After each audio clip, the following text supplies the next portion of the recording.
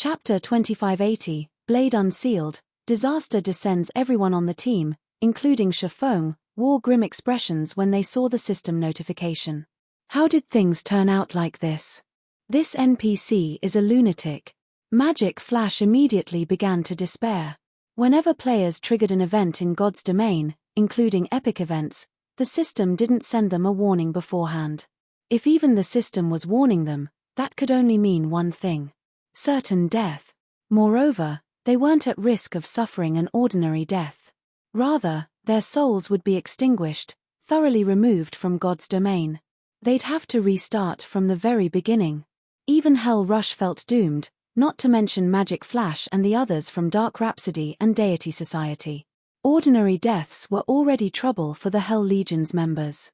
If they all had to start new accounts, their careers in God's domain were as good as over. His superiors might even kill him for this. Guild leader, let's split up and run. There is only one Tier 5 NPC. He can't catch all of us. The lucky ones might be able to get away safely, Blue Frost suggested. They had only one option left: escape. Whether they chose to fight the Crimson-Eyed Sword Saint or accept their death sentence, they'd meet the same end. They had to go for a third option. Overhearing Blue Frost, the rest of the team nodded in agreement. Sacrifices were inevitable, but that was still better than utter annihilation. They wouldn't have anyone but themselves to blame if they died. Do we really only have one option?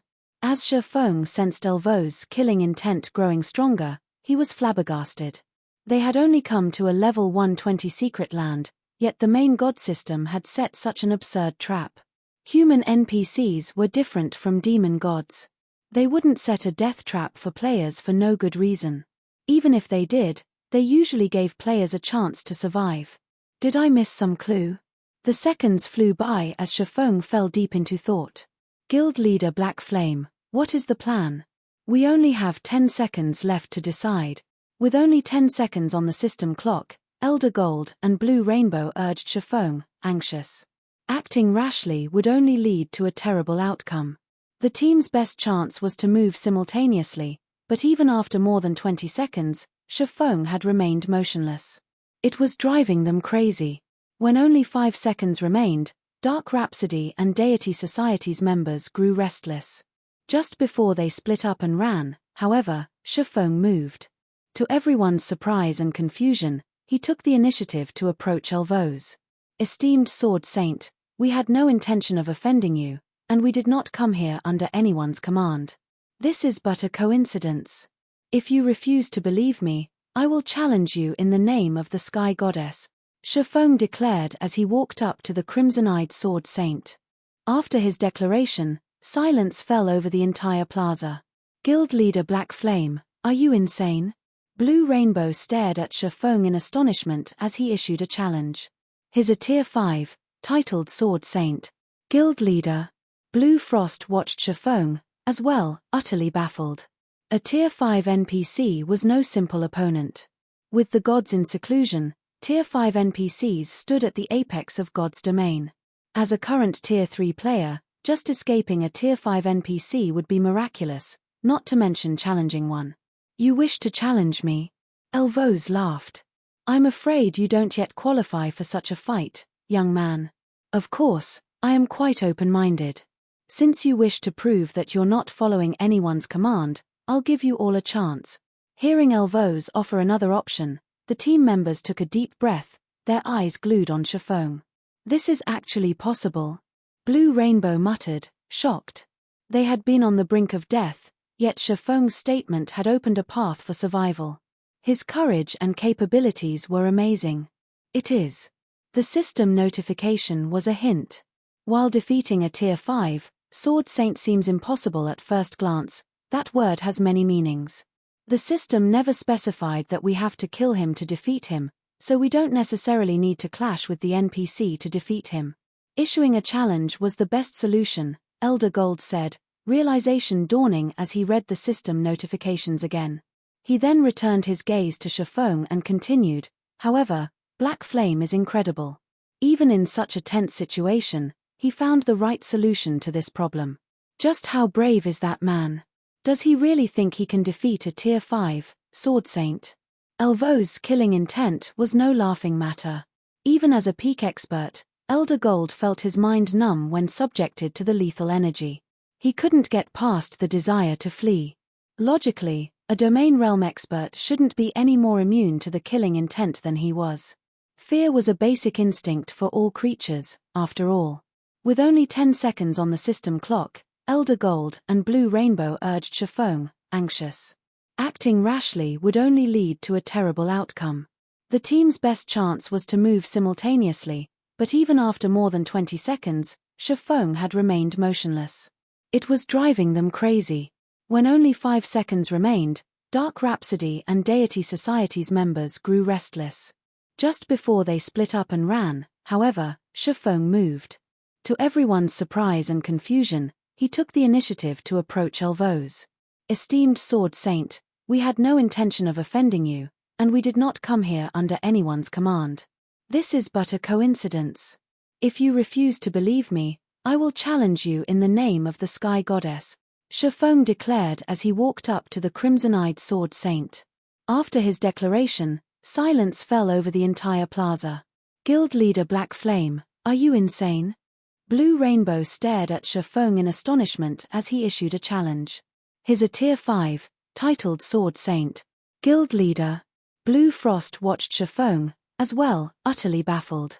A Tier 5 NPC was no simple opponent. With the gods in seclusion, Tier 5 NPCs stood at the apex of God's domain. As a current Tier 3 player, just escaping a Tier 5 NPC would be miraculous, not to mention challenging one. You wish to challenge me?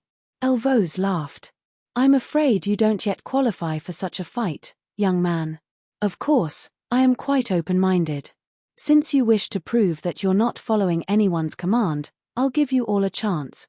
Hearing Elvo's offer another option, the team members took a deep breath, their eyes glued on Chiffon. This is actually possible. Blue Rainbow muttered, shocked. They had been on the brink of death, yet Chiffon's statement had opened a path for survival. His courage and capabilities were amazing. It is. The system notification was a hint.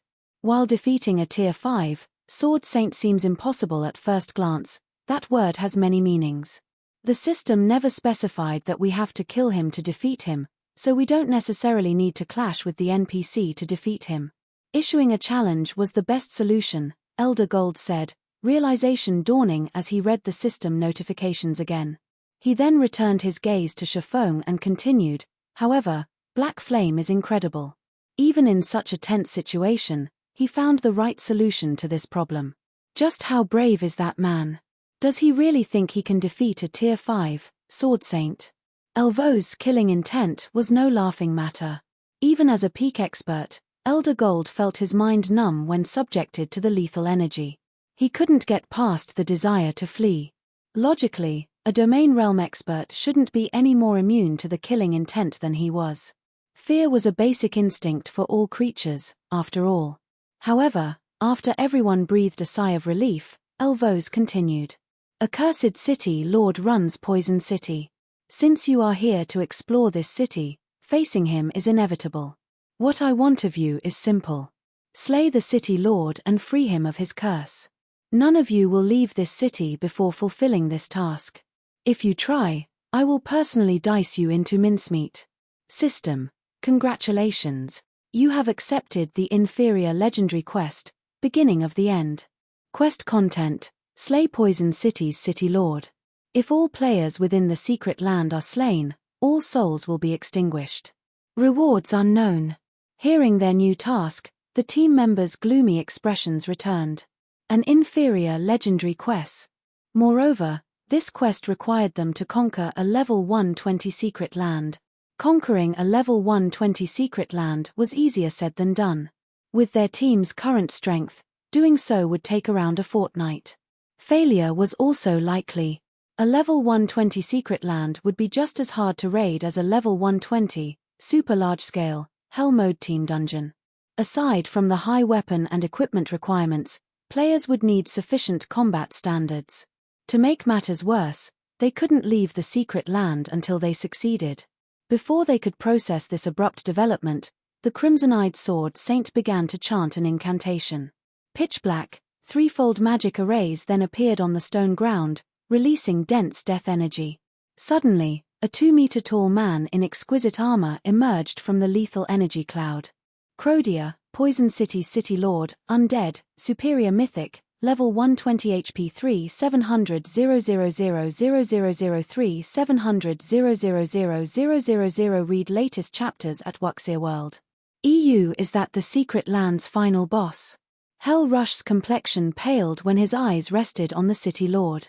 Even for their team, a level 120 mythic monster would be extremely difficult to defeat. A superior mythic of the same level was no more than a natural disaster. Not even a 3,000-strong army of level 120, Tier 3 experts would be more than a warm-up for such a creature, much less a team of 1,000. Monsters at that rank commanded their own powerful domains. Players of the same level had no chance against them. While the team was shocked over Crodia's statistics, the City Lord approached the dried-up fountain and reached through the barrier. He grasped the dull grey sword's hilt and yanked it out of the stone. As Crodia removed the long sword from its prison, the blade's death energy began to flood into its surroundings. The thick cloud of black fog swept toward the team, and the players backed away. The black fog corroded everything it touched, and even the ground decayed, visibly darkening to a dull grey. "You may begin," Elvo's soft voice broke the silence as he gazed over Shafong and the others. Chapter 2581, Fighting a Superior Mythic? Startled by Elvo's command, everyone fell silent again. "How are we supposed to beat that?" Kola muttered, watching the dark cloud of death energy envelop Crodia. Crodia's aura had already been strong enough, and with his statistics, their team wasn't even certain they could kill him. After taking hold of the dull grey longsword, however, the City Lord's aura had grown even stronger, and his statistics had undergone a significant transformation. Crodia, Poison City's City Lord, Undead, Superior Mythic, Level 120 HP 5 400 0000005 400 0000000. Just under 5.5 billion HP was simply absurd. He could recover 54 million HP every second with his battle recovery alone. That was more than 10 million HP per second. To make matters worse, now that Crodia held the dull grey sword, the weapon's death energy had formed a domain that enveloped a 30-yard radius around him. Even from outside the domain, Kola could sense how powerful that death energy was. All life within this domain rapidly decayed, crumbling to ash. Even the stone ground turned into sand before their eyes. The domain didn't contain even a trace of mana, either. They could easily imagine what would happen to players that stood within that dusky cloud of death. Hell Rush and the others were just as dumbfounded. None of them had ever thought Poison City's final boss would pull such a move. Monsters didn't normally use weapons or equipment, which meant they didn't receive item bonuses, relying on their own basic attributes. Even then, monsters presented a challenge. Now that Crodia had a weapon and his set of armor, how were they supposed to fight him? The system really isn't giving us any chance. Shafong watched Crodia with a disheartened smile. Under normal circumstances, Shafong would have some confidence of defeating the City Lord with his Ring of Gospel, but seeing Crodia now, he didn't have much hope of winning this battle. Within Secret Lands, players couldn't summon their personal guards, and the team's average level was still 5 levels lower than this boss. They might not even last through the boss's first phase, much less slay the undead. While the team member silently wondered how they should face this superior mythic monster, Blue Rainbow and Elder Gold turned deathly pale. "Has something happened?" Shafong asked when he saw the two dark players' strange expressions. "Our guilds have just received reports stating that the Alliance Team Demon's Heart has killed the second boss on the Ancient God's Tower's first floor. They're only 2 bosses away from clearing the first floor's trial and becoming the floor master," Blue Rainbow explained with a twisted frown. Thanks to their alliance with Zero Wing, both Dark Rhapsody and Deity Society were developing far faster than the Dark World's other powers. This was the reason that the Dark World's various powers and players didn't dare move against their guilds. However, that wouldn't be the case if Demon's Heart's team succeeded in activating the Ancient God's Tower. Unlike Zero Wing, their guilds didn't have unstoppable NPC armies. If the Dark World's various powers and players decided to turn against their guild's members, only annihilation would await them. They've already started to raid the third boss. The news stunned Shafen. Raiding the Ancient God's Tower was as difficult as raiding a level 100+, super large-scale team dungeon. The Dark Worlds players should have needed at least 10 to 15 days before they'd have a chance of conquering the first floor, yet within 3 short days, the Alliance team Demon's Heart had already defeated the first 2 bosses. Their progress completely surpassed Shafeng's expectations. What should we do now, Guild Leader Black Flame? At this rate, Demon's Heart's Alliance team will conquer the first floor within 2 or 3 more days, Elder Gold asked anxiously. They hadn't expected Demon's Heart to be this powerful. Logically, even with the clues Demon's Heart possessed, the Alliance team shouldn't have made such astounding progress. Conquering the Ancient God's Tower's trials would require a large number of Tier 3 players and sufficiently powerful weapons and equipment. Worse yet, Dark Rhapsody and Deity Society's main force members were stuck in Poison City. Even if they somehow managed to defeat Crodia, catching up to the Alliance team was unlikely. We have no choice, we have to try, Shafeng declared, turning to the City Lord. Do you have a plan, Guild Leader? Aqua Rose asked. Their team only had a little over 700 players. Every member would need to deal at least 15,000 damage per second just to overcome Crodia's battle recovery. However, they were facing a superior Mythic. Even under normal circumstances, Tier 3 experts, who hadn't unlocked their mana body's full potential, would only deal a little over -10,000 damage per second to this boss. Since Crodia had grown even stronger with the grey longsword in hand, they'd likely deal even less damage. Even factoring in Shafeng and the several other players that had fully unlocked their mana bodies, they wouldn't have enough total damage per second to defeat the City Lord. This boss has a weakness we can take advantage of, but I don't know if we'll succeed or not, Shafeng said, nodding. Shafeng usually wouldn't be in such a hurry to fight Crodia. Rather, he'd help his team continue their grind in Poison City first. The Crimson-Eyed Sword Saint had only demanded that they defeat the City Lord. He had said nothing about slaying Crodia immediately. They should be able to roam the city and increase their strength. However, Shafeng did not have that luxury right now. Demon's Heart was moving faster than he had expected. If they couldn't kill Crodia quickly and allowed Demon's Heart to occupy the Ancient God's Tower, only Dark Rhapsody and Deity Society would be at a disadvantage. Naturally, this was very bad news for Zero Wing, too. Shafeng had been able to rely on the teleportation gate to drastically restrict the number of dark players moving to the main continent. Without that restriction, however, the Dark World's residents could do whatever they wanted outside of Cold Spring Forest. This was exactly why he had wanted to control the teleportation gate. He only had one night division, and there was a limit to the territories he could protect. Shafeng turned toward his team and began assigning tasks. Kola would remain close to the boss, while the rest of the team would hide in the city's alleyways. Melee players would set up all kinds of traps, and ranged players would attack from the rooftops of various buildings. Remember, everyone, only 100 players can be within 200 yards of the boss at any point. All melee players must stay away from Crodia. Healers, focus on the MT tanking the boss. Damage dealers just attack at will. MTS, switch positions once you've accumulated 3 stacks of death energy. Shafeng reminded his team once everyone was in position. If there aren't any problems, let's start the raid. Normally, they'd need a 1,000-man, Tier 3 team to raid Poison City's final boss, but when they had fewer than that, they could take the City Lord on in 100-man teams. By doing so, they'd lower the boss's HP to a minimum. In exchange, the 100-man teams would face more stringent requirements. With most of the team members not being able to fulfill those requirements, they'd have higher chances of success raiding this boss with 100-man teams. Upon hearing Shafeng's command, Kola charged at Crodia. Everyone on the team was stupefied the instant Kola moved within 200 yards of the City Lord. The boss's maximum HP dropped to just 2.1 billion, falling by more than half. However, the team now had a different problem. Rather than 700+ players attacking a boss with 5.4 billion HP, they had to face a boss with 2.1 billion HP with no more than 100 players at a time. The raid difficulty had increased, not decreased. Suddenly, Crodia appeared before Kola with so much speed that not even the peak experts had time to react.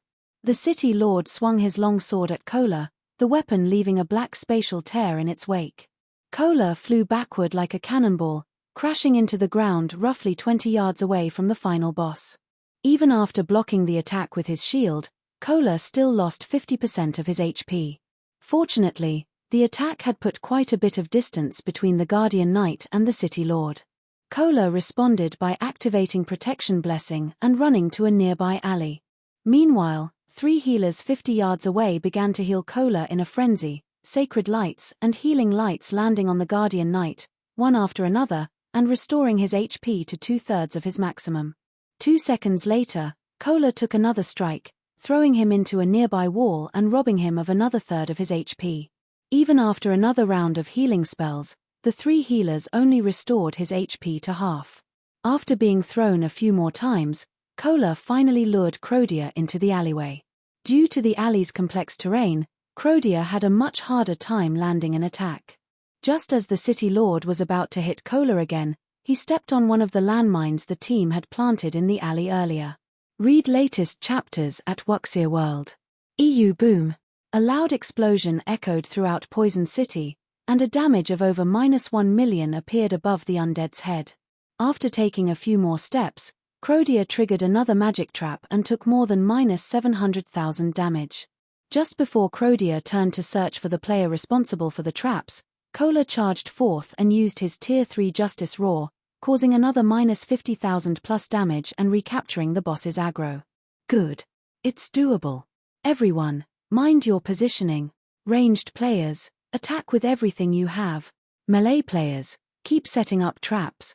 Shifeng shouted once Kola had solidified his hold on Crodia's attention. He then activated Miniature World. Chapter 2582, Lightshadow improves. Tough Ferocious Beast. When Shifeng activated Miniature World, Crodia's movement speed, reaction speed, and basic attributes decreased as if the boss had stepped into a quagmire, but as a superior mythic, his resistance to the effects was quite high. Even as an intermediate master magician, Shifeng's Miniature World only reduced Crodia's basic attributes by 15% rather than 30%. After activating Miniature World, Shifeng quickly followed up by activating Ring of Brilliance, enhancing every ranged player's basic attributes. Meanwhile, the 90-plus ranged players within the City Lord's vicinity began to bombard the boss with skills and spells. Tier 3 Spell, Darkness Burn. Tier 3 Skill, Solitary Light. Tier 3 Spell, Consecutive Earthen Spikes. Spells and arrows tore apart the area while explosions shook Poison City. Damages exceeding -20,000 appeared above Crodia's head, one after another. Including the damage from the traps, the team dealt more than enough to overcome Crodia's battle recovery. Every member of the team was ecstatic to see this. When they had first seen Crodia, they had despaired. They had known they couldn't overcome the boss's battle recovery with their attacks alone. Killing this City Lord had seemed impossible. Now that they knew they could carrot his battle recovery, however, they knew what to do next. They needed to whittle away at Crodia's HP. Of course, that wouldn't be an easy task. To maximize their damage, Kola would have to lure Crodia into the traps the melee members had set up. Unfortunately, setting up traps required a long time, and they had very short durations. When no more than 100 players could be near the boss, their timing and position had to be perfect. Claiming that a single mistake could render all of their effort worthless was no exaggeration. As long as more than 100 players stood within 200 yards of the City Lord, his maximum HP would return to 5.4 billion. If that happened, Crodia would regenerate 54 million HP every 5 seconds. Even with Miniature World suppression, the superior mythic would still regain 50 million HP over 5 seconds. 100 players simply couldn't deal that much damage in so short a time. Fortunately, the team was composed of experts among experts. Even the weakest player had reached the flowing water realm. With Shifeng's wise command, none would make such devastating mistakes. Shifeng heaved a rueful sigh upon seeing the team's flawless coordination. He had to admit that it was truly wonderful for a guild to have a team of such prowess. Even though the team's equipment standards didn't meet the requirements, they still completed their tasks efficiently. This undoubtedly made the raid much easier. As time passed, Crodia gradually lost HP 95%, 75%, 50%. When Crodia's HP fell to 50%, his fighting style changed as he stomped a foot, cracking the stone as the ground sank. The death energy around him began to spread, corroding everything within a 45-yard radius. Aside from Kola, who had activated a life-saving skill just in time, over a dozen Tier 3 experts evaporated, leaving nothing behind. Crodia bellowed furiously, and the death energy rapidly gathered above him. After a moment, the dense, black death energy transformed into the shadow of a 50-meter-tall nether dragon, flapping its foggy wings. Nether Dragon's Shadow, Ferocious Beast, Mythic, Level 120 HP 6, 000000006 How is that possible? Everyone cursed aloud when they saw the Nether Dragon's shadow. They had never thought that the boss monster could actually summon another boss. Ferocious beasts weren't like wild or demonic beasts. Their very existence was akin to a natural disaster. Some ferocious beasts were even stronger than dragons. While the Nether Dragon's shadow before them might not be as powerful as a true dragon, it was more than enough to instill despair. Crodia alone was almost too much for them to handle. Now, they had to take on two bosses of Crodia's caliber with just 100 players. This was a joke. Crodia had grown considerably weaker after summoning the Nether Dragon's shadow, but he still wasn't an easy opponent. The Nether Dragon's shadow descended and slammed a clawed foot into a nearby building, shattering the structure and leaving a black hole in its place. The Tier 3 elementalist positioned on the building had tried to use Blink, but he had still died in the attack. Not good. This boss's attacks have the spatial imprisonment effect. Hell Rush, who saw this from afar, grimly shouted. The spatial imprisonment effect was fatal to magical classes and players with teleportation skills. Once a being sealed the space around them, players could only physically evade an attack. However, magical class players had far less dexterity and speed than melee players. With the spatial imprisonment effect, even an ordinary mythic monster could instantly kill Tier 3 magical class players, let alone a mythic-ranked ferocious beast. Just as the Nether Dragon was about to attack another player, a bolt of blue lightning struck its claw. Boom! With the sound of another explosion, the bolt diverted the Nether Dragon's claw into the street, the impact instantly forming a crater. Enraged over the interruption, the Nether Dragon's crimson eyes turned to glare at the figure that had launched the counterattack. Flapping its wings, the dragon's shadow sent a vortex of death energy at its new target. The vortex had a very large AoE and was basically impossible for players to avoid quickly. Wherever the vortex passed, even space shattered. Just as the death vortex was about to reach its target, the player in question raised his pitch-black longsword and swung it down in a vertical arc hua. The phantom of a gigantic greatsword appeared in the sky, slicing space and the death vortex in half, which then vanished into the void. Guild leader. Stunned, Aqua Rose turned to Shifeng, the player responsible for the interrupting lightning bolt. The Nether Dragon's death vortex had definitely been more powerful than an ordinary Tier 4 spell, yet Shifeng had bisected it with a single swing. It was unbelievable. Aside from Aqua Rose, Hell Rush, Blue Rainbow, and everyone else watching from afar were similarly astonished.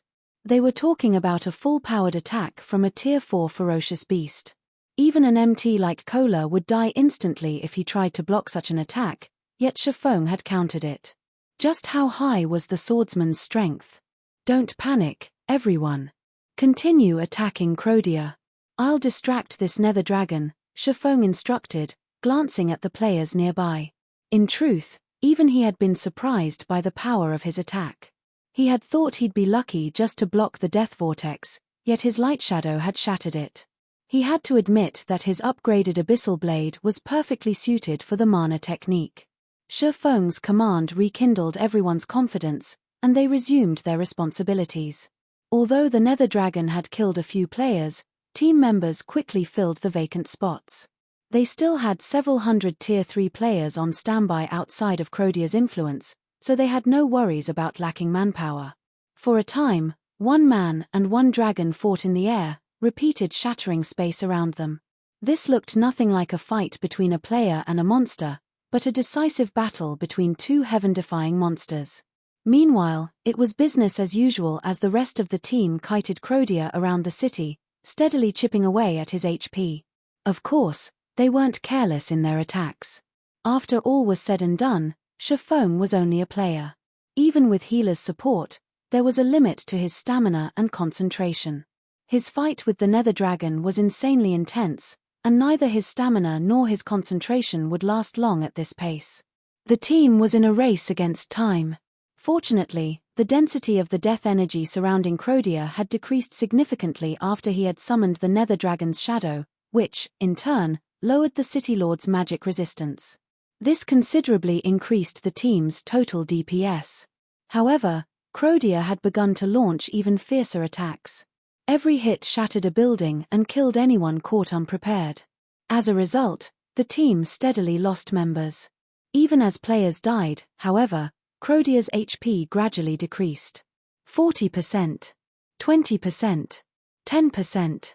Finally, when Crodia's HP fell to 1%, the Nether Dragon's shadow roared and transformed into over a dozen streams of death energy that returned to the final boss. Don't you dare think you can heal him. The sudden development didn't surprise Shafong in the least. This was Crodia's trump card, which he would use when he was on the brink of death. Each stream of death energy could restore 3% of the superior Mythic's HP. To make matters worse, Crodia would summon the Nether Dragon's shadow once more after the healing process ended. This move had abruptly ended many Superpow's raids in the past. Shafong quickly activated the Abyssal Blade's Darkness domain and executed Sword's Orbit, using the 36 streams of power of darkness to prevent the death energy from approaching the City Lord. Quick! Attack with everything you've got. I can't hold them back for long, Shafong shouted as the streams of death energy began to move faster. Players didn't have the power to destroy this death energy. They could only do their best to stop the energy from reaching the boss, but as more time passed, not only would the death energy move faster, but these streams would also multiply. Read latest chapters at Wuxia World. EU attack! Zhao Yueru and the others shouted as they desperately bombarded Crodia with whatever spells they had available. They only had a small amount of mana remaining, and they had exhausted all of their powerful moves. All they could do was manipulate their mana to increase their spell's power and accuracy. 0, 5%. 0, 3%. 0, 1%. Boom. With one last explosion, Crodia transformed into a thick cloud of death energy, rapidly dispersing from the alley and spreading throughout Poison City. The team's survivors then heard the sounds of multiple system notifications. Chapter 2583, Clear Reward, S-Rank Rating System. Congratulations! You are the first team of players to complete Poison City's Secret Land Crusade.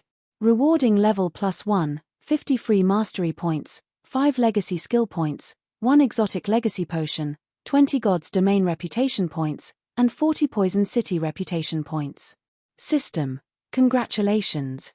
You are the first team of players to challenge Poison City while below level 120 successfully. Rewarding 100 Poison City reputation points. System. Congratulations!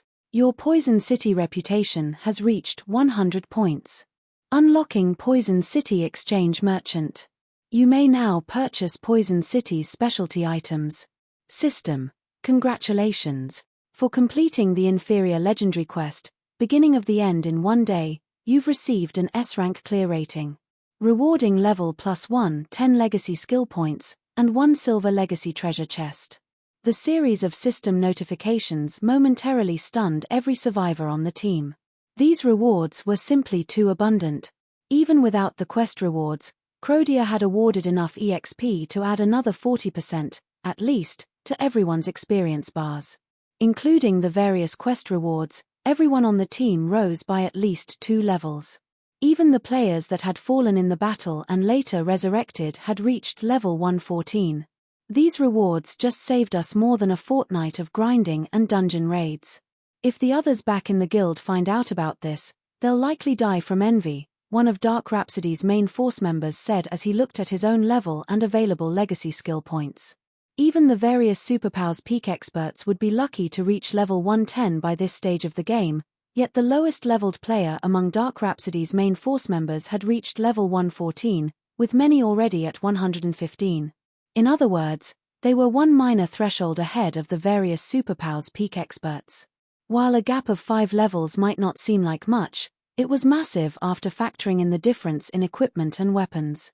Furthermore, level 115 players could equip level 120 items. Aside from the significant increase in levels, the team members were elated when they saw how many legacy skill points they had earned. With 15 legacy skill points, they could learn a new Tier 3 legacy skill, which would elevate their combat power to a whole new level. That's nothing. Take a look at the exotic legacy potion and silver legacy treasure chest. Now those are truly amazing, a level 115, Tier 3 Dark Shield warrior exclaimed as he pulled an ink-black potion and silver chest from his bag. When the rest of the team examined the two items' descriptions, an uproar swept through the team. Exotic legacy potion, Grandmaster potion, consumable, grants user guidance for 1 hour in unlocking the mana body or gaining mana control. Limit 1 per player. Silver legacy treasure chest. Players have a high chance of obtaining a top-tier weapon or equipment piece catered to their class and level, a small chance of obtaining a Tier 3 skill or spellbook catered to their class, a very small chance of obtaining a piece of epic equipment, and a minute chance of obtaining a unique legacy or legacy weapon catered to their class upon opening this chest. Time limit: 1 natural day. All of God's Domain's Tier 3 players dreamed of unlocking their mana body's full potential and gaining more mana control, but accomplishing either of these tasks was incredibly difficult. Even now, the various superpowers hadn't found a reliable method to accelerate the process and had to rely on their members' talent and skills. And yet, these players had just received a potion that offered an opportunity to make significant progress in both challenges. This was an astoundingly rare opportunity. If they took advantage of this opportunity properly, they might even become peak or apex experts in God's Domain. The silver legacy treasure chest was just as astronomically valuable. Even with crappy luck, the worst item they would obtain was a top-tier weapon or equipment piece suited for their classes and levels.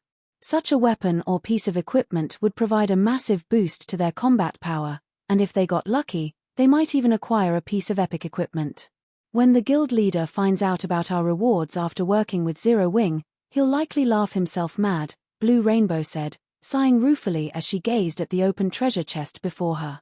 Her silver legacy treasure chest had granted a piece of level 115 dark gold equipment, yet this was the worst possible outcome.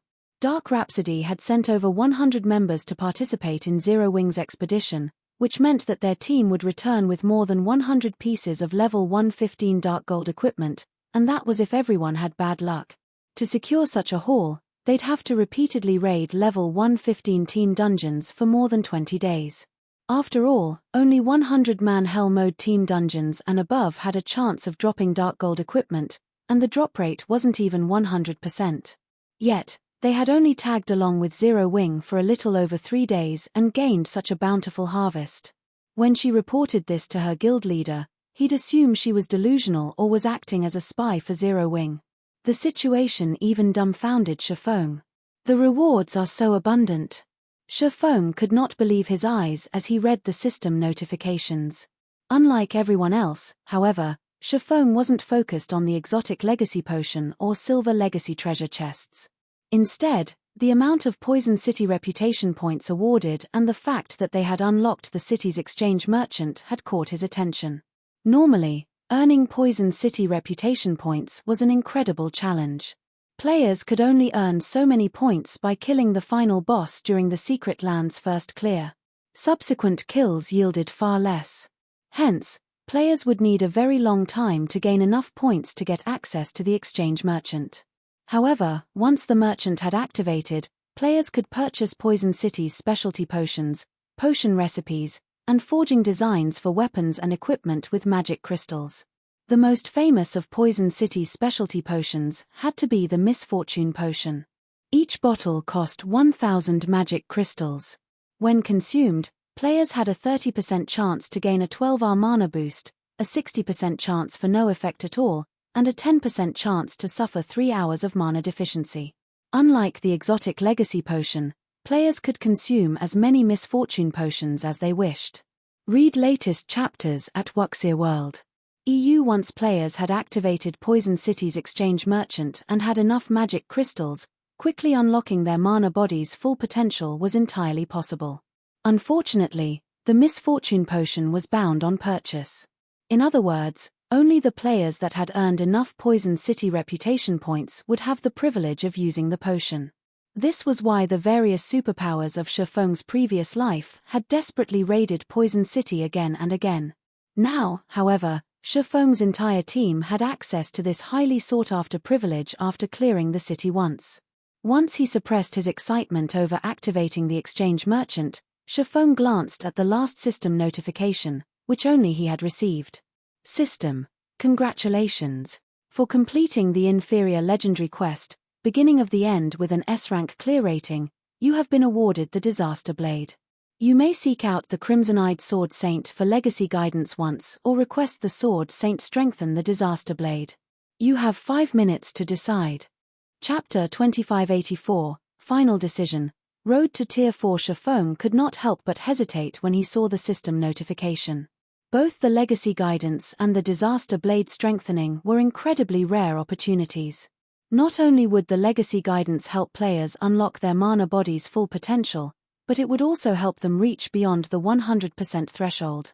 The knowledge a titled Sword Saint like Elvos had was especially valuable.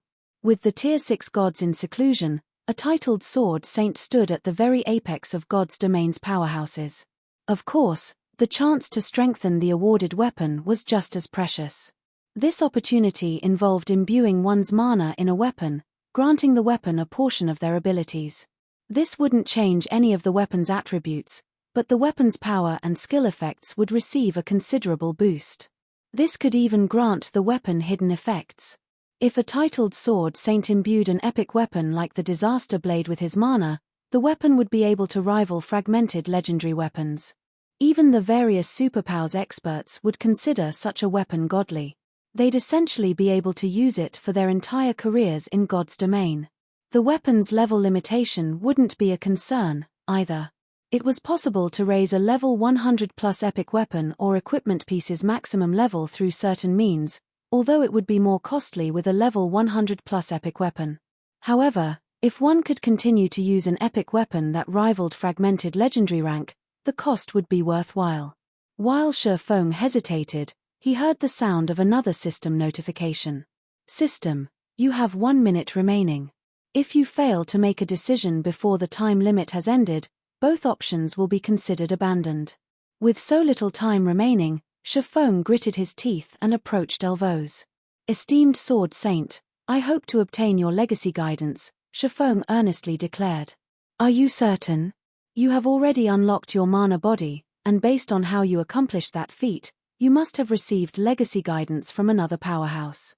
I doubt my guidance will be of any significant help to you. In contrast, strengthening the Disaster Blade will certainly increase your strength, Elvos calmly informed Shifeng. I am certain, my lord, Shifeng replied, nodding. While he had unlocked his mana body's full potential, 100% wasn't enough for his future goals. He'd only reach greater heights by surpassing that threshold. Every powerhouse trod a different path, and obtaining more legacy guidance would definitely help him break past the 100% threshold. Most importantly, opportunities to receive legacy guidance were incredibly rare. If he missed this chance, he might never find another. Even after learning from the Heavenly Blue Saint's legacy guidance, he had only unlocked his mana body's full potential after combining what he had learned with a God's Heart's effects. Naturally, crossing the 100% threshold was far more difficult than reaching it. If he had to do so on his own, it would take ages before he made a breakthrough. He might never actually succeed. He had an epic ranked mana body, and going beyond 100% at that rank would be much harder than it would be with lower ranks. If he did not have enough help, his chances of making a breakthrough were minuscule at best, even with the help of a God's Heart. Thus, he had no choice. Strengthening the Disaster Blade would give him immediate access to a pseudo-fragmented legendary weapon and boost his combat power, but the Disaster Blade was a fragment of Solomon's sword. Once he found 5 sword fragments, he would have to combine them to reproduce Solomon's sword, which would render the strengthening useless. Moreover, Shifeng now had the fragmented legendary ranked Abyssal Blade. He no longer lagged behind others when it came to weapon standards. More importantly, Tier 3 wasn't the end for true experts, only a transition. Reaching Tier 4 was a far better option than obtaining another fragmented legendary item. As players reached higher levels, the strength differences between tiers would only grow. Sooner or later, the gap would grow so large that not even 1 or 2 fragmented legendary items would make a difference. Shifeng had also reached level 117, only 3 levels away from the level 120 threshold. Level 120. Naturally, the Tier 4 promotion quest would be much harder than the Tier 3 quest. The two weren't even on the same level. The Tier 3 promotion quest would be like a normal mode party dungeon, while the Tier 4 quest would be as challenging as a 100-man, Hell mode team dungeon. There was a qualitative difference between the two.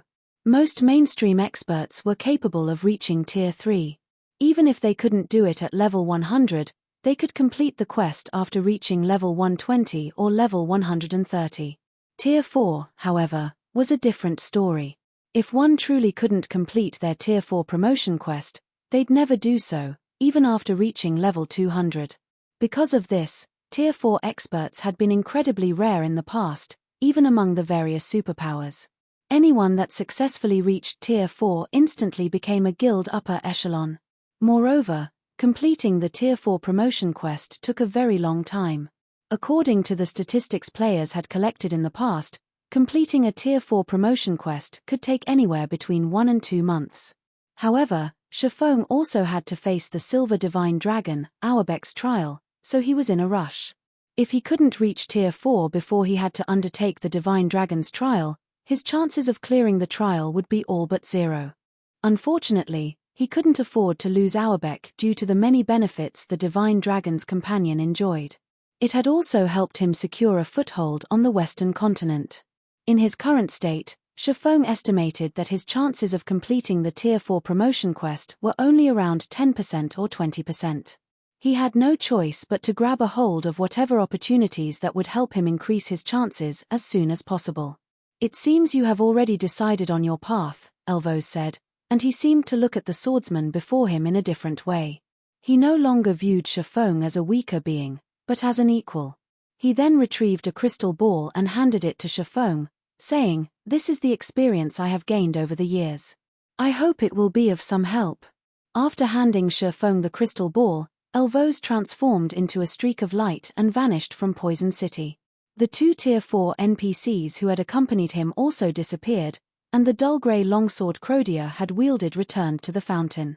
Removing the Disaster Blade from the fountain, Shifeng stored it in his bag. He had no intention of using the weapon at all. Unlike ordinary weapons, the Disaster Blade would convert its user's mana into dense death energy, which would affect everyone that came into contact with it, aside from the user. Just having the weapon passively equipped would influence the carrier's surroundings. The weapon's properties made it utterly unsuitable for ordinary players. Only dark players that preferred to work solo could wield the blade properly. This was another reason that Shifeng had declined the chance to strengthen the Disaster Blade. Read latest chapters at Wuxia World. EU Guild Leader, "We've finished collecting the boss's loot," Aqua Rose excitedly reported once Shifeng had finished his conversation with Elvos. "We've gained quite a harvest this time. Aside from the fragmented legendary ranked mage robes, Undead's Will, we've acquired 2 epic weapons, a staff and a dagger. The complete nether set, a Tier 3 set equipment for magical classes, also dropped, as well as a bunch of materials and recipes. According to your instructions, we held an internal auction for the epic weapons. Blue Frost won the staff, while Flying Shadow won the dagger. What should we do with the Undead's Will and Tier 3 set equipment? Give the Undead's Will to Blue Frost. He still has to command the situation in the Dark Den. It'll make things easier for him when he has to stand up against the various superpowers," Shifeng said after giving the matter some thought. Before Shifeng and Aqua Rose could continue their conversation, though, Dark Rhapsody's Blue Rainbow approached Shifeng. Worried, she informed him, Guild Leader Black Flame, I've just received a report stating that Demon's Heart's Alliance team has reached the first floor's third boss and begun the raid. By the looks of it, they have a very high chance of taking it down. The Ancient Gods Tower's first floor had 4 bosses in total. If Demon's Heart's Alliance managed to defeat the third boss, they were almost guaranteed to defeat the final boss, as well. Their raiding speed is astonishing. Shifeng was similarly surprised to hear this. Each of the Ancient Gods Tower's floors was as large as a small resource map. Finding the bosses wasn't easy. However, Shifeng chuckled and assured her, fortunately, we've completed our task here. It's time we return. Chapter 2585, Small Problem, Raid begins.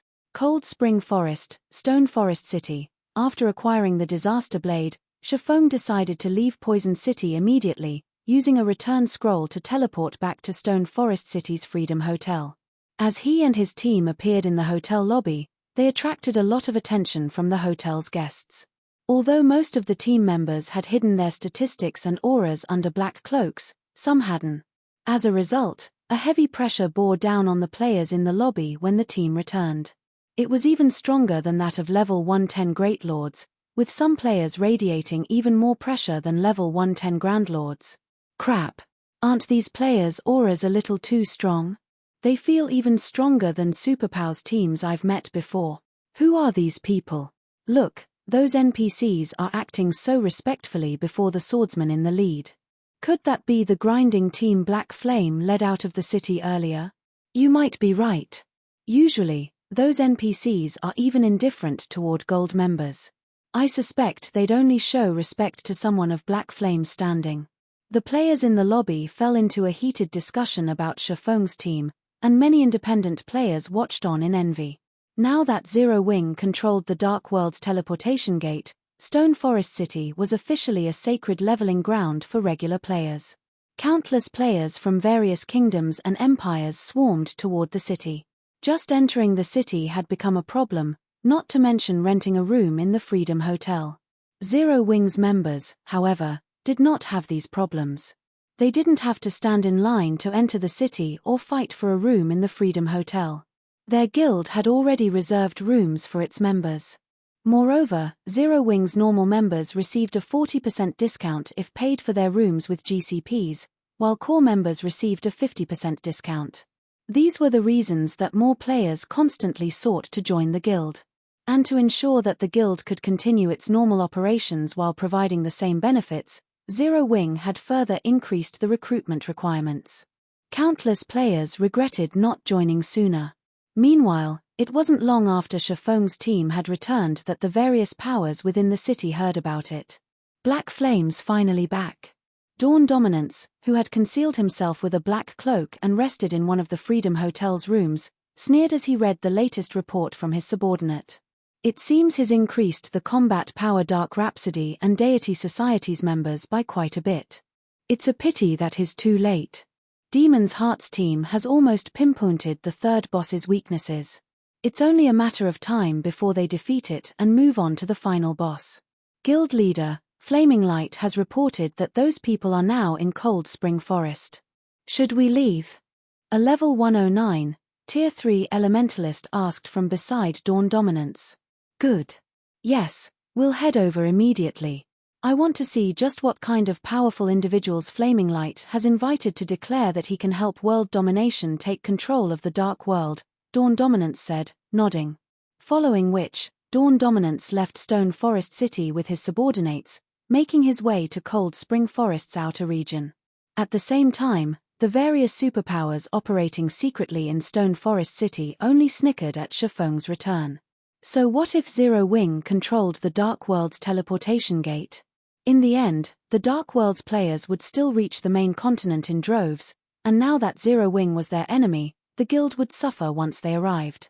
Nowhere would be safe for Zero Wing's members outside of Cold Spring Forest. Upon his return, Shifeng instructed the NPC manager to arrange an advanced lounge for the team to rest.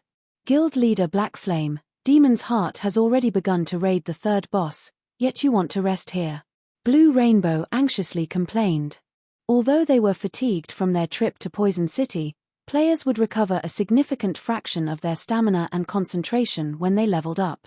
After that final boss, they had all leveled twice, so the team was in relatively good condition. They were more than capable of starting their raid in the Ancient God's Tower. Yet, Shifeng had told them to rest for now, almost as if he were afraid that Demon's Heart didn't have a strong enough lead. No. Your stamina and concentration might be fine, but the Secret Land's death energy is still corroding your bodies. The Ancient God's Tower also has powerful foreign energy. On the off chance that these energies cause too much damage before you clear the trial, all of your efforts will go to waste. It'd be better to rest here for a while, rather than take such a risk. You can use the time to drink the exotic legacy potions you've obtained, as well, Shifeng said, shaking his head. But the time, Shifeng's insistence did nothing to calm Blue Rainbow's worries. The future of their two guilds was at risk. If Demon's Heart's alliance captured the first floor before they could, their guilds wouldn't survive in the Dark World for long. I doubt there will be any issues if you take full advantage of that potion, Shifeng said, chuckling. Neither the dropped weapons and equipment nor the awarded legacy skill points were the team's greatest reward. Instead, it was the exotic legacy potions. When players normally slew Poison City's bosses, each boss only dropped 1 or 2 exotic legacy potions. Furthermore, those bosses only respawned after 3 days. Knowing this, it was easy to imagine how valuable the potions were. However, because the team had completed the inferior legendary quest, every member had been awarded 1 bottle. Although a single exotic legacy potion might not help someone fully unlock their mana body, in combination with the Freedom Hotel's astounding environment, it would help these players unlock a sizable percentage.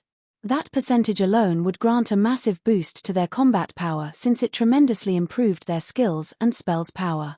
However, Shifeng's advice confused Blue Rainbow and Elder Gold. What did he mean by take full advantage? Of course, he had a point. While their consecutive leveling had cleansed them of a portion of the foreign energy, much still remained. If this energy and the energy within the tower corroded too much of their bodies halfway into the raid, they'd be doomed. Blue Rainbow and Elder Gold immediately stopped wasting time. They instructed all of their players to move to the reserved lounge, rest, and consume the exotic legacy potions. In total, the team rested for over an hour. Once they felt refreshed, Blue Rainbow and Elder Gold hurried toward the Dark World's Ancient God's Tower with their respective guilds' main force members. By the time the group arrived, another 4 hours had passed. The Ancient God's Tower had 7 floors and was over 1,000 meters tall. Players, whom the Dark World's various powers had stationed to guard the entrance, didn't try to stop the group when Blue Rainbow and Elder Gold arrived. They simply stepped aside and let the force enter the tower, notifying the team within of their arrival. Meanwhile, a 6-meter-tall, level 113 Mythic ranked or lay lifeless before Demon's Heart's team within an ancient city on the Ancient God's Tower's first floor. Elder Heart, our scouts have located the 4th ancient city, a level 110, Tier 3 Dark Ranger reported, approaching Furious Heart.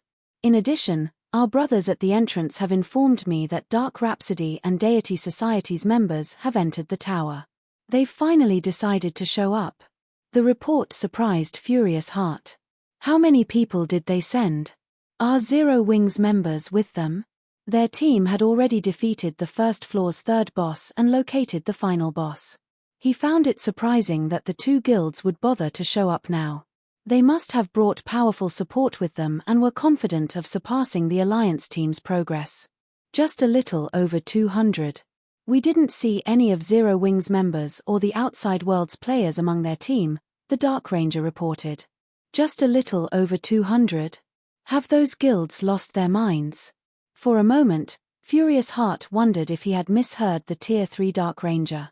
Demon's Heart's alliance had sent over 1,000 Tier 3 experts just to increase their chances of raiding the Ancient God's Tower. What could a measly 200-plus Tier 3 experts possibly accomplish?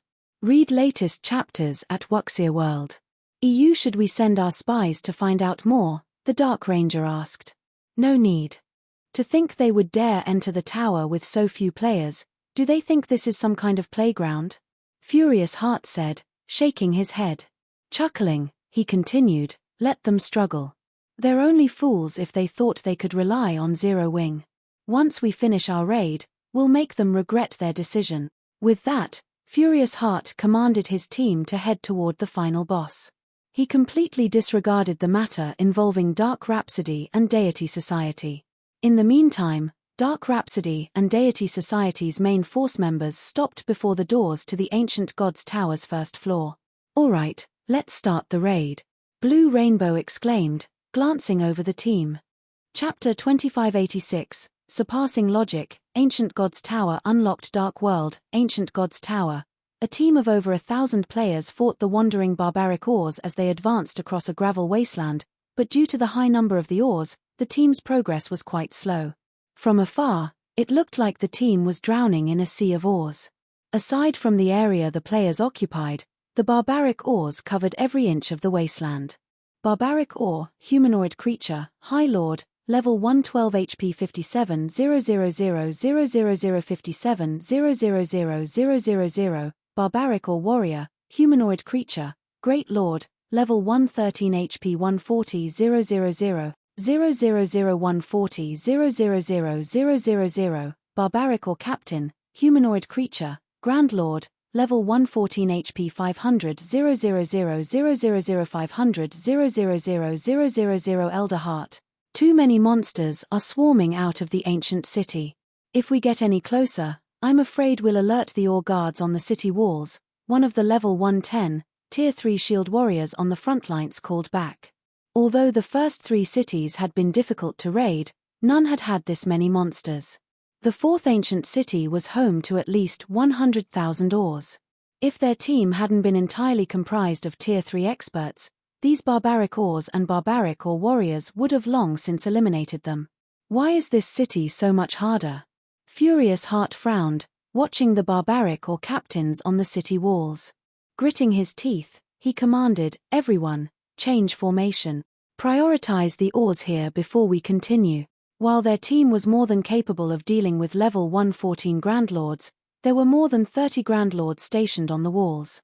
In the outside world, such a force could effortlessly demolish guild towns. There were simply too many Ors and Or warriors for a team of their size to handle. With Furious Heart's command hanging in the air, the team moved out of their V formation into a block formation. The MTS and melee players held back the swarming Ors, while the ranged players attacked from within the block's inner layer.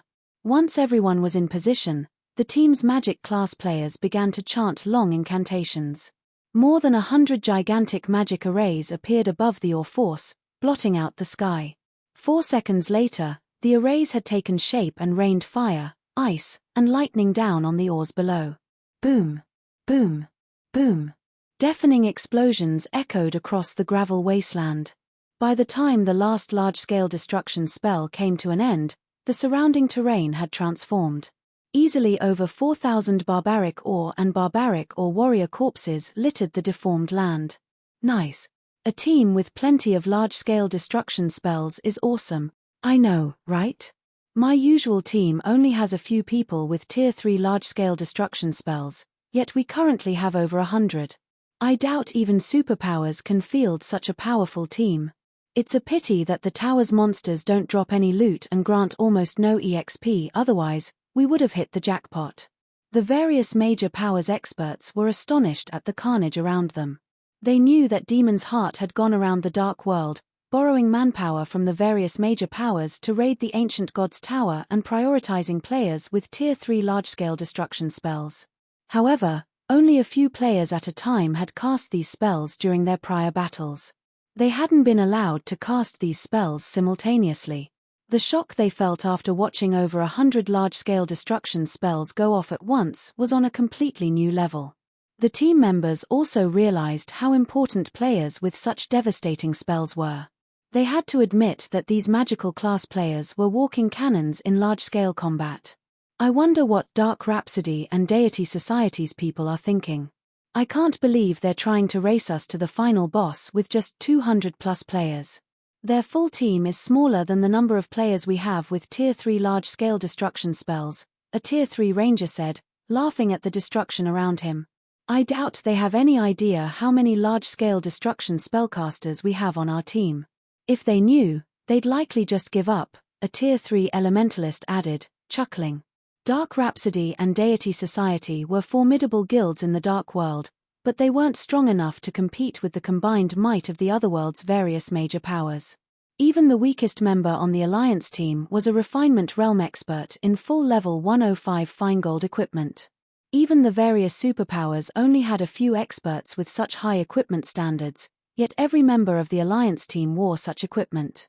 How, exactly, did Dark Rhapsody and Deity Society plan to compete with them? Enough chit-chat. We need to eliminate these barbaric ores quickly. If we take our time, and they respawn during the boss fight, we'll be in trouble. Furious Heart shouted, chuckling. He hadn't been worried about the two guilds' attempt to raid the Ancient God's Tower since the very beginning. Not even Zero Wing could help them now. Not only did the Alliance team consist of peak combatants from the Dark World's various major powers, but it also had support from the main continent's various superpowers. Finally, after over a dozen hours of fighting, Furious Heart and his team had obliterated the barbaric Ore army on the gravel wasteland and in the ancient city. Now, only the final boss and a few guards remained. Barbaric Ore King, humanoid creature, archaic species, mythic, level 114 HP 3 500 0000003 500 0000000. Barbaric Ore Guard, humanoid creature, specialized Grand Lord, level 114 HP 600 000000600 0000000. When they saw the Barbaric Ore King and 8 Barbaric Ore Guards in the ancient tower within the city's heart, Furious Heart and his companions gasped. An ordinary mythic boss was already a major challenge due to their incredibly high basic attributes and combat standards. However, a mythic-ranked archaic species was even more powerful in both regards. Meanwhile, the system would enhance one aspect of specialized monsters. In other words, they could transcend tiers in a specific way. Hence, specialized Grand Lord's combat power could sometimes rival that of ordinary mythic monsters. Now, their team had to face 8 pseudo-mythic monsters, and including the boss, a total of 9 Tier 4 opponents. This force could even destroy guild cities. Elder Heart, the guards, and the boss are too close to each other. If we attack one, all 9 will respond, a level 110, Tier 3 assassin from World Domination warned, frowning. Then we have no choice but to fight them all at the same time. Once we begin, lure the 8 monster guards aside and kill them first. We'll focus on the boss afterward, Furious Heart decided after giving the matter some thought. His teammates nodded when they heard his plan. While quite a few mobs surrounded the boss, they had over 1,000 players and could easily afford to split up their combat power to distract the boss, while the rest finished off the guards, who had significantly less HP. Once the plan had been agreed upon, everyone got to work. Read latest chapters at Wuxia World. EU. Just as the team's MTS were about to split up and lure the boss and its 8 guards, however, they all heard the sound of a series of system notifications. Ancient God's Tower Region System Announcement. A team has successfully completed the trial of the Ancient God's Tower's first floor. The teleportation arrays on the first floor have now been unlocked. Ancient God's Tower Region System Announcement. A team has successfully completed the trial of the Ancient God's Tower's first floor. All players on the first floor will be automatically teleported to the first floor's inner sanctum in 3 minutes. Please make the necessary preparations. How is this possible? After hearing the system announcements, the central tower went quiet. Chapter 2587, One Step Ahead? Frightening levels. We haven't even started on the boss, yet the trial's been cleared. Did another team get ahead of us? Did some power send a team into the tower in secret before we got here? Impossible. No one can field a team powerful enough to clear the tower without anyone noticing. No one on the Alliance team could believe their ears when they heard the system announcement. At the same time, they all wondered which team had just conquered the Ancient God's Tower's first floor. But even after racking their brains for a long moment, they couldn't think of anyone who could pull it off. They had first-hand experience with the first floor trial, so they knew just how challenging it was.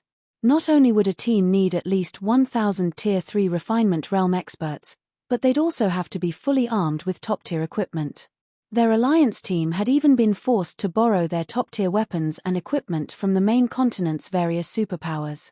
Procuring enough of these items was simply impossible for the Dark World's various major powers.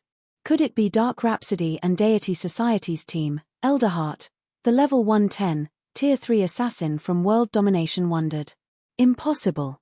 Furious Heart's reply was instinctive. They only entered the tower less than half a day ago. With just 200+ players, they won't even be able to handle the outer area's monsters, much less the monsters within the 4 ancient cities. I guess you're right. Even with top-tier equipment, they'd need a lot of time to figure out the boss's patterns and weaknesses. They'll be lucky to raid the first boss so quickly, not to mention all 4, the assassin said. He silently scolded himself for being stupid enough to think Dark Rhapsody and Deity Society could be responsible for capturing the first floor. Since they couldn't do it, who just did? Everyone in the Dark World knew that Dark Rhapsody, Deity Society, and World Domination were the 3 strongest guilds in their other world, and no other guild could compare. Hence, he found it hard to imagine that some hidden power, capable of accomplishing such a feat, existed. I don't know who foiled our plans, but it's fine as long as it wasn't Dark Rhapsody or Deity Society, Furious Heart commented after taking a moment to calm his rage. We'll figure out who they are when their system teleports us to the inner sanctum. The appearance of a third faction certainly surprised Furious Heart, but it wasn't something to make a fuss over. Plenty of major corporations had invested in God's domain, and there were bound to be some who secretly developed their powers, waiting for an opportunity to shine. That was, after all, Demon's Heart's situation. This wasn't the worst possible outcome. With how much influence Demon's Heart and the various superpowers possessed, they weren't afraid that this third faction wouldn't cooperate. Rather, allying with them would be the wisest move this faction could make. The other powers' members nodded in agreement. Their team represented the majority of the Dark World's major powers. Refusing to cooperate would be tantamount to suicide. The Ancient God's Tower wasn't the only way out of the Dark World, and players could contest for its ruling rights once a month. The easiest way to determine the tower's new owner once that month was up was to host a battle between players, not a simple contest of who could raid the tower the fastest. Shortly after Furious Heart fell silent, a teleportation array appeared under everyone's feet, sending all of them to the tower's inner sanctum. Ancient God's Tower, first floor's central hall. A flash of white light filled the central hall's plaza as all players on the first floor teleported in. The first floor's central hall was roughly the size of 3 sports stadiums. Aside from the stone golems that maintained security, the hall contained a large number of hotels, restaurants, and shops. This place could easily accommodate 100,000 players. Quick! Find those people! Furious Heart commanded as soon as he arrived. Although getting a clear view of the plaza with a glance was possible, they couldn't do anything to stop the third faction's members from fleeing. Players weren't allowed to fight within the Ancient God's Tower's inner sanctum, and players could freely use return scrolls in this area. However, the Alliance team members were stunned by what they found in their search for the mysterious third faction. Aside from Dark Rhapsody and Deity Society's 200+ members and themselves, the plaza was empty. Where are they? Furious Heart also looked around, confused. Have they already escaped? No. Impossible. Everyone teleported at the same time. Even if they used return scrolls the moment they arrived, we should have still seen them. While Furious Heart and his team frantically searched for this third faction, 2 figures approached them.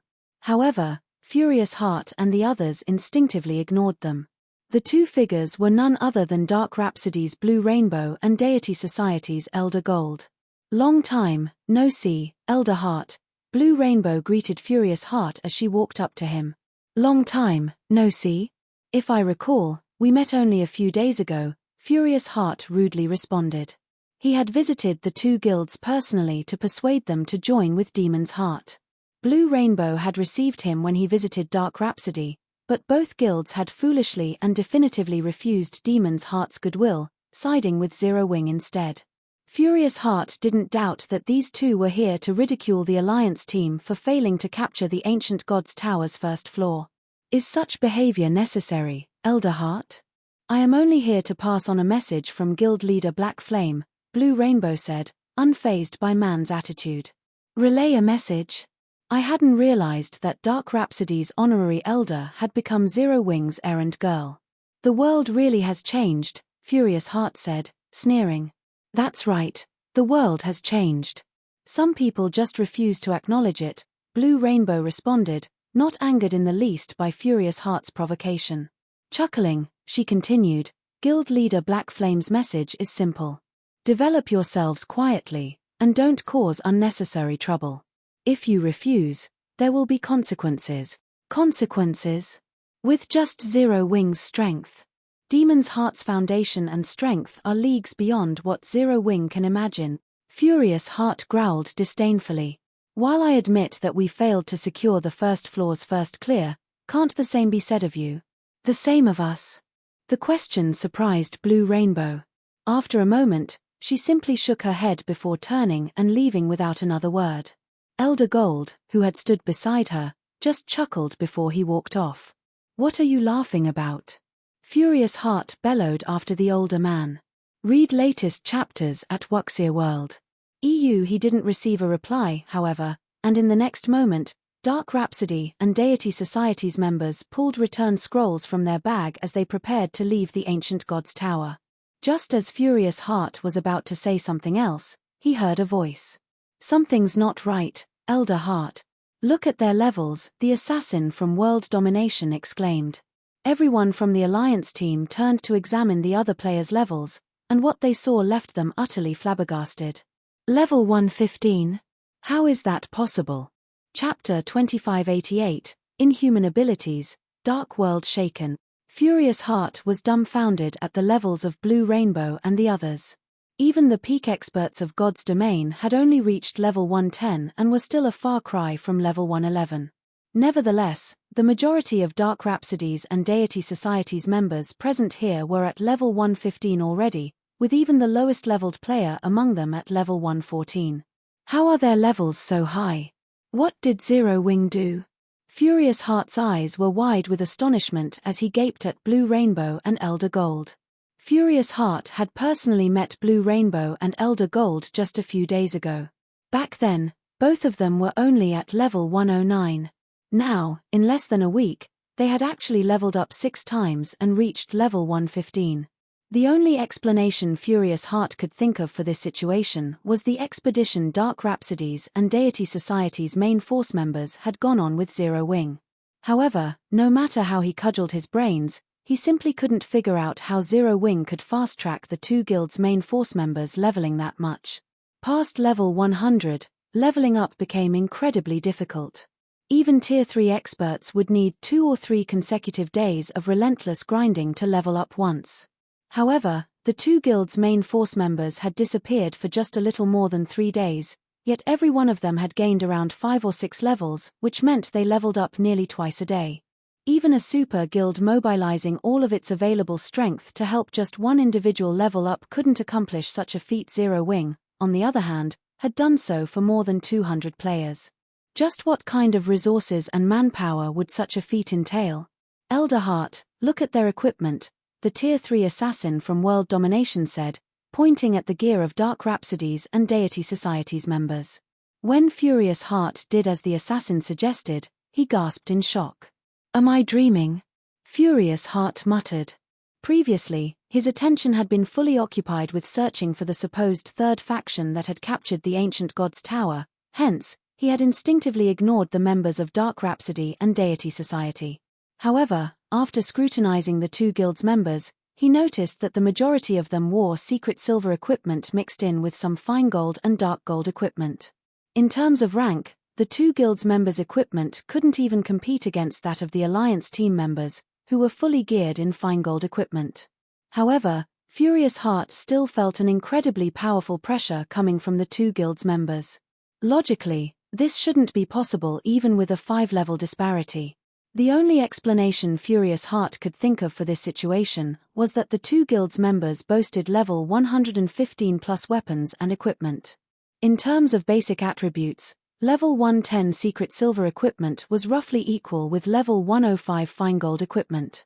Meanwhile, although players would gain some basic attributes from leveling up 5 times, the increase wouldn't rest carrot in a huge gap in basic attributes. At the very least, there needed to be a 1-rank difference for such a disparity to exist. Hence, the only logical explanation was that the secret silver equipment Dark Rhapsody and Deity Society's members were using was level 115. Currently, level 110 equipment was incredibly rare even for the various superpowers, while level 115 equipment was something nobody dared to dream of obtaining right now. After all, obtaining level 115 equipment required killing level 115 plus monsters. And generally, only monsters at the Great Lord rank or above had a chance of dropping secret silver equipment. Meanwhile, all 200+ members of Dark Rhapsody and Deity Society's team were fully geared in level 115 secret silver equipment or better. This was simply ridiculous. Guild leader, it seems we really made the wrong choice.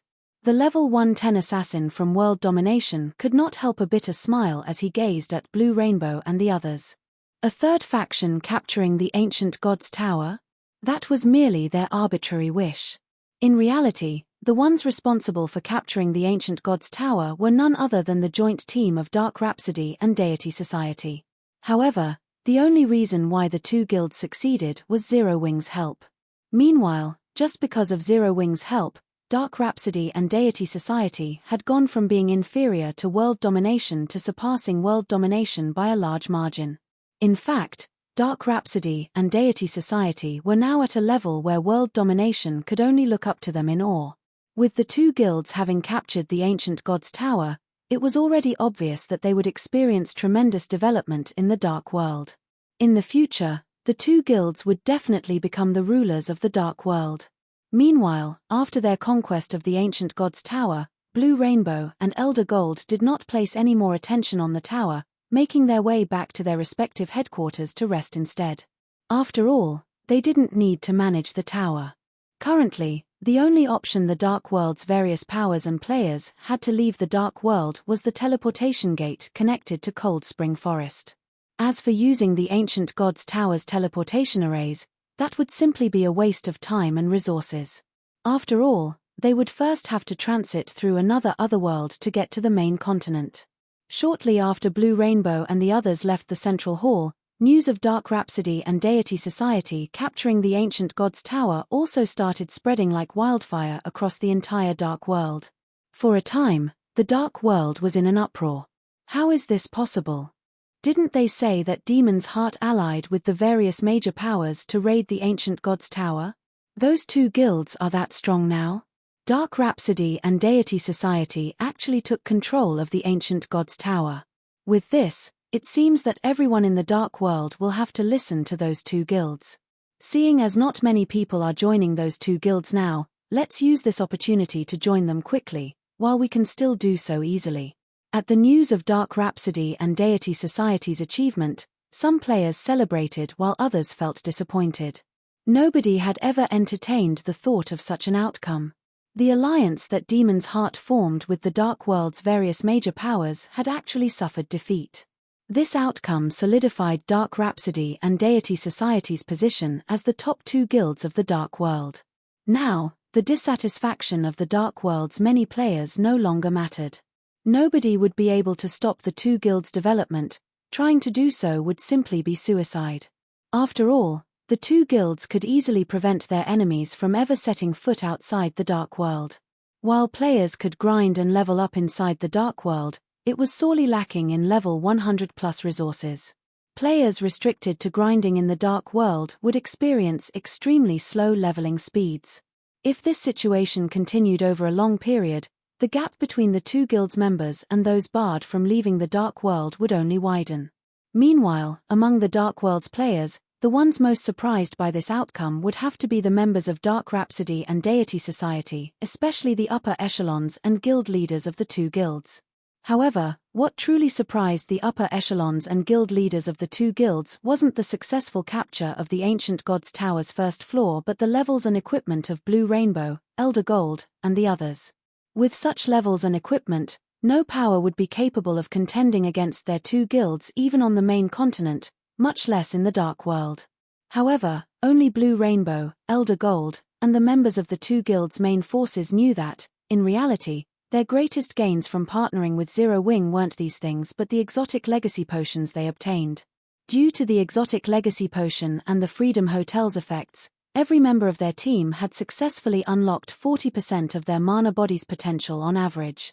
As for Blue Rainbow and Elder Gold, the two of them had even managed to release 60%, only 40% away from fully unlocking their mana bodies. Cold Spring Forest, Stone Forest City, Freedom Hotel, Guild Leader, this is terrible. Now, not only have Dark Rhapsody and Deity Society taken control of the Ancient Gods Tower, but their main force members are also far ahead than ours in both levels and equipment. At this rate, I'm afraid, a level 110, Tier 3 assassin from World Domination said worriedly to Dawn Dominance, who was currently resting inside the Freedom Hotel, through a video chat. It seems I really underestimated Zero Wing. I never thought that it would possess such capabilities.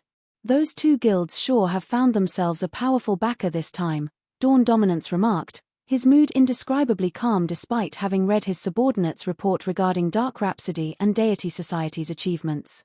His reaction made it seem as if this matter was completely unrelated to him. In fact, a faint smile even graced his face right now. Guild Leader.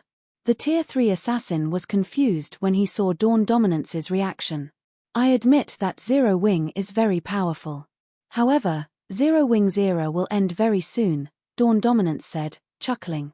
Guild Leader, do you have some method to deal with Zero Wing and the two other guilds? The assassin asked, curious. Zero Wing, Dark Rhapsody, and Deity Society currently controlled all the exits from the Dark World. The daily growth of the three guilds was no laughing matter. He found it truly hard to imagine that World Domination had some way to oppose Zero Wing. Take a look at this, Dawn Dominance said, his smile widening as he took out a dark grey crystal ball and displayed it through the video chat. As soon as Dawn Dominance took out the crystal ball, the space around it started darkening, the corrupted space giving off an indescribably strange feeling.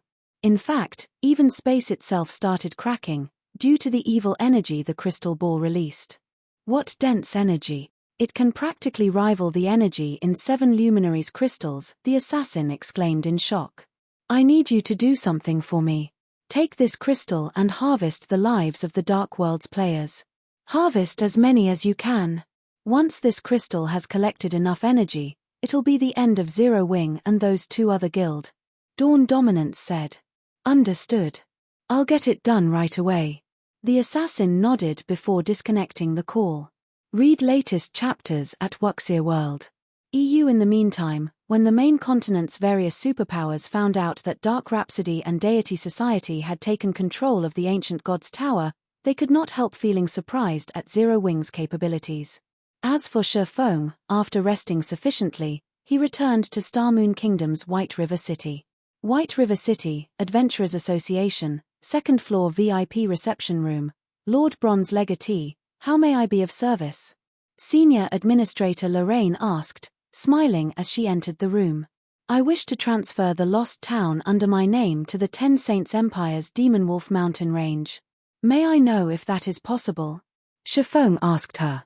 The loot from raiding Poison City included not only excellent equipment and materials but also a town transfer order for level 100+ maps.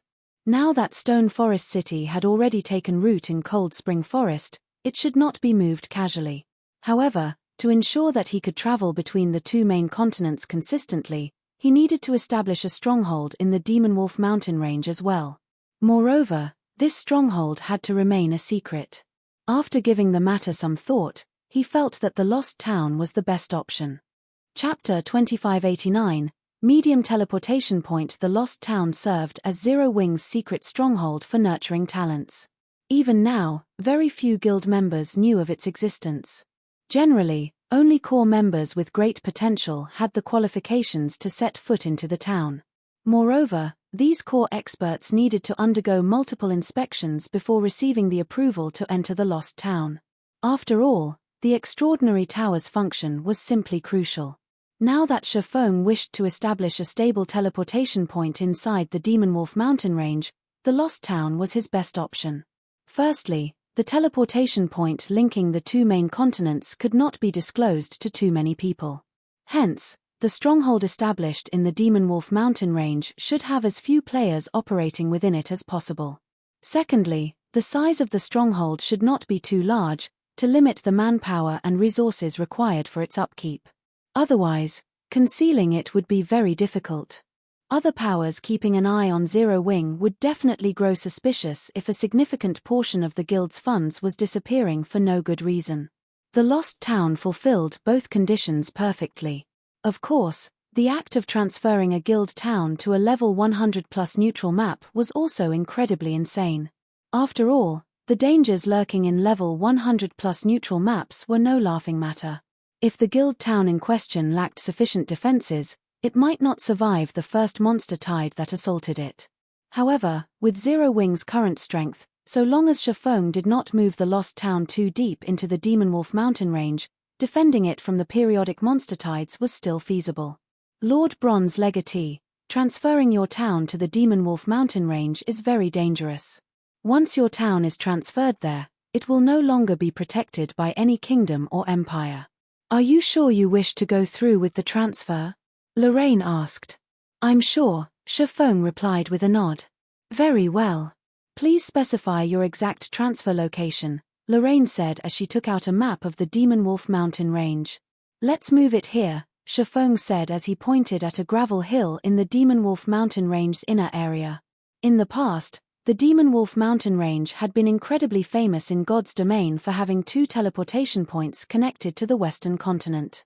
However, unlike the first teleportation point Shafong secured, which was the magic gate hidden beneath the frozen lake, the second teleportation point was a medium teleportation point with special circumstances.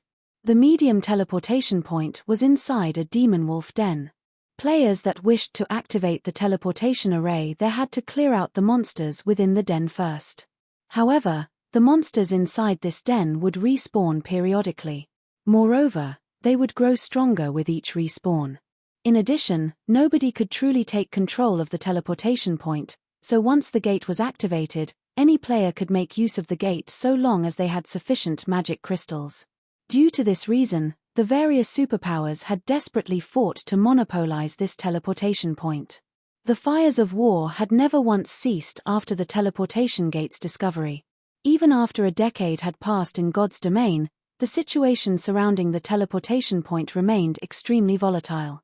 Currently, Shafong was urgently trying to secure more teleportation points linking the 2 main continents. However, he would need to invest a lot of time if he wished to activate and secure the other teleportation points he knew of, as activating those teleportation points involved a series of quests. Either that or the teleportation points were small ones that could send only a handful of players with each use. Hence, the medium teleportation point located in the Demon Wolf mountain range was his only option. Moreover, the Demon Wolf mountain range's medium teleportation point was in a level 120+ area, which was still a blind spot for current superpowers. He could use this opportunity to thoroughly stabilize his rule over the area. Thus, going for this teleportation point wasn't a particularly bad choice. Location verified. Please produce your town transfer order. In addition, you have to pay a transfer fee of 80,000 gold, Lorraine said. Once you complete the payment, we will transfer your town to the desired location as soon as possible. 80,000? Shafong was astonished at this price. Although transferring guild towns and cities to level 100+ neutral maps generally cost a lot of money, the transfer fees were scaled, based on the target's rank. Meanwhile, the Lost Town was merely a basic town, yet it cost 80,000 gold to transfer it to the Demon Wolf mountain range's inner area. This was completely outside of his expectations. If he were transferring a basic city instead of a basic town, the transfer would most likely bankrupt him. That's right. Not only is the location you have selected far, but it is also somewhat special. Hence, the transfer fee is slightly more expensive. However, please rest assured that the additional charges we collect are fair and reasonable, Lorraine said, smiling. All right. Here is the town transfer order and 80,000 gold, Shafong answered as he passed the document and the funds to Lorraine. He inwardly celebrated the fact that Stone Forest City had been raking in the profits recently. Despite the substantial increase in Zero Wing's daily expenditure due to the number of guild experts increasing to 220,000, the guild still managed to save up a liquid fund of 170,000 gold. Otherwise, he really wouldn't have been able to afford the transfer fee this time. Payment received. The transfer will be done in 30 minutes. You have 1 day to complete the handover procedures. Our security personnel will leave the site after 1 day, so please complete the handover procedures as soon as possible, Lorraine reminded after receiving payment. At the same time as Lorraine finished speaking, the lost town, in the distant Boneless Land, suddenly disappeared. Now, only a bunch of confused Zero Wing members remained in the barren wasteland. And in no time at all, Shifeng received a call request from Aqua Rose. Guild leader, big trouble. The lost town disappeared. Aqua Rose reported anxiously. The lost town was Zero Wing's secret training ground for nurturing expert players.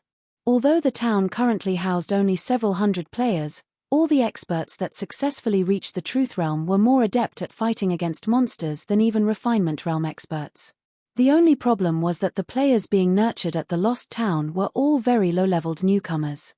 The majority of them hadn't even reached level 100 yet, much less tier 3. Nevertheless, so long as these players caught up in levels and tiers, they would become mainstays of Zero Wing. And with the help of these players, Zero Wing would finally gain the qualifications to stand toe-to-toe with the various superpowers. Hence, the Lost Town's sudden disappearance would have a significant impact on Zero Wing's future development. It's fine. I did it, Shifeng said, chuckling. Shifeng's words confused Aqua Rose. You made it disappear.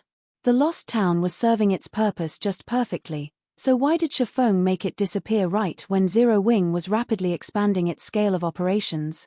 The guild needed to nurture plenty of expert players to ensure normal operations. I transferred the Lost Town to the Demon Wolf Mountain Range's inner area. In the future, we wouldn't have to worry about the trainees sacrificing their levels to improve their combat standards, Shifeng said, nodding. The Demon Wolf Mountain Range's inner area? Isn't that a level 120 grinding spot?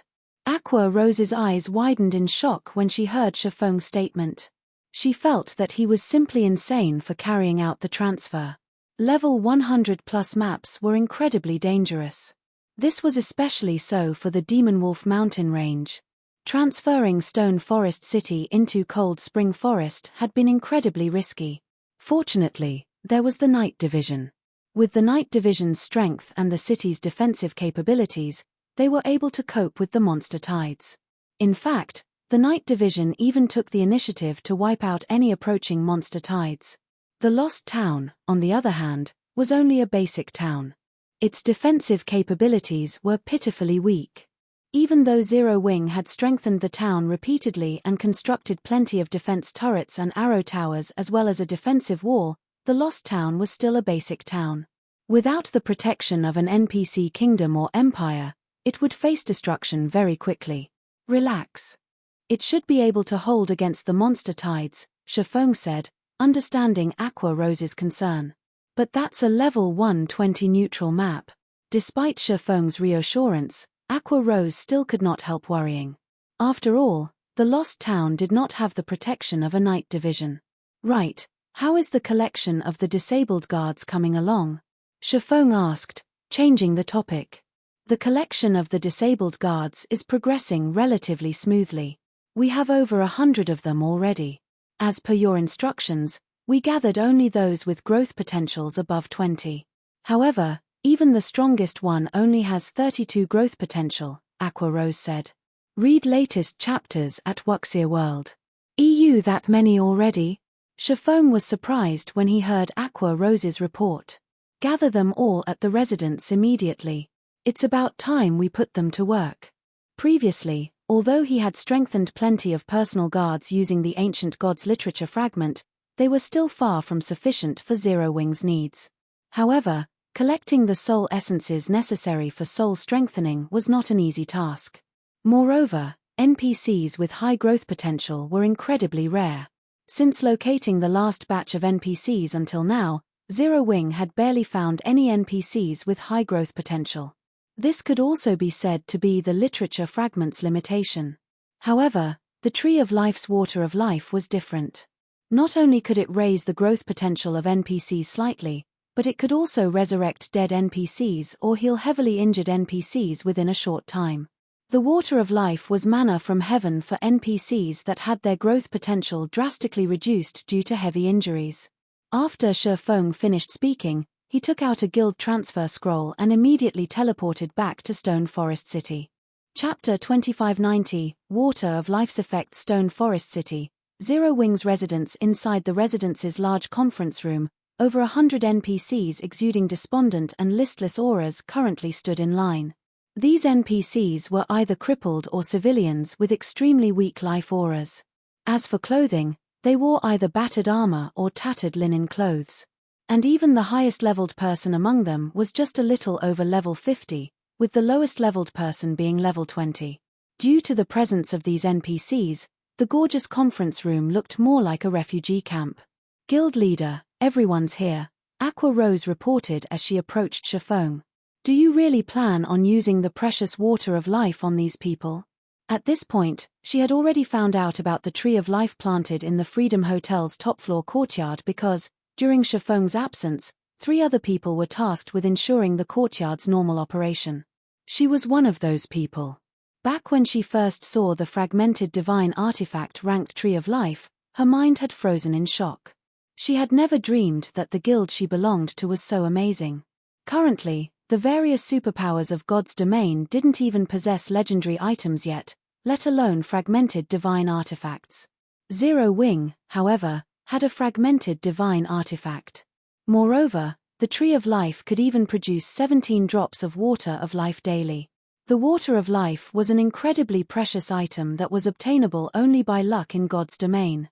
After all, the Water of Life could be used to resurrect dead NPCs. For the various powers who were extremely worried about their personal guards dying, the Water of Life was an absolute treasure. After all, personal guards were far more powerful than players, capable of feats that were beyond current players' capabilities. Only, obtaining a few drops of Water of Life was an incredibly difficult task even for the superpowers. As a result, the superpowers did not dare to casually field their personal guards on risky operations.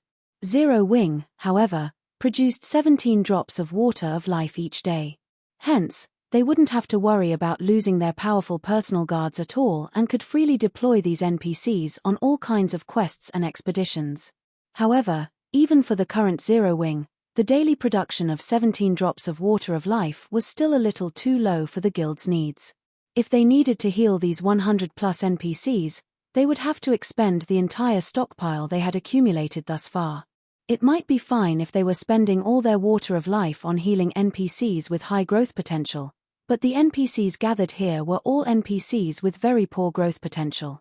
Even if they recovered to peak condition, their growth potential wouldn't increase by much. Using the Water of Life on these NPCs would simply be a waste. I want to test my luck, Shifeng said, smiling when he saw the reluctance on Aqua Rose's face. Test your luck. Shifeng's answer exasperated Aqua Rose. While testing one's luck was fine, doing so at the cost of Water of Life was simply an extravagance. If God's domain's various powers heard about this, they would definitely go crazy and try to choke Shifeng to death. You never know what we'll get, Shifeng retorted, chuckling. In any case, it's a waste to let the Water of Life simply sit in storage doing nothing. Spending Water of Life to heal these crippled NPCs was indeed prodigal. However, nobody could guarantee that these NPCs would remain mediocre after they recovered to their peak. Moreover, he didn't have Aqua Rose randomly gather injured NPCs, either. Instead, he had her select injured NPCs that were at Tier 3 or above. At the same time, these NPCs also needed to have a growth potential of 20 or higher. In God's domain, any NPC capable of reaching Tier 3 would not possess a low growth potential. Meanwhile, the 20th point mark for growth potential was a major turning point for Tier 3 NPCs. In the past, the various superpowers had experimented with using Water of Life on crippled Tier 3 NPCs. The result they obtained was that all crippled Tier 3 NPCs with a growth potential lower than 20 had failed to reach a secret Silverguard rank even after recovering from their injuries. Of course, this did not mean that all crippled Tier 3 NPCs with a growth potential of 20 or higher would reach the secret Silverguard standard once they recovered. The chances of success were just much greater. Fortunately, aside from Zero Wing, no other power was currently searching for such NPCs.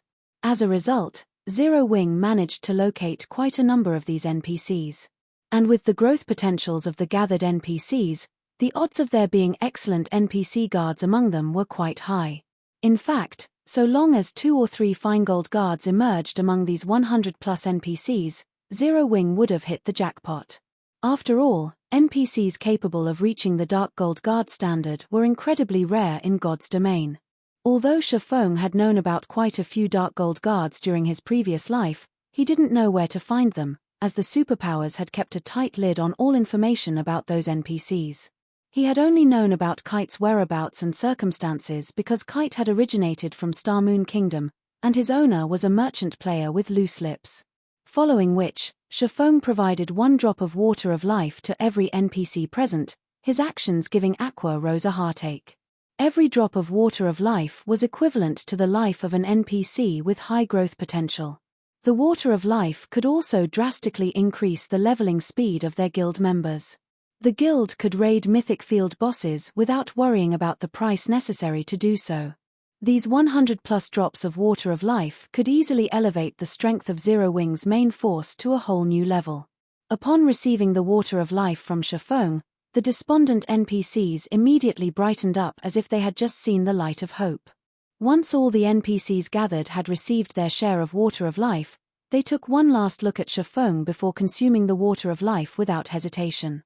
A dense life aura immediately filled the room. It was so dense that the cells in Aqua Rose's body felt invigorated, her mind gaining greater clarity. After this phenomenon continued for 3 seconds, a powerful aura swept the entire room as if a dragon had awoken from its slumber. Aqua Rose could not help stumbling a few steps back. How is this possible? Aqua Rose's eyes filled with shock as she gazed at the NPCs, who still looked like a throng of beggars, standing in front of her. At this moment, however, the feeling she got from the NPCs was nothing like the aura of a beggar at all. Instead, they felt like battle-hardened warriors that had fought on innumerable battlefields. Even though they were still wearing battered armor and tattered linen clothes, their tempered auras and overflowing mana deterred ordinary people from approaching them casually. It seems we really hit the jackpot this time. Shifeng also grew a little excited when he sensed the aura of the NPCs before him. Originally, he thought that he would be lucky to get even 2 or 3 fine gold guards out of these 100-plus NPCs. However, it would seem that he was sorely mistaken. The strength of the combined aura these 100-plus NPCs were currently releasing could already rival that of a 100-man team of Tier 3 knights, despite these NPCs being geared in extremely shabby weapons and equipment. If they were fully equipped with epic weapons and equipment, their combined aura would definitely be much stronger than that of a 100-man team of Tier 3 knights. Following which, Shifeng and Aqua Rose started inspecting the updated statistics of these NPCs to get a better idea of these NPC standards. Read latest chapters at Wuxia World. EU. Once they completed their inspection, Aqua Rose was stunned. Of the 100-plus NPCs gathered, even the weakest one was at the Mysterious Iron Guard standard. These Mysterious Iron Guards numbered only 47, but every one of them possessed very high growth potential for Mysterious Iron Guards. With the help of the Ancient Gods literature fragment, Shifeng had an excellent chance of elevating them to the secret Silver Guard standard. As for the remaining 57 NPCs, 49 of them were secret Silver Guards, 6 were Fine Gold Guards, and 2 were Dark Gold Guards. This outcome was simply ridiculous. While Aqua Rose stared at the 2 Dark Gold Guards, Shifeng's focus was on an elderly man clad in grey robes. Despite this elderly man's growth potential being only at the secret Silver Guard standard, Shifeng's eyes glowed with astonishment as he gazed at him. A Tier 4 Great Wizard. Chapter 2591, Zero Wing's New Residence. Shifeng could not believe his eyes as he gazed at the elderly man in grey before him. Tier 4. This was a bona fide powerhouse, an individual that stood at the apex of God's domain. Noticing Shifeng's shock, Aqua Rose's attention drifted to the Tier 4 Great Wizard. At first, she had been surprised, but disappointment quickly followed. She had just noticed the elderly man's growth potential. "What a pity," Aqua Rose said, sighing. "Tier 4 is amazing, but his secret silver-ranked growth potential will hold him back. Normally, Bronze and Mysterious Iron guards hit their limit at Tier 3. While Secret Silver guards were stronger than Bronze and Mysterious Iron rank, they would hit a wall at Tier 4, with minuscule chances of making it to Tier 5. More of God's Domain's players hit Tier 3 every day, and it wouldn't be long before the various Superpowers peak experts began to challenge their Tier 4 promotion quests. Once they completed those quests, Tier 4 NPCs' power would become quite limited, especially that of Tier 4 Secret Silver guards. A Tier 4 Secret Silver guard's combat power was only on par with a Tier 4 peak expert in full, top-tier equipment. They might be strong, but they weren't invincible. "A pity." Shifeng shook his head and laughed, but he didn't bother to say more. "We've gotten so lucky this time, Guild Leader. We now have 2 more Dark Gold guards, a Guardian Knight and an Oracle. If your 2 guards participate, you could form a well-rounded raid party to take down high-ranked field bosses," Aqua Rose delightedly reported. Shifeng was one of White River City's counts, so he had the authority to recruit 4 personal guards. If he accepted these new Dark Gold guards, he could use his 4 guard slots to their maximum efficiency. Dark Gold guards were incredibly rare. Most, if not all, Superpowers didn't even have one. "I'll pass on these 2 Dark Gold guards. You and Snow will each nurture one. Both of you are counts, too, so you should have some extra slots," Shifeng said, shaking his head. "I'll take this grey-clad elder." Dark Gold guards were extremely useful, especially when players wouldn't have to worry about dying. Forming a standard, 4-man raiding party with only Dark Gold or better guards would be a dream. However, he almost always operated alone. Rather than take the 2 Dark Gold guards for himself, Gentle Snow and Aqua Rose could make better use of them. The 2 women frequently led grinding teams and dungeon raids. A Dark Gold guard would greatly enhance their respective team's strength. "But, Guild Leader, that elder is only a Secret Silver guard." Shifeng's decision surprised Aqua Rose. Shifeng was Zero Wing's guild leader, role model, and face. Even if he didn't want the 2 Dark Gold guards, he should, at least, take a Fine Gold guard. Picking a Secret Silver guard, even a Tier 4 Great Wizard, would make him a laughingstock. "A Secret Silver guard is quite powerful," Shifeng said, chuckling. "He is also a Tier 4 Great Wizard. He could serve as a magistrate in a major city in any kingdom or empire. He is a true powerhouse in God's domain." Aqua Rose only saw Secret Silver guards as worthless due to the fact that Zero Wing had more than 30 Fine Gold guards, but even the various Superpowers wouldn't have more than 2 or 3 Fine Gold guards at this stage of the game. Some had even fewer than that. Normally, the various Superpowers treated Secret Silver guards like their own children, not to mention a guard that had already reached Tier 4. It should be known that Secret Silver guards only had a chance of reaching Tier 4, their success wasn't guaranteed. Tier 4 wasn't just a major turning point for players, but for NPCs, as well. Reaching Tier 4 was an incredible feat for all in God's domain. Not even Fine Gold guards were guaranteed to reach Tier 4. They merely had a higher chance. Based on past players' collected statistics, Fine Gold guards only had a 30% chance of completing their Tier 4 promotion quest. Dark Gold guards' chances were roughly around 40%. Of course, even if a personal guard failed their Tier 4 promotion quest, they could challenge it again. Players would only have to invest more resources to boost their strength. However, challenging the Tier 4 promotion quests was a time-consuming process for both players and NPCs. Personal guards would have to wait a full month before they could challenge the quest after failing it. Hence, it was easy to imagine how much time it would take to nurture a Tier 4 NPC. As for recruiting a Tier 4 NPC as one's personal guard, that was simply unheard of. Shifeng hadn't heard of a single player recruiting a Tier 4 NPC. At best, some had recruited Tier 3 NPCs. If he revealed this elderly man's information, the various Superpowers would likely die with envy. While the grey-clothed wizard's growth potential was somewhat lacking compared to Dark Gold guards, Shifeng wasn't concerned. He had plenty of items that could raise an NPC's growth potential, and this old man's was on the high end for secret silver guards. With a little effort, upgrading him to fine gold rank was entirely possible.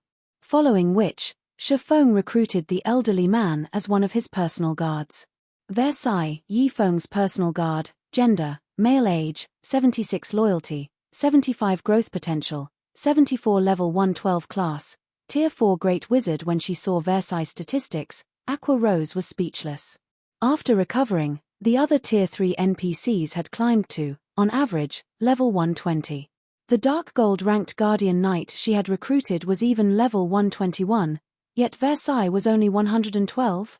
Versailles hadn't even reached the level required to challenge the tier 4 promotion quest. He was also a much lower level than mainstream personal guards. It's almost time. The Lost Town's transfer should be complete by now. Gather the main force members immediately, as well as all of the potential newcomers and core members who have signed our confidentiality contract. From now on, the Lost Town will be our developmental headquarters, Shifeng said as he glanced at the time. Is that all, guild leader? What about the Lost Town's security? Aqua Rose asked worriedly. The Demon Wolf mountain range was a far more dangerous place than Cold Spring Forest, so defending a stronghold there would be a much greater challenge. Moreover, the Lost Town wasn't a basic city, only a basic town.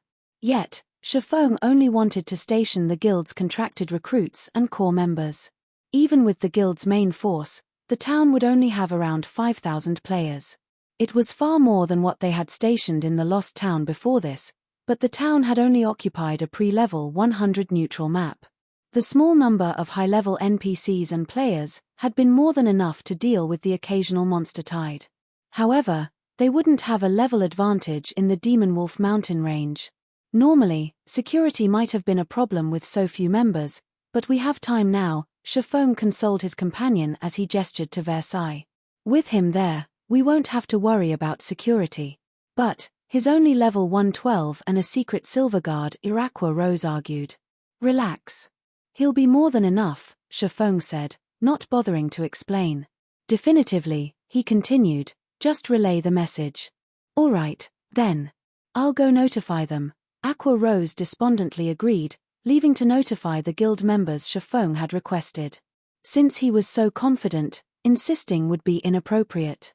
Before half an hour had passed, all of Zero Wing's contracted recruits and core members used the guild transfer scroll Shifeng had provided and arrived in the Lost Town, which had transformed into a wintry wonderland. Chapter 2592, Natural Training Ground. As Zero Wing's members teleported to the Lost Town's residence, the residence's plaza quickly became crowded. What is this place? Why do I feel like a foreign energy is trying to invade my body? My senses feel so dull, and I'm suddenly starving. Didn't the higher-ups say they were bringing us to a sacred training and leveling ground? What's going on here? My friends were still jealous that I got chosen to join the guild's special training, and they didn't, but why does this place feel lesser than Stone Forest City? Upon their arrival to the Lost Town, Zero Wing's new recruits and core members, all of whom had high potential, were curious about the situation, falling into heated discussions. The recruits were especially confused. They knew nothing about the Lost Town, and now, they had been thrown into such a harsh environment. They couldn't bring themselves to believe this was a sacred training ground. Just surviving in this town long-term would be a problem. The situation began to worry Aqua Rosen. The town's new location was nothing like what she had imagined. Even Tier 3 players like herself would struggle to survive here, much less the guild's latest trainees, who hadn't yet reached Tier 3.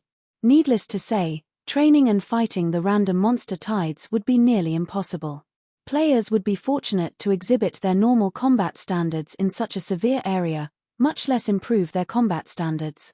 During her previous visit to the Demon Wolf mountain range, she had stayed in the neutral map's outer region, where the environment hadn't been particularly harsh, but now that she stood in the inner region, she felt sluggish, and her senses had considerably dulled.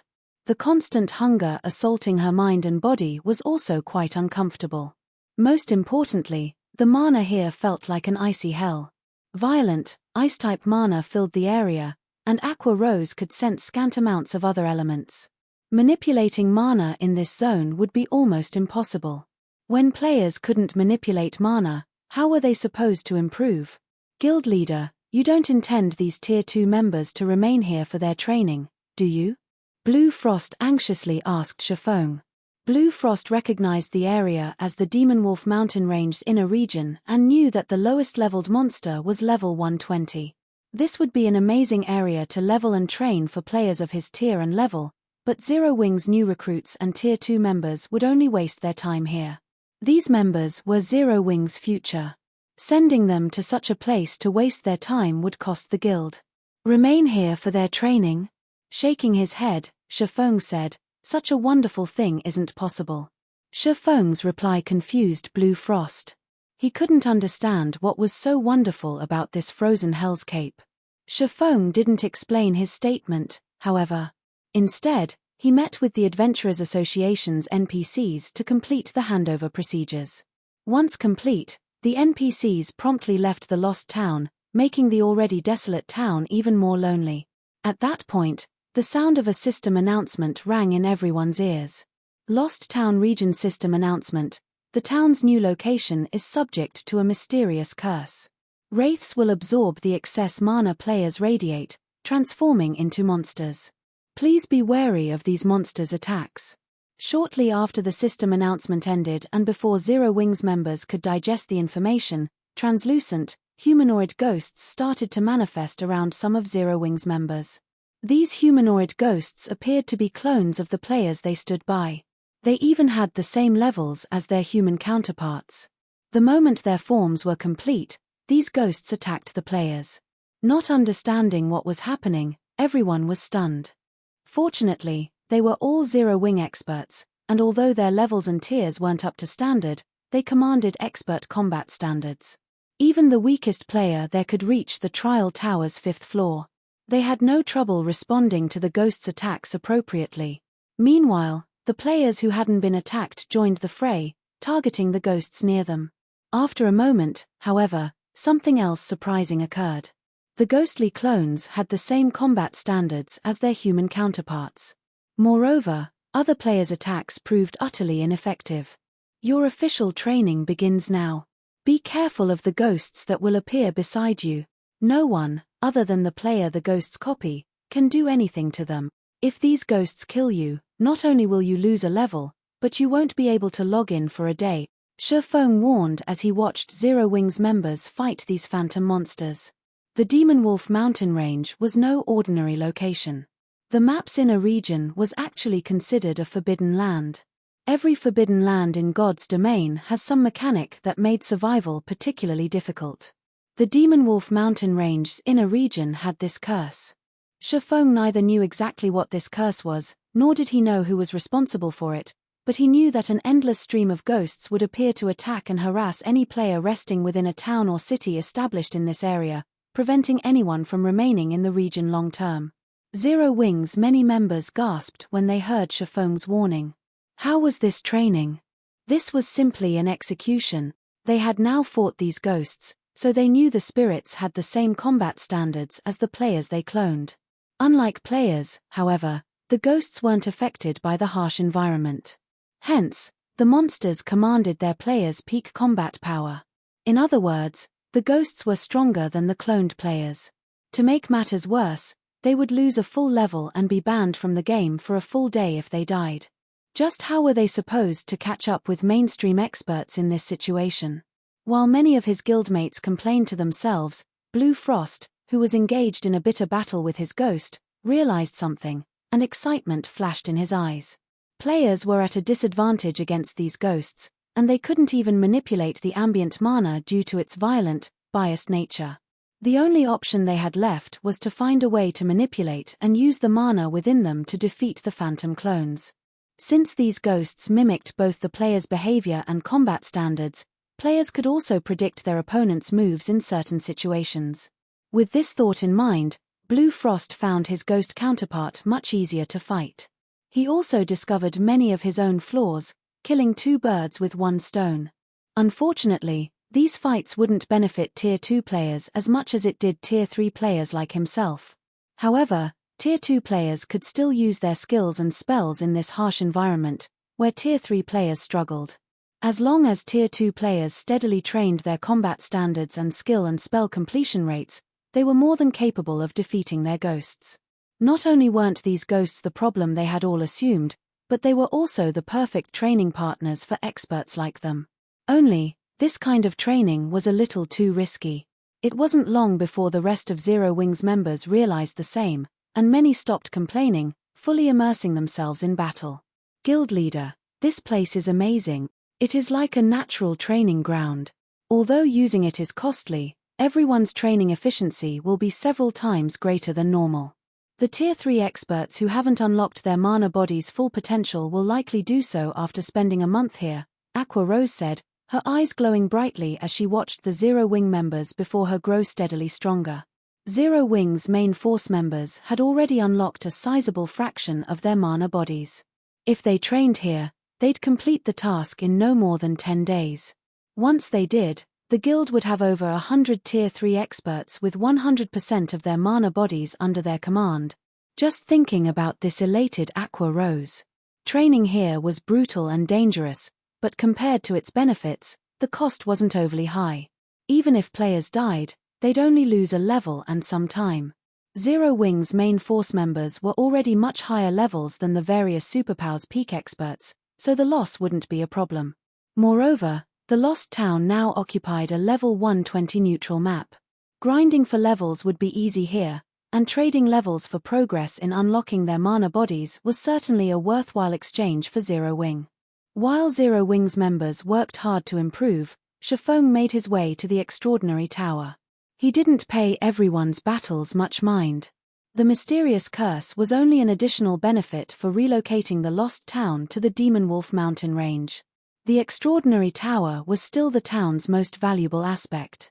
The Extraordinary Tower had always been the best location for players to grasp the realm of Truth's principles. Training in this tower could shuttle players from the Truth realm all the way to the Transcendental realm. However, Shifeng had only been able to unlock the tower's second floor, which offered guidance for reaching the Ascension realm, due to a lack of magic crystals.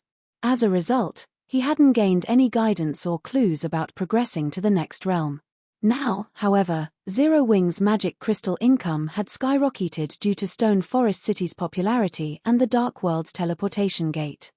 After the past few days, the two sources had provided more than 300,000 magic crystals, utterly surpassing Shifeng's expectations. And this now allowed Shifeng to unlock the Extraordinary Tower's third floor. Once he reached the tower, Shifeng called up the tower's interface and unlocked the third floor. As he did, he heard the sound of a system notification. System, the Extraordinary Tower's first 2 floors have already been unlocked. Do you wish to pay 1 million magic crystals to unlock the third floor? Unlock it. Chapter 2593, Extraordinary Tower's third floor unlocked the instant Shifeng chose to unlock the Extraordinary Tower's third floor. 1 million magic crystals disintegrated inside his bag, transforming into a stream of mana that flowed into the tower itself. As the torrent of mana flowed into the Extraordinary Tower, the carved divine runes on the inner walls lit up and repaired themselves. While the divine runes became more complete, the tower's exterior changed significantly. With the Extraordinary Tower in the center, the violent mana that filled the Lost Town began to obey. The mana around the tower became denser, and the tower itself released an old, sacred aura that spread throughout the town, instilling anyone it touched with serenity. What an amazing aura! My hungers even disappeared. That's not all. My mind feels much clearer, and my stamina and concentration have begun to recover, as well. I feel like I can fight these ghosts for an entire day without rest. As the sacred aura filled the town, Zero Wing's fighting members rejoiced. They had been at an absolute disadvantage against their ghost counterparts, and they had known death was only a matter of time. The foreign energy was corroding their bodies too quickly. However, the situation had changed. Although their surroundings still lacked any elemental mana other than ice, this sacred aura had cleansed the area of foreign energy. As a result, their minds had cleared during their fight, which would prolong their survival. Meanwhile, every ghost had spawned with a mana life buff, which indicated their remaining lifespan and only had a 6-hour duration. If they could last against these phantoms for more than 6 hours, the ghosts would automatically disappear, even if they couldn't defeat them. In addition, Shifeng had informed them that these ghosts only appeared for each player once a day. If they held on for the full 6 hours, they could spend the rest of their day resting easy in the lost town. Of course, players who wanted to dedicate themselves to growing stronger, especially those with high combat standards, wouldn't be satisfied with 6 hours of training. As a result, these players cherished their 6-hour combat session even more than the rest. Moreover, ghosts wouldn't appear for everyone. At the end of the day, these ghosts' appearances were the result of a curse. The stronger a player was, the less effective the curse would be. Ghosts might not even appear for the stronger players and would almost never appear for players who had already unlocked their mana body's full potential. While everyone was surprised and elated about the new changes to the Lost Town, the Extraordinary Tower's sacred aura had finally filled the town. At the same time, a translucent barrier formed around the Lost Town, isolating it completely.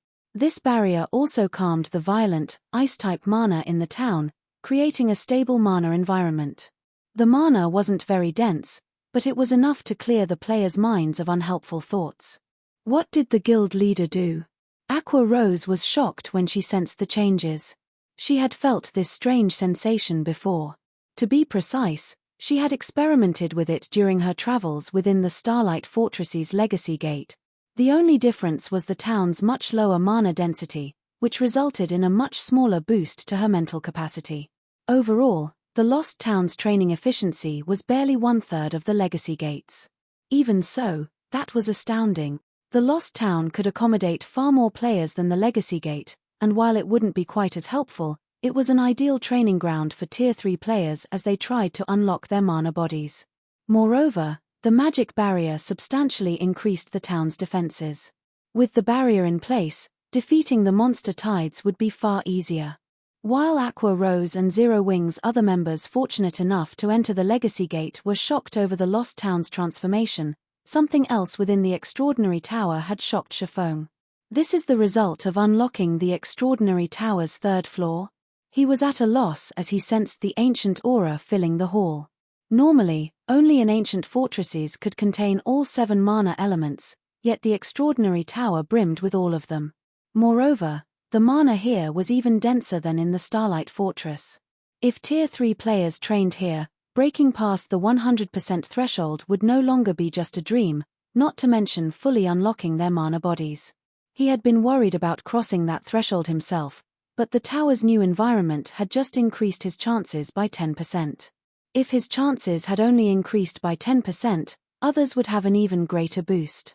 If players who hadn't yet unlocked their mana body's full potential trained in the Extraordinary Tower, they could definitely accomplish the task in a short time. In fact, their training efficiency here might be twice as high as it was against the humanoid ghosts. Fighting in an area with all 7 mana elements would yield completely different results than fighting in an area with almost none of them. Players would have a much easier time recognizing and controlling the flow of mana in the former. Unfortunately, while this environment was idyllic, there was a limit to the number of players who could take advantage of it. This mana was contained in the Extraordinary Tower's training grounds. The 1st floor could only accommodate 100 people at a time, while 50 could fit on the 2nd floor, and only 10 would fit on the 3rd. In total, only 160 people could use the Extraordinary Tower at the same time. That was only under ideal circumstances. In reality, far fewer players could train in the Extraordinary Tower at a time. If players wanted to use the 2nd or 3rd floors, they'd have to clear the previous floors first. Shifeng didn't give the matter much thought before he instructed Zero Wing's main force members to train in the tower during their free time and to ignore level grinding and raiding monster dens. Unlocking their mana bodies was far more important than raiding monster dens and level grinding. Furthermore, they had unlocked a considerable percentage of their mana bodies after consuming the exotic legacy potions they had obtained from Poison City. Normally, unlocking their mana bodies would require, at most, 2 full weeks, but with the tower's 3rd floor unlocked, they could accomplish the feat in even less time. Once all of Zero Wing's main force members unlocked their mana body's full potential, the team's grinding efficiency would improve. Securing the demon wolf den that housed the medium teleportation point would also become easier. With his guildmates desperately training, Shifeng made his way to the tower's second floor to begin his ascent. He had reached his limit during his last visit to the extraordinary tower's second floor, unable to improve further regardless of how hard he had tried. Even after creating Sword's transmigration, he hadn't been able to reach the top of the second floor's staircase and had been thrown after reaching the 30th step. Now, however, he had fully unlocked his mana body and gained a newfound understanding of mana. He had even learned a mana technique, and he was ready to challenge the second floor again to push himself through that final barrier. Neither his Tier 4 promotion quest nor the Divine Dragon's trial would be easy to complete. If he failed, he would suffer unimaginable consequences.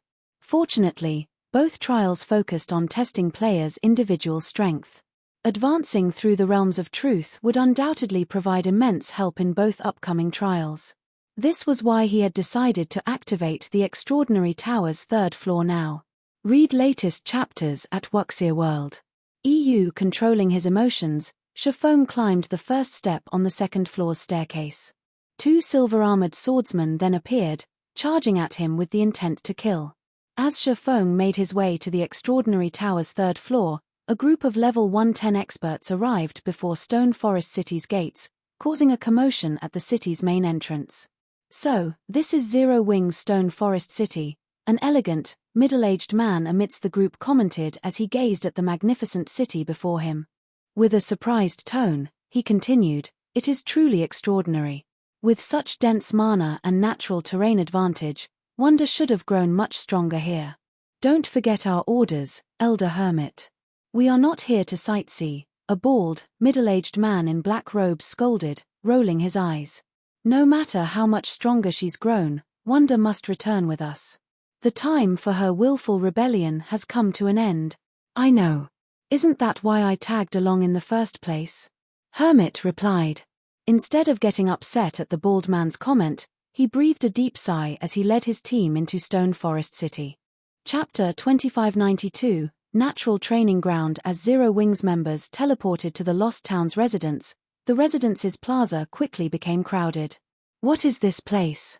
Why do I feel like a foreign energy is trying to invade my body? My senses feel so dull, and I'm suddenly starving. Didn't the higher-ups say they were bringing us to a sacred training and leveling ground? What's going on here?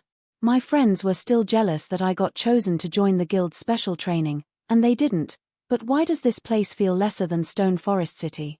Upon their arrival to the Lost Town, Zero Wing's new recruits and core members, all of whom had high potential, were curious about the situation, falling into heated discussions.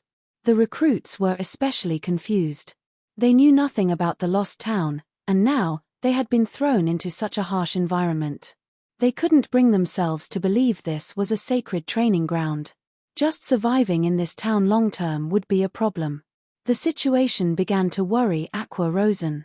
The town's new location was nothing like what she had imagined. Even Tier 3 players like herself would struggle to survive here, much less the guild's latest trainees, who hadn't yet reached Tier 3. Needless to say, training and fighting the random monster tides would be nearly impossible. Players would be fortunate to exhibit their normal combat standards in such a severe area, much less improve their combat standards. During her previous visit to the Demon Wolf mountain range, she had stayed in the neutral map's outer region, where the environment hadn't been particularly harsh, but now that she stood in the inner region, she felt sluggish, and her senses had considerably dulled. The constant hunger assaulting her mind and body was also quite uncomfortable. Most importantly, the mana here felt like an icy hell. Violent, ice-type mana filled the area, and Aqua Rose could sense scant amounts of other elements. Manipulating mana in this zone would be almost impossible. When players couldn't manipulate mana, how were they supposed to improve? "Guild leader, you don't intend these Tier 2 members to remain here for their training, do you?" Blue Frost anxiously asked Shifeng. Blue Frost recognized the area as the Demon Wolf mountain range's inner region and knew that the lowest-leveled monster was level 120. This would be an amazing area to level and train for players of his tier and level, but Zero Wing's new recruits and Tier 2 members would only waste their time here. These members were Zero Wing's future. Sending them to such a place to waste their time would cost the guild. Remain here for their training? Shaking his head, Shifeng said, such a wonderful thing isn't possible. Shifeng's reply confused Blue Frost. He couldn't understand what was so wonderful about this frozen hellscape. Shifeng didn't explain his statement, however. Instead, he met with the Adventurers Association's NPCs to complete the handover procedures. Once complete, the NPCs promptly left the lost town, making the already desolate town even more lonely. At that point, the sound of a system announcement rang in everyone's ears. Lost Town Region System Announcement. The town's new location is subject to a mysterious curse. Wraiths will absorb the excess mana players radiate, transforming into monsters. Please be wary of these monsters' attacks. Shortly after the system announcement ended and before Zero Wings members could digest the information, translucent, humanoid ghosts started to manifest around some of Zero Wings members. These humanoid ghosts appeared to be clones of the players they stood by. They even had the same levels as their human counterparts. The moment their forms were complete, these ghosts attacked the players. Not understanding what was happening, everyone was stunned. Fortunately, they were all Zero Wing experts, and although their levels and tiers weren't up to standard, they commanded expert combat standards. Even the weakest player there could reach the Trial Tower's 5th floor. They had no trouble responding to the ghosts' attacks appropriately. Meanwhile, the players who hadn't been attacked joined the fray, targeting the ghosts near them. After a moment, however, something else surprising occurred. The ghostly clones had the same combat standards as their human counterparts. Moreover, other players' attacks proved utterly ineffective. Your official training begins now. Be careful of the ghosts that will appear beside you. No one, other than the player the ghosts copy, can do anything to them. If these ghosts kill you, not only will you lose a level, but you won't be able to log in for a day, Shifeng warned as he watched Zero Wings members fight these phantom monsters. The Demon Wolf mountain range was no ordinary location. The map's inner region was actually considered a forbidden land. Every forbidden land in God's domain has some mechanic that made survival particularly difficult. The Demon Wolf mountain range's inner region had this curse. Shifeng neither knew exactly what this curse was, nor did he know who was responsible for it, but he knew that an endless stream of ghosts would appear to attack and harass any player resting within a town or city established in this area, preventing anyone from remaining in the region long term. Zero Wings' many members gasped when they heard Shifeng's warning. How was this training? This was simply an execution. They had now fought these ghosts, so they knew the spirits had the same combat standards as the players they cloned. Unlike players, however, the ghosts weren't affected by the harsh environment. Hence, the monsters commanded their players' peak combat power. In other words, the ghosts were stronger than the cloned players. To make matters worse, they would lose a full level and be banned from the game for a full day if they died. Just how were they supposed to catch up with mainstream experts in this situation? While many of his guildmates complained to themselves, Blue Frost, who was engaged in a bitter battle with his ghost, realized something, and excitement flashed in his eyes. Players were at a disadvantage against these ghosts, and they couldn't even manipulate the ambient mana due to its violent, biased nature. The only option they had left was to find a way to manipulate and use the mana within them to defeat the phantom clones. Since these ghosts mimicked both the player's behavior and combat standards, players could also predict their opponent's moves in certain situations.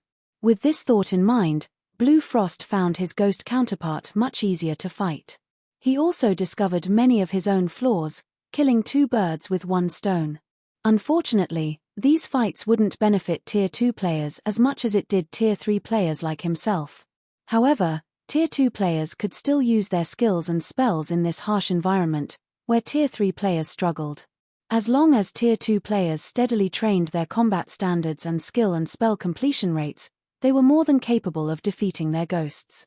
Not only weren't these ghosts the problem they had all assumed, but they were also the perfect training partners for experts like them. Only, this kind of training was a little too risky.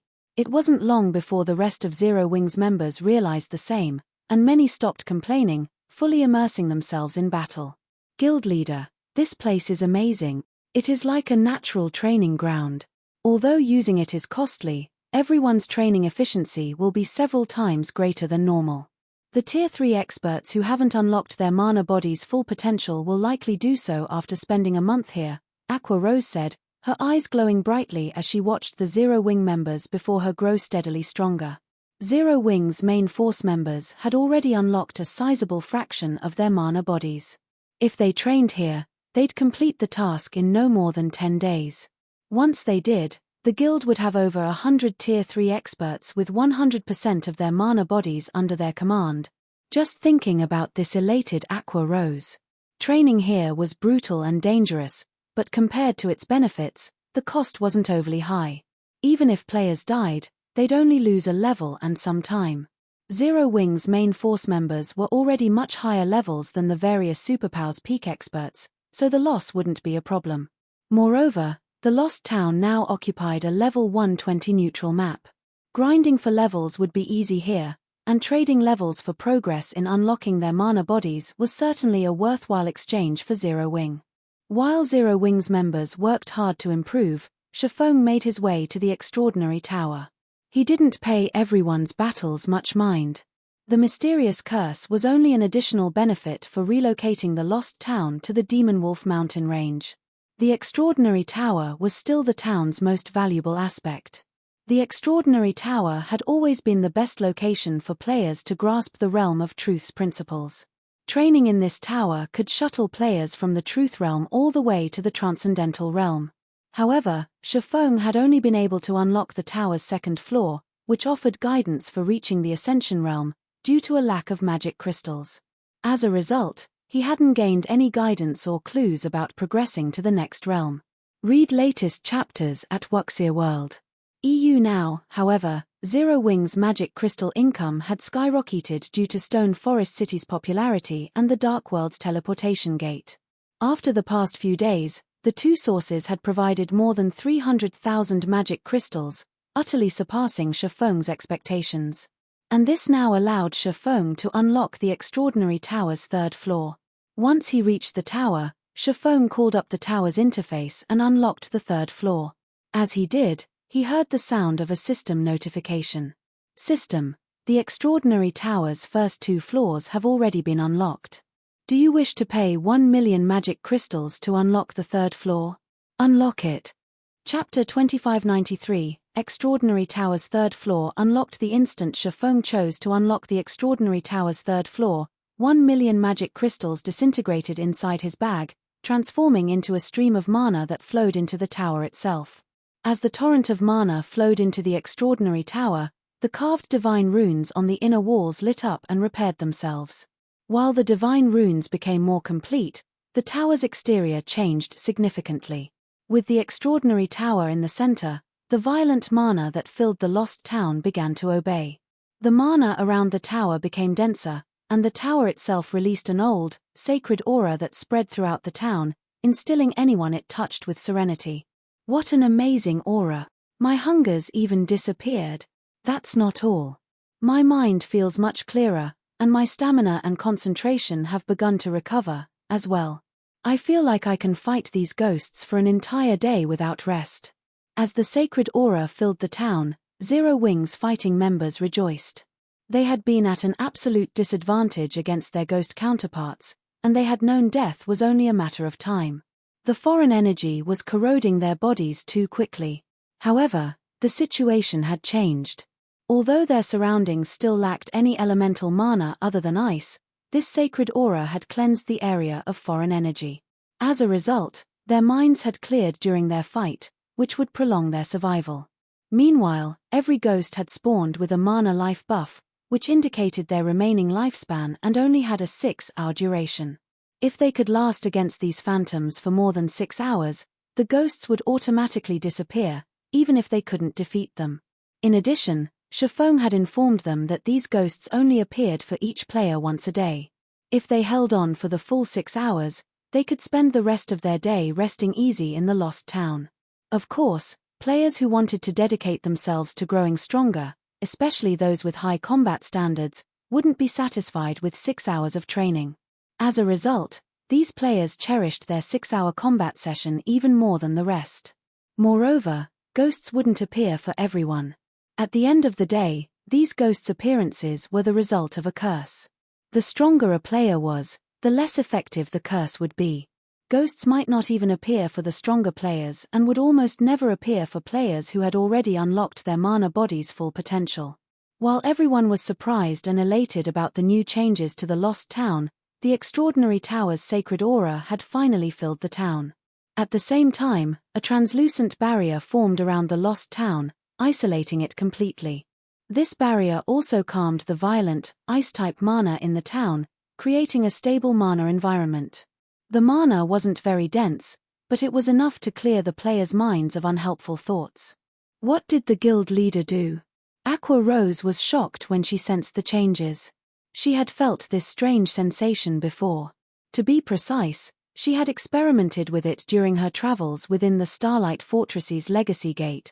The only difference was the town's much lower mana density, which resulted in a much smaller boost to her mental capacity. Overall, the Lost Town's training efficiency was barely 1/3 of the Legacy Gate's. Even so, that was astounding. The Lost Town could accommodate far more players than the Legacy Gate, and while it wouldn't be quite as helpful, it was an ideal training ground for Tier 3 players as they tried to unlock their mana bodies. Moreover, the magic barrier substantially increased the town's defenses. With the barrier in place, defeating the monster tides would be far easier. While Aqua Rose and Zero Wing's other members fortunate enough to enter the Legacy Gate were shocked over the Lost Town's transformation, something else within the Extraordinary Tower had shocked Shifeng. This is the result of unlocking the Extraordinary Tower's 3rd floor. He was at a loss as he sensed the ancient aura filling the hall. Normally, only an ancient fortresses could contain all 7 mana elements, yet the Extraordinary Tower brimmed with all of them. Moreover, the mana here was even denser than in the Starlight Fortress. If Tier 3 players trained here, breaking past the 100% threshold would no longer be just a dream, not to mention fully unlocking their mana bodies. He had been worried about crossing that threshold himself, but the tower's new environment had just increased his chances by 10%. If his chances had only increased by 10%, others would have an even greater boost. If players who hadn't yet unlocked their mana body's full potential trained in the Extraordinary Tower, they could definitely accomplish the task in a short time. In fact, their training efficiency here might be twice as high as it was against the humanoid ghosts. Fighting in an area with all 7 mana elements would yield completely different results than fighting in an area with almost none of them. Players would have a much easier time recognizing and controlling the flow of mana in the former. Unfortunately, while this environment was idyllic, there was a limit to the number of players who could take advantage of it. This mana was contained in the Extraordinary Tower's training grounds. The 1st floor could only accommodate 100 people at a time, while 50 could fit on the 2nd floor, and only 10 would fit on the 3rd. In total, only 160 people could use the Extraordinary Tower at the same time. That was only under ideal circumstances. In reality, far fewer players could train in the Extraordinary Tower at a time. If players wanted to use the 2nd or 3rd floors, they'd have to clear the previous floors first. Shifeng didn't give the matter much thought before he instructed Zero Wing's main force members to train in the tower during their free time and to ignore level grinding and raiding monster dens. Unlocking their mana bodies was far more important than raiding monster dens and level grinding. Furthermore, they had unlocked a considerable percentage of their mana bodies after consuming the exotic legacy potions they had obtained from Poison City. Normally, unlocking their mana bodies would require, at most, 2 full weeks, but with the tower's 3rd floor unlocked, they could accomplish the feat in even less time. Once all of Zero Wing's main force members unlocked their mana body's full potential, the team's grinding efficiency would improve. Securing the Demon Wolf Den that housed the medium teleportation point would also become easier. With his guildmates desperately training, Shifeng made his way to the tower's 2nd floor to begin his ascent. He had reached his limit during his last visit to the Extraordinary Tower's 2nd floor, unable to improve further regardless of how hard he had tried. Even after creating Sword's transmigration, he hadn't been able to reach the top of the 2nd floor's staircase and had been thrown after reaching the 30th step. Now, however, he had fully unlocked his mana body and gained a newfound understanding of mana. He had even learned a mana technique, and he was ready to challenge the second floor again to push himself through that final barrier. Neither his Tier 4 promotion quest nor the Divine Dragon's trial would be easy to complete. If he failed, he would suffer unimaginable consequences. Fortunately, both trials focused on testing players' individual strength. Advancing through the realms of truth would undoubtedly provide immense help in both upcoming trials. This was why he had decided to activate the Extraordinary Tower's third floor now. Read latest chapters at Wuxia World. EU controlling his emotions, Shifeng climbed the first step on the second floor's staircase. Two silver-armored swordsmen then appeared, charging at him with the intent to kill. As Shifeng made his way to the Extraordinary Tower's third floor, a group of level 110 experts arrived before Stone Forest City's gates, causing a commotion at the city's main entrance. "So, this is Zero Wing's Stone Forest City," an elegant, middle-aged man amidst the group commented as he gazed at the magnificent city before him. With a surprised tone, he continued, "It is truly extraordinary. With such dense mana and natural terrain advantage, Wonder should have grown much stronger here. Don't forget our orders, Elder Hermit. We are not here to sightsee," a bald, middle-aged man in black robes scolded, rolling his eyes. "No matter how much stronger she's grown, Wonder must return with us. The time for her willful rebellion has come to an end." "I know. Isn't that why I tagged along in the first place?" Hermit replied. Instead of getting upset at the bald man's comment, he breathed a deep sigh as he led his team into Stone Forest City. Chapter 2594, Half-Step Grandmaster. Stone Forest City, Candlelight Trading Firm. Following the NPC, Hermit and the bald man arrived at one of the basic meditation rooms on the trading firm's top floor. They were greeted by the sight of a woman in luxurious, dark blue robes and enveloped in a faint layer of mana. The woman was steadfastly focused on brewing a potion, her every action smooth and dexterous. A short moment later, the woman lifted her hand, holding a potion that radiated dense mana. "She can brew the master-ranked advanced magic resistance potion so easily? She must not be far from becoming a Grandmaster alchemist." The scene had astonished Hermit and his companion. Master-ranked magic resistance potions were quite rare and costly on the market. They could, after all, enable Tier 3 players to roam level 100+ maps with harsh environments. However, Master-ranked advanced magic resistance potions were even stronger. Not only could they help Tier 2 players survive in the severe environments in level 100+ maps, but the potion's effects would also last 24 full hours. Level 100+ maps had abundant resources, particularly those level 110 and above, but their environments were severe and dangerous. Only Tier 3 players could survive in these maps without aid. Unfortunately, the various powers had too few Tier 3 experts at this stage of the game, and they had to rely on their Tier 2 members to gather resources for their development. Hence, the demand for master-ranked advanced magic resistance potions was incredibly high. However, crafting master-ranked advanced magic resistance potions wasn't easy. Even a master alchemist wouldn't have more than a 30% success rate, and the potions took a long time to brew. Including the current rarity of master alchemists, there wasn't enough supply of these potions to meet demand. Silent Wonder, on the other hand, could effortlessly brew these potions. Moreover, she had completed her last potion with astounding speed. She was efficient enough to take on the work of 3 or 4 master alchemists. With those skills, she was likely on the brink of becoming a Grandmaster alchemist. Rather than Silent Wonder's alchemy standards, Hermit and the bald man were far more surprised to see that she had reached level 111. She was actually one level higher than they were. It seems the rumors calling Stone Forest City a sacred leveling ground were true, after all, Hermit muttered, staring at the level displayed above Silent Wonder's head in shock. Silent Wonder wasn't a pure combat player. Although players could gain EXP through their subclasses, they didn't earn nearly as much as combat players, who relentlessly grinded monsters in the fields. Despite that, Silent Wonder had still surpassed both of them.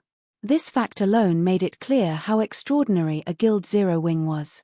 "Fifth Uncle, Elder Hermit, isn't there still some time before the family competition begins? What's with the sudden visit?" Silent Wonder asked, curious to see the two people enter the room. The Azure Chamber of Commerce held a competition between its main shareholder families once a year on the same date. The next competition would begin in 6 days. Even if her family intended to escort her to the Western continent, she had expected they'd only show up the day before. She had no clue why they'd show up so early without prior notice. Moreover, Hermit, the man responsible for Demonstone Town's safety, had come to see her. These two didn't seem like they were simply here to escort her. There is indeed still some time before the competition, but that's not the only reason we've come, the middle-aged man informed her. I'm sure you are aware that the Zeus Corporation's support is a large part of the reason Azure enjoys its current success. Has something happened with the Zeus Corporation? Silent Wonder asked. The Zeus Corporation was one of the top 10 corporations in the world. The corporation's support was also a large part of the reason that the Azure Chamber of Commerce had grown over the years and achieved its current status in God's domain. Moreover, the Zeus Corporation had a considerable portion of the Super Guild, Violet Sword's shares. Violet Sword was relatively ancient, with over a century of history. It was one of the oldest super guilds to rise in the virtual gaming world. Its long history was only second to the 5 great super guilds, and the guild's relationship with the Zeus Corporation was why Azure had developed so smoothly on the Western continent. That's right. Violet Sword urgently needs lifestyle masters, so Zeus has decided that Azure will offer support. Since you are the greatest talent among our family's younger generation, you cannot avoid developing in Violet Sword.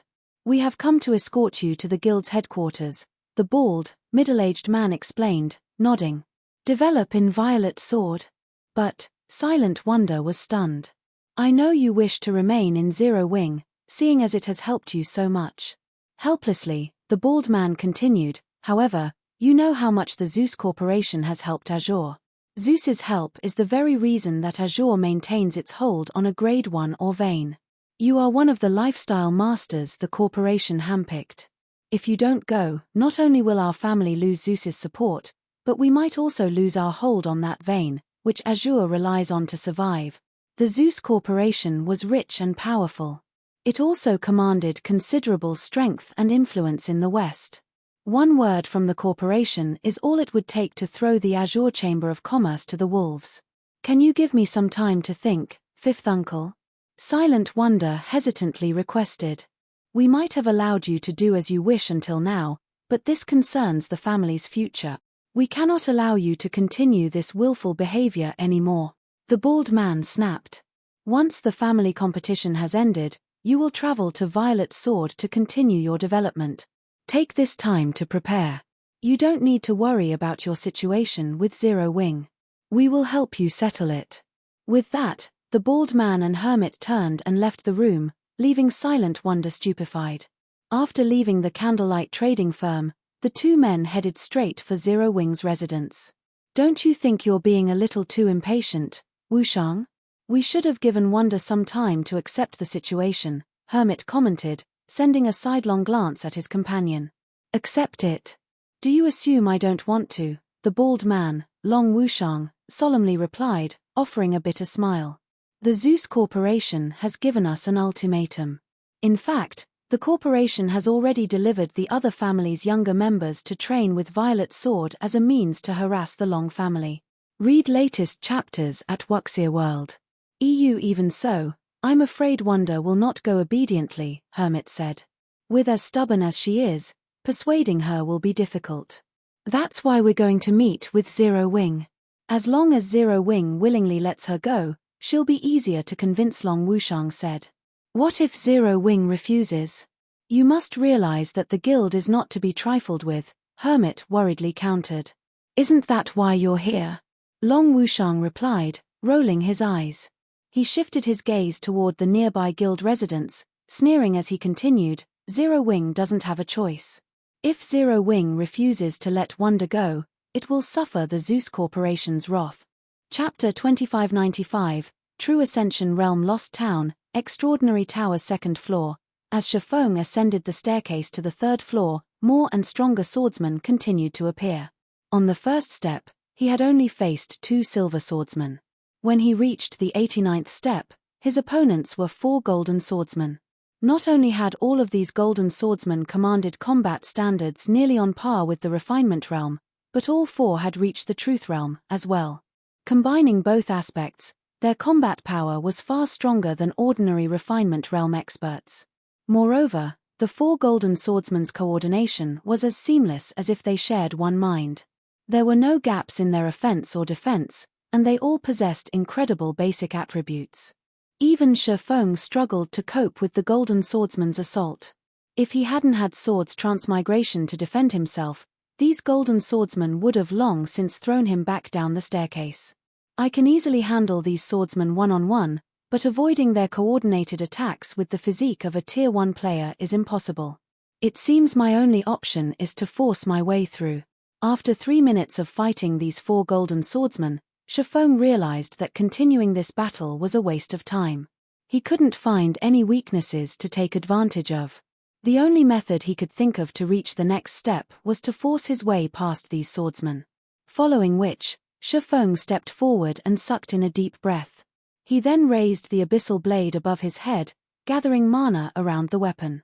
A phantom of a gigantic great sword immediately appeared above him. Although the extraordinary tower suppressed his physique to that of Tier 1, it did nothing to hamper his mana body. He could easily command his own mana in combat. In retaliation, the four golden swordsmen launched a joint attack, aiming for 16 of Shifeng's weak points. Before they had a chance to strike, Shifeng swung down the abyssal blade. Lightshadow. Boom. After the phantom greatsword's descent, all four golden swordsmen stumbled back several steps, falling out of formation. Taking advantage of the opportunity, Shifeng charged at the nearest opponent. His target reacted quickly. Although the golden swordsman hadn't regained its posture, it used a horizontal slash in an attempt to stop Shifeng's charge. However, Shifeng didn't give the golden swordsman a chance to defend itself as his sacred sword transformed into a streak of light, deflecting the horizontal slash. He then thrust the abyssal blade at the golden swordsman's chest. Pang! Sparks flew as the fragmented legendary weapon collided with the golden swordsman's armor, shoving it back a few more steps before it fell. Finally, Shifeng tore a hole in the four golden swordsmen's formation. Now, with his target on the ground, Shifeng used void steps to confuse the three remaining golden swordsmen and escape their encirclement. He then leaped onto the 90th step. The moment Shifeng landed on the 90th step, a swordsman in black robes appeared before him. This black swordsman then thrust his weapon at Shifeng. The thrust was surprisingly powerful, and the instant the black swordsman's blade shot forward, it transformed into numerous particles of light that shot toward Shifeng. It was impossible to tell which attack was real and which was fake. An advanced combat technique? Shifeng's expression darkened when he recognized the move as a combat technique. This black swordsman's basic attributes and combat standards were even higher than the golden swordsman Shifeng had just faced. In fact, the black swordsman was on the cusp of reaching the flowing water realm. Combined with its advanced combat technique, Shifeng was no match for this opponent with just a Tier 1 physique. Of course, this disadvantage wasn't enough to make Shifeng give up. Instead, he brandished Killing Ray in response. Swords transmigration. The instant the two weapons met, a deafening boom echoed throughout the second floor. The impact was so powerful that Shifeng stumbled back down to the 89th step. He hadn't had time to readjust his posture, and the four golden swordsmen he had left behind subsequently threw him back down to the base of the second floor's staircase. The 90th step's black swordsman is amazing. I saw no excess movements, and it perfectly integrated an advanced combat technique. Not even domain realm experts could find any opening to take advantage of and would be forced to face its attacks head-on. Shifeng wasn't disappointed about returning to square one. Actually, he seemed rather excited. The black swordsman had highlighted some of his own flaws. He had reached the realm of truth's ascension realm, and his every action resembled a combat technique, but they weren't. His movements lacked the power of combat techniques, they only possessed the deception of true combat techniques. To put it simply, he hadn't made much progress in the ascension realm, and his foundations were unsteady.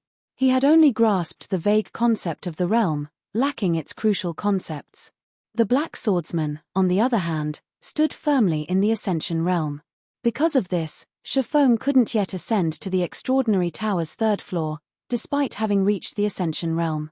If he could gain even a portion of the Black Swordsman's mastery over the Ascension realm and perfectly integrate basic combat techniques with his every action, his combat power would definitely rise by a large margin. Meanwhile, during the time Shifeng was reflecting on his own flaws, a few other Zero Wing members were sent flying down the 2nd floor's staircase as well. I did it. I finally did it. Shadow Sword shouted ecstatically as he looked at the dense mana his body radiated. Turtle Dove, Alluring Summer, and the others who had fallen down the stairs similarly radiated dense mana. They had obviously unlocked their mana body's full potential.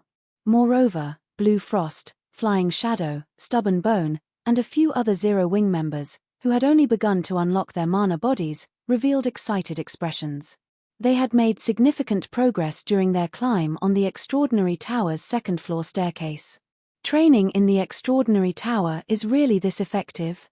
Shifeng looked at the players around him, astonished. While the Extraordinary Tower's mana provided quite a bit of help to players developing their mana control, Shifeng didn't think it'd be such an effective tool in helping them unlock their mana bodies. Learning the rules and how to manipulate mana wasn't an easy task, not to mention adapting those methods to one's mana body. Shifeng estimated that although Shadow Sword and the rest had been close to unlocking all of their mana body's potential, they should have still needed 3 to 5 days to reach 100%. And yet, they had succeeded in less than half a day. If every one of Zero Wing's main force members could make this much progress, every one of them would fully unlock their mana bodies in less than 10 days, becoming true powerhouses in God's domain. Read latest chapters at Wuxia World. EU. Just as Shifeng turned his attention back to the 2nd floor staircase, however, he received a call from Melancholic Smile. Guild Leader, Azure's representatives have come to our residence. They wish to speak with you about taking Wanda to develop in the West's Violet Sword. They're hoping we won't hinder her future and just let her go. They visited Wanda before coming here, too, but it seems Wanda's reaction wasn't positive, Melancholic Smile reported. Violet Sword, huh? Shifeng could not contain his smile. Azure is certainly crafty. Will you meet with them? Melancholic Smile asked. That won't be necessary. Have Hellrush send them away. Also, have him convey a message. I'll personally take Wanda to visit Violet Sword after the family competition to have a proper conversation with the Super Guild's people, so they don't need to bother, Shifeng calmly stated. Chapter 2596, Mighty Zero Wing. Times have changed. Stone Forest City, Zero Wing's residence. Long Wushang and Hermit sat by the French window, clearly unhappy, in Zero Wing's large, luxurious reception room. So you're saying that Guild Leader Blackflame has no intention of meeting us, Commander Rush? Long Wushang demanded, glaring at Hell Rush, who had just notified them of Shifeng's reply. That's right. He knows what you wish to discuss and requested that I relay a message. Once the family competition is over, he will personally take Silent Wonder to visit Violet Sword, so you don't have to bother, Hell Rush coolly informed the two men, nodding. The message stunned both of them, particularly Long Wushang. Long Wushang had considered many possible outcomes before visiting Zero Wing's residence, and had prepared a variety of arguments to persuade Shifeng to let Silent Wonder go. However, he never considered that Shifeng would simply refuse to meet with them, turning them away. However, what truly surprised the bald man was the fact that Hell Rush had followed Shifeng's instructions, conveying the message personally. The alliance between Netherworld Empire and Zero Wing was no longer a secret among the various superpowers, especially after the battle at the Dark World's teleportation gate. That battle had exposed the relationship between the two guilds. Hell Rush, however, was a famous slaughtering god on the Western continent. He even commanded Netherworld Empire's strongest Trump Legion. Even Violet Sword's guild leader would have to take him seriously, yet, he obediently played the role of Shifeng's messenger. Good. Since guild leader Black Flame understands the situation, we won't overstay our welcome, Long Wushang decided after calming himself. He then stood to leave the room with Hermit. After they left Zero Wing's residence, the air around Long Wushang dropped a few degrees, becoming so cold that nearby players shivered. Even the Azure experts that had tagged along shuddered as Long Wushang's frosty aura swept over them to think that even the famous Hell Rush would obey Black Flame. I hadn't expected Zero Wing to have such a close relationship with Netherworld Empire. Violet Sword might make concessions if they find out about this, Hermit surmised, glancing at the twisted expression his comrade was making. Concessions? Long Wushang laughed. I admit that Zero Wing is clearly close with Netherworld Empire, but after all is said and done, they are only allies. Zero Wing has barely any power in the West, while Violet Sword is a titan. It is obvious who holds the advantage on the Western continent. How much help would Netherworld Empire possibly be willing to offer Zero Wing? Moreover, this matter involves Violet Sword's future and prestige. The guild won't budge just because of Netherworld Empire's interference. Violet Sword aims to join the 5 great super guilds, after all. So what if Zero Wing and Netherworld Empire are close allies? And as for Black Flame's plan to negotiate with Violet Sword personally, that's nothing more than fool's talk. Regardless, we have, more or less, completed our goals here. Will you return now? Hermit asked. Of course, I am returning, Long Wushang growled, sneering at Zero Wing's residence. Violet Sword has already warned the Long family. Since Black Flame wants to be stubborn, he can't blame me for passing his message on to Violet Sword. I can't wait to see his confidence vanish. Long Wushang then left Stone Forest City and promptly returned to the Western continent. He planned to inform the rest of his family and Violet Sword of everything that had happened. Shortly after Long Wushang's group left, Silent Wonder received news of Shifeng's reply. You're not really planning to visit Violet Sword, are you, guild leader? Silent Wonder asked as she watched Shifeng's image on the screen before her. Refusing to meet with her 5th uncle might have been fine, but Shifeng was playing with fire by declaring that he'd resolve the matter personally. Zero Wing had become a titan in the east, but its roots were still weak on the western continent. Trying to convince the Zeus Corporation and Violet Sword to abandon their plans would be impossible with the power Zero Wing currently commanded. If this matter weren't handled carefully, Zero Wing could become the Zeus Corporation's enemy, which wouldn't be good news for the guild. I've already committed to it, so naturally, I'll pay Violet Sword a visit, Shifeng declared. And we'll be going in style. Going in style? Silent Wonder could not help but wonder if Shifeng had finally gone mad. They were talking about Violet Sword, and the meeting venue would be in the west.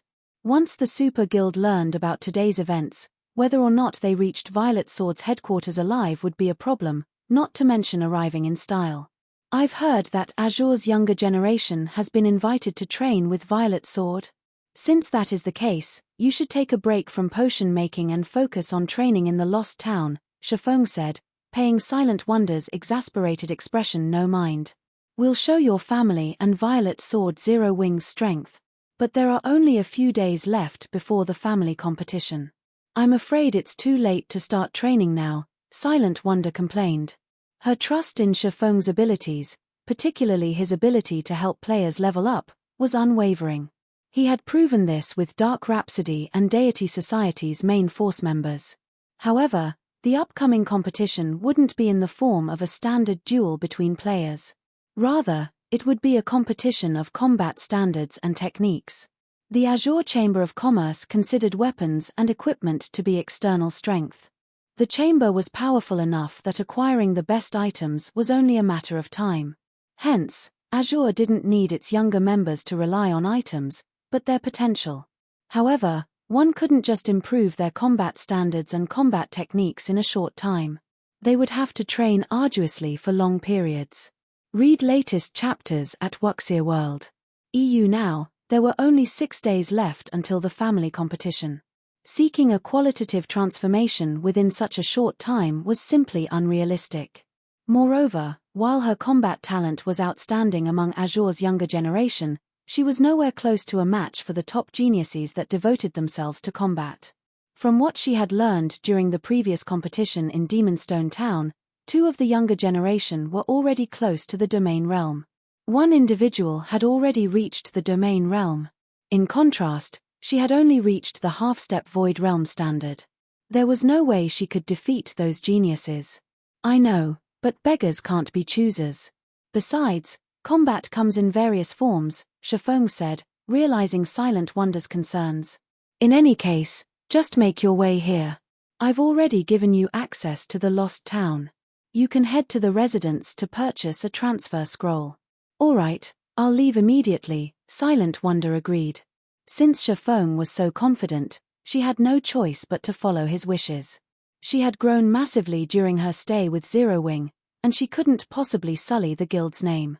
Following which, she left the Candlelight trading firm and made her way to Zero Wing's residence. Chapter 2597, Changes to the Lost Town, Zero Wing's residence. With a flash of light, Silent Wonder arrived in the residence's plaza, looking worried. She was already at the half-step Void Realm standard, and crossing that barrier soon was entirely possible. A single flash of inspiration is all she would need, especially in her current state. She had already refined her control and pushed her 5 senses to their limits. Making a breakthrough in a single battle was likely. Even if she did, however, she'd, at most, reach the Void Realm before the family competition began. Her combat standards still wouldn't compare to Azure's combat geniuses. Thus, she struggled to understand why Shifeng suddenly wanted her to train in the Lost Town. This wasn't her first visit to the town, and she was aware of the extraordinary tower's astounding effects. The tower was the very reason she had reached the Truth Realm, although reaching the Ascension Realm was still a major challenge for her. In fact, reaching the Ascension Realm would be much harder than reaching the Void Realm. This place, before she had even exited the teleportation array, however, the scenery dumbfounded Silent Wonder. Many of Zero Wing's members fought translucent phantom clones both within and outside of the residence. Their battles were fierce, and some even met their demise. Meanwhile, the Zero Wing members watching from the side seemed envious. However, what truly surprised Silent Wonder was the incredibly low mana density within the Lost Town. She couldn't even sense the flow of mana around her. Conversely, the mana within her felt far more apparent than usual. She also found it easier to manipulate. Moreover, her mind didn't feel clogged in the Lost Town like it did in most mana-deficient environments. She knew exactly how valuable such an environment was. The various powers Tier 3 experts were all busy, desperately hunting for methods to unlock their mana bodies effectively, but perceiving the mana within their bodies was incredibly difficult, let alone manipulate it. The Lost Town's environment made it easier for players to notice their own mana. Naturally, this would be immensely helpful as they worked to unlock their mana body's potential. Even so, Silent Wonder shook her head, returning to her prior thoughts. While the Lost Town's training environment had improved, she still only had 6 days left.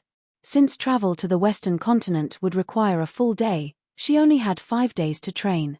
Even in such a useful environment, trying to unlock her mana body in 5 days was asking for the impossible. When Silent Wonder entered the Extraordinary Tower, however, she was shocked again. If the Lost Town were a precious training ground, the Extraordinary Tower was sacred, especially to players trying to increase their mana control. In the tower, she could sense the various mana elements around her and their movement patterns. It felt like nowhere else in God's domain. What do you think? Do you think you can unlock your mana body's full potential before the family competition now? Shifeng asked as he approached Silent Wonder, smiling when he saw her dazed expression. God's domain offered a variety of ways to increase one's combat power, particularly after players reached Tier 3. The benefits Tier 3 players could gain by improving their mana control were in no way lesser than what they could gain by training their combat standards. I can train here regularly? Silent Wonder asked. This wasn't the first time she had stood in the tower, but it had changed drastically. She found it truly hard to believe that she could spend all her time training in such a sacred place. This environment was astonishing, and it had to come at a high price. Of course, Shifeng confirmed, nodding. He understood Silent Wonder's concerns, and maintaining the Extraordinary Tower was costly. After activating the Extraordinary Tower's 3rd floor, he had to spend 20,000 magic crystals per day to keep the 3rd floor's divine runes active. No first-rate guild could afford the expense, but it wouldn't be a problem for Zero Wing. Zero Wing was more than capable of keeping the Extraordinary Tower running at full power every day. Although I can't make any promises, I should have a high chance of succeeding before the competition, Silent Wonder said after giving the matter some thought. However, are you sure you won't reconsider visiting Violet Sword, guild leader? Violet Sword is the only one harassing my family on the surface, but it's backed by the Zeus Corporation in this. If the situation isn't handled carefully, our guild might not be allowed on the Western continent anymore. Thanks to her experiments and the ancient potion Shifeng had given her, she had unlocked over 30% of her mana body. If she focused on training in the Extraordinary Tower, reaching 100% within 5 days was definitely plausible. However, the family competition was a small matter. The Zeus Corporation was the real problem. The West's guilds under the Zeus Corporation's control weren't limited to the Azure Chamber of Commerce and Violet Sword. The corporation had significant shares in a few adventurer alliances, as well. Even without Violet Sword's strength, Zeus could easily destroy a superpower in the West by simply issuing a bounty. Meanwhile, most of Zero Wing's power lay in Cold Spring Forest. The guild had far less influence outside of the neutral map. There were also quite a few superpowers targeting Zero Wing in the East, not to mention the West. As long as you can do it, it's fine. Don't worry about the Zeus Corporation. If they really want a fight in the end, I don't mind giving them one, Shifeng said, brimming with confidence in his guild. That's right. If the Zeus Corporation goes too far, we'll prove that Zero Wing isn't to be trifled with. Aqua Rose commented as she approached. That's why you don't have to worry about anything, Wonder. Just focus on unlocking your mana body. You mustn't let those bastards look down on Zero Wing. Silent Wonder was touched by her companion's assurances, although their comments still rendered her speechless. It was enough of a problem that Shifeng, Zero Wing's guild leader, liked to cause trouble, but now, Aqua Rose had picked up the habit. They were talking about one of the top 10 corporations in the entire world, not an opponent to be casually provoked. After Shifeng gave Silent Wonder some tips to unlock her mana body, he sent Aqua Rose and the other guild members with fully unlocked mana bodies to Zero Wing's residence. He then began to plan the raid on the Demon Wolf Den that housed the medium teleportation gate. Once they secured it, Zero Wing would have another open path to travel between the two main continents. Sometime later, 12 players gathered in the residence's spacious plaza. Although there weren't many of them, the collective mana they radiated substantially increased the mana density in the plaza. Guild leader, everyone's here, but I'm afraid that raiding the Demon Wolf Den you mentioned will be difficult with just 12 of us and those personal guards, Aqua Rose said. For the various superpowers, having 12 Tier 3 experts with fully unlocked mana bodies and several dozen Tier 3 personal guards was definitely something to be proud of. God's domain's powers would even consider the force nearly invincible, but they were about to face the monsters in the Demon Wolf Den Shifeng targeted. According to Fire Dance's scouting reports, the Demon Wolf Den was home to more than 50,000 monsters, with level 120 lords being the weakest among them. Many of these monsters were even ordinary Grand Lords and Grand Lords with special bloodlines. Moreover, the Den had a particularly severe environment. Even Fire Dance, who had already unlocked her mana body's full potential, had nearly lost her life during her scouting mission. It would agree with you, but don't we still have a Tier 4 personal guard? Shifeng countered, chuckling as he gestured to the fully armed Versailles behind him. Read latest chapters at Wuxia World. EU him? But his level. Aqua Rose only felt concern when she looked at the elderly NPC. Versailles might have an imposing aura, but she couldn't help the feeling that he would be unreliable. While Tier 4 NPCs were very powerful, Versailles was only a secret silver guard. At best, he could hold his ground against an ordinary mythic monster of the same level, but the old man was only level 112, which was even lower than the gathered players. How was he supposed to help them fight level 120+ mythic monsters or Grand Lord ranked mutated demon wolves that rivaled mythic monsters? The rest of the team worried, as well. They could now afford to risk their personal guards' lives, but resurrecting a fallen guard would still require the precious water of life. It wouldn't be a laughing matter if all of these personal guards fell in battle. Let's go. You'll understand when the time comes, Shifeng dismissed the matter, still chuckling. He then led the team to the Demon Wolf Den. Meanwhile, on the Western continent, Long Wushang had returned to the Azure Chamber of Commerce's residence and relayed Shifeng's message to his family's elders and grand elders. Chapter 2598, Clever Use of Personal Guards. Winter Empire, Winter City, Azure Chamber of Commerce's residence. The Long family's elders and grand elders sat within a luxurious, top-floor meeting room, all wearing solemn expressions. If a Tier 3 player entered the room, they'd shudder with fear upon sensing these individuals' chilly auras. What arrogance! Zero Wing is too full of itself. That's right. It is simply responsible for a few achievements in the East, yet it assumes it can stand on the same level as Violet Sword in the West. It's ridiculous. Zero Wing wants to negotiate with Violet Sword. Does the guild think it rules the Western continent? The Long family's elders and grand elders were furious when they heard Long Wushang's report. They might have understood if Zero Wing had only refused to let Silent Wonder go. They all knew that the guild must have invested a lot of resources in the girl's development, and according to Long Wushang's report, she was very close to becoming a Grandmaster alchemist. The importance of a Grandmaster alchemist to a guild went without saying. A single Grandmaster could be responsible for an entire guild's prosperity. The best potions currently on the market were Master rank. Obtaining a Grandmaster potion was unthinkable at this stage of the game.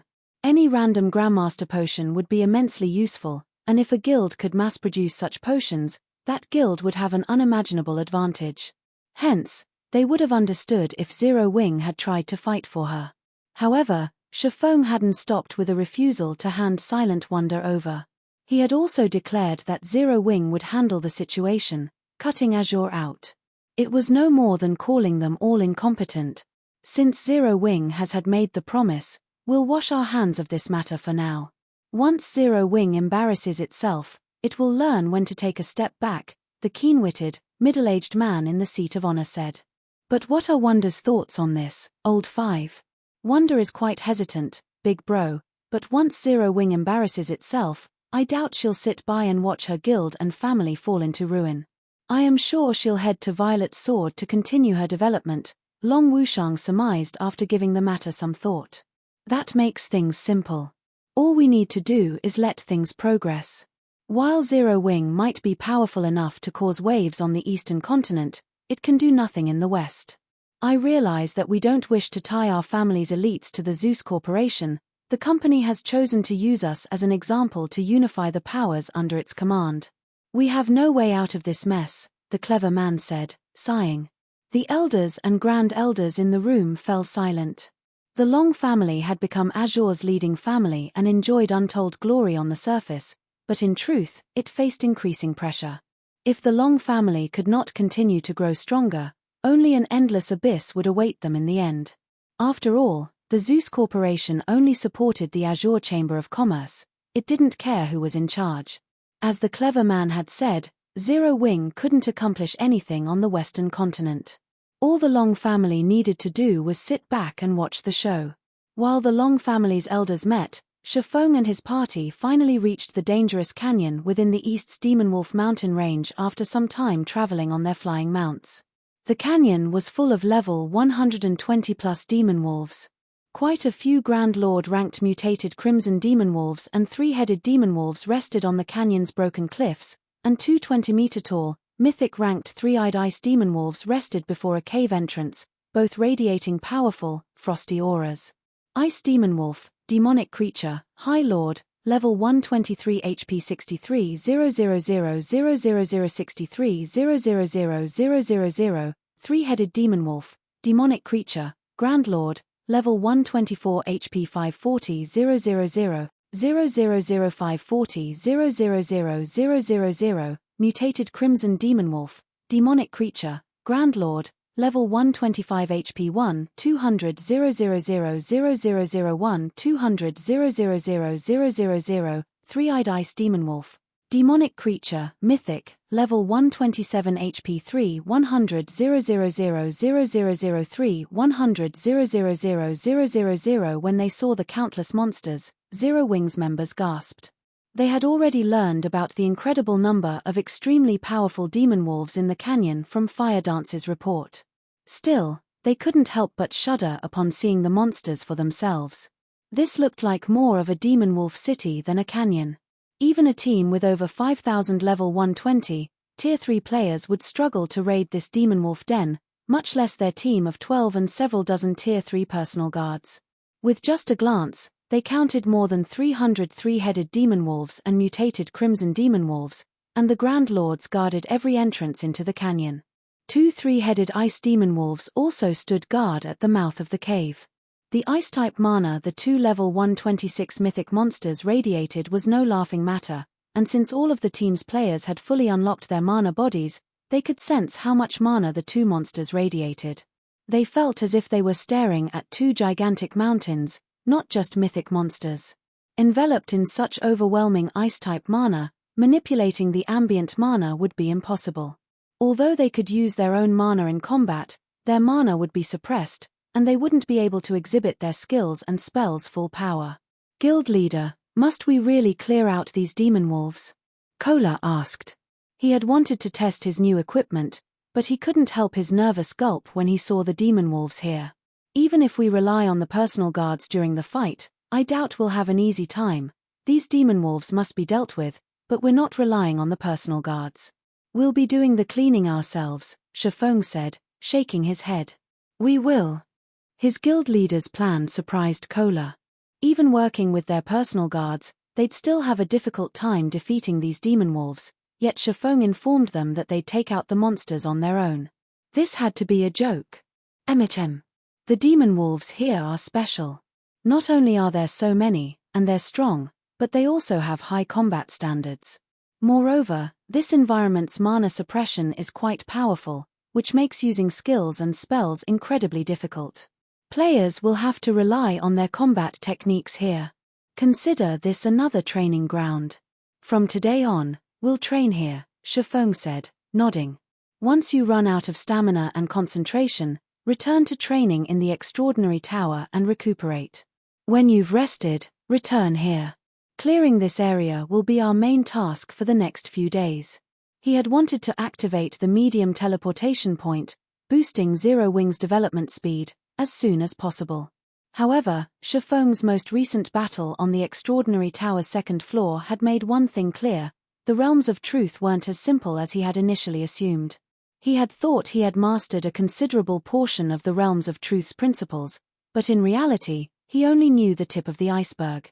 He had never once truly exhibited the Realms of Truth's full potential during combat. Meanwhile, Tier 3 was only a transition period for true powerhouses. The difference between their strength and that of ordinary experts would become more prominent as players reached level 120 and began to challenge their Tier 4 promotion quests.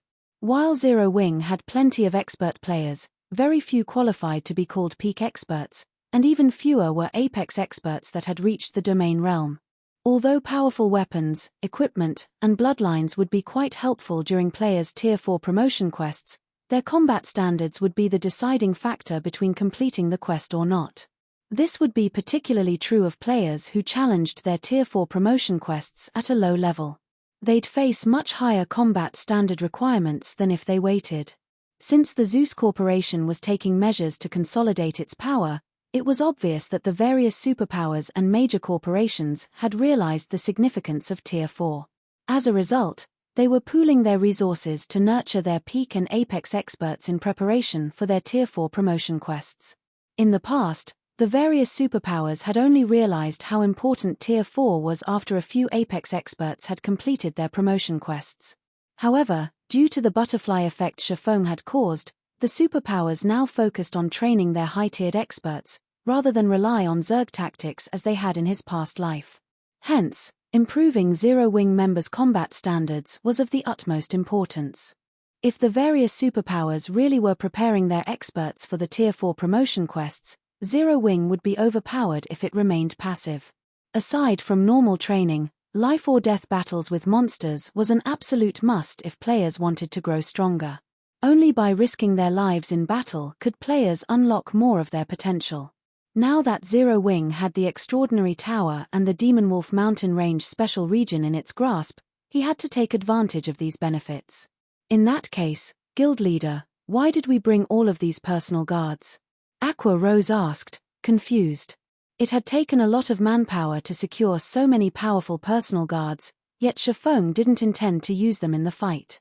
She didn't understand what he was trying to accomplish. Read latest chapters at Wuxia World. EU. They're here to watch us fight and help during crucial moments, saving our lives, Shifeng seriously explained. His statement left the rest of his team speechless. Was this the right way to use personal guards?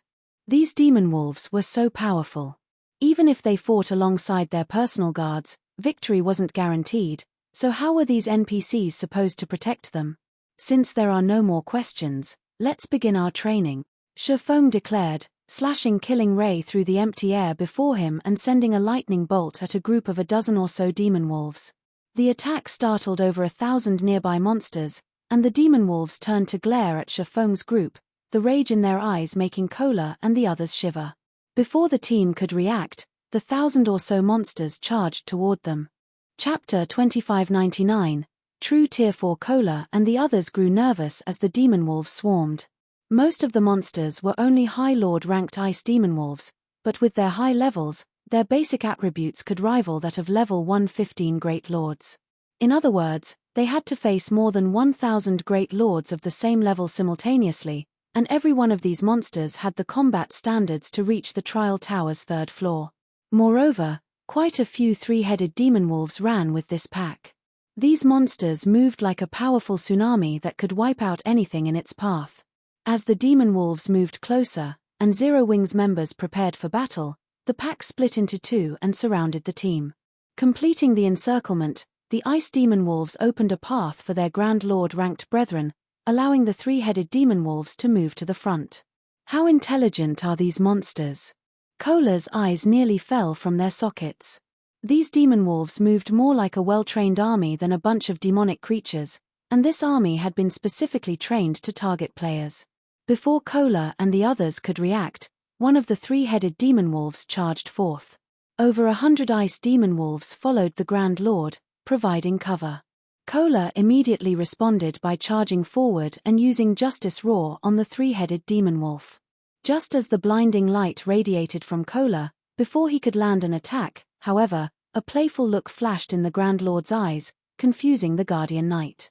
Two ice demon wolves then appeared from behind the Grand Lord, ramming their heads into Kola. Peng! The ice demon wolves bounced off Kola's armor, flying back, and the MT's assault came to a grinding halt.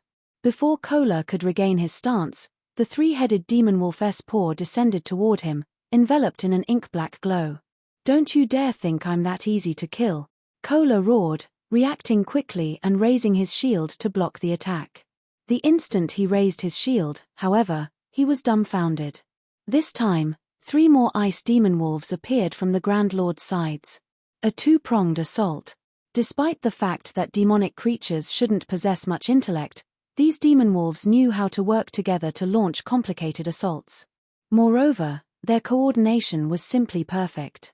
They had executed their strategy with flawless timing.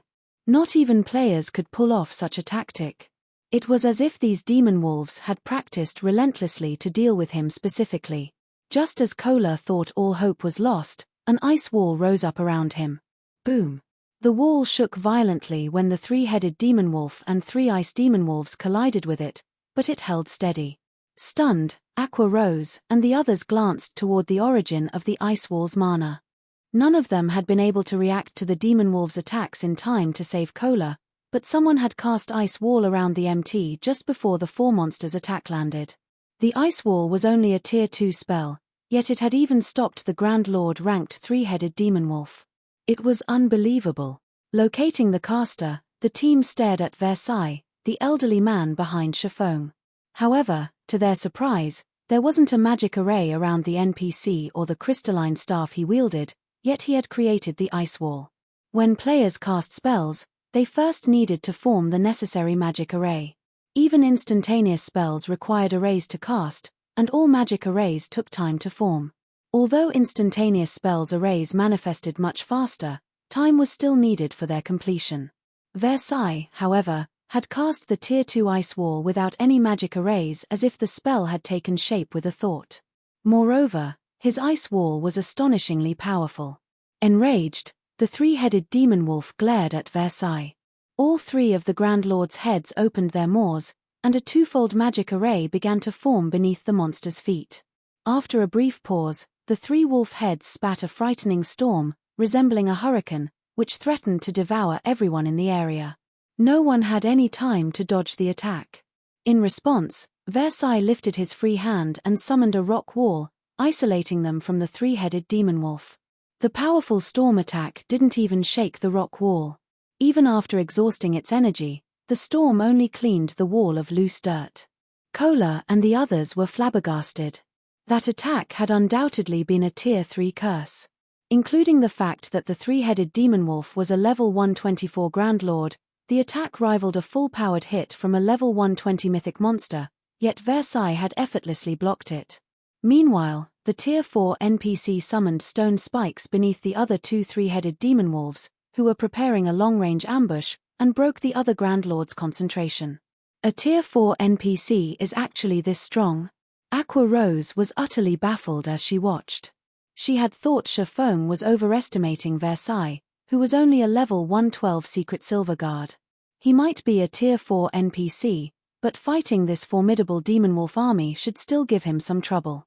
But after witnessing Versailles' performance, she understood why Shifeng thought so highly of the elderly NPC. Versailles had instantly cast 3 spells to interrupt the 3 Grand Lords' attacks. In other words, he could triple instant cast. Moreover, all 3 of his spells were incredibly powerful, despite their low tier. Versailles was on a completely different level than the Tier 4 NPCs she had encountered before. Everyone, be more careful. Although we have Versailles protection, it isn't foolproof. These demon wolves are extraordinary. Not only are they incomparably cunning, but they also know how to take advantage of all sorts of opportunities. You need to be vigilant at all times, Shifeng warned, chuckling when he saw his teammates' surprise. Any NPC that could reach Tier 4 was a dragon among men. These individuals could protect entire cities without help. How could any of them possibly be weak? Moreover, humans at Tier 4 were completely different from monsters at the same tier. Humans needed to rely on techniques and mana control to complete their Tier 4 promotion quests, but monsters could reach the tier as long as they and their bloodline were sufficiently powerful. Hence, even if a Tier 4 human NPC was slightly lower leveled than a Tier 4 monster, they could rely on their superior techniques to fill the gap. Furthermore, a Tier 4 secret silver guard's growth rate was by no means lacking. Shifeng's warning snapped everyone from their stupor, and a passionate flame began to bum in their eyes. The demon wolves before them were indeed extraordinary. That was clear after witnessing Kola's brief battle. Not only could these monsters chain their attacks, but they also knew how to target players' weak points. Most importantly, this wasn't a training session, but a life-threatening battle where they could exhibit their full potential. This was a battlefield that all expert players dreamed of. The 11 team members immediately cleared their minds and focused on the fight before them. Although their attention was on the demon wolves in front of them, they kept an eye on the monsters around them, as well. Shifeng wasn't idle, either. He immediately charged at 2 of the 3-headed demon wolves in the distance, trying to integrate his basic combat techniques in his every movement. Trying to use combat techniques with every action was incredibly difficult. When he had fought the swordsman on the extraordinary tower's second-floor staircase, he hadn't spared any attention or time for conducting such experiments. The tower had reduced his physique to that of a Tier 1 player, and he had barely been able to keep up with the second-floor's swordsman as it was.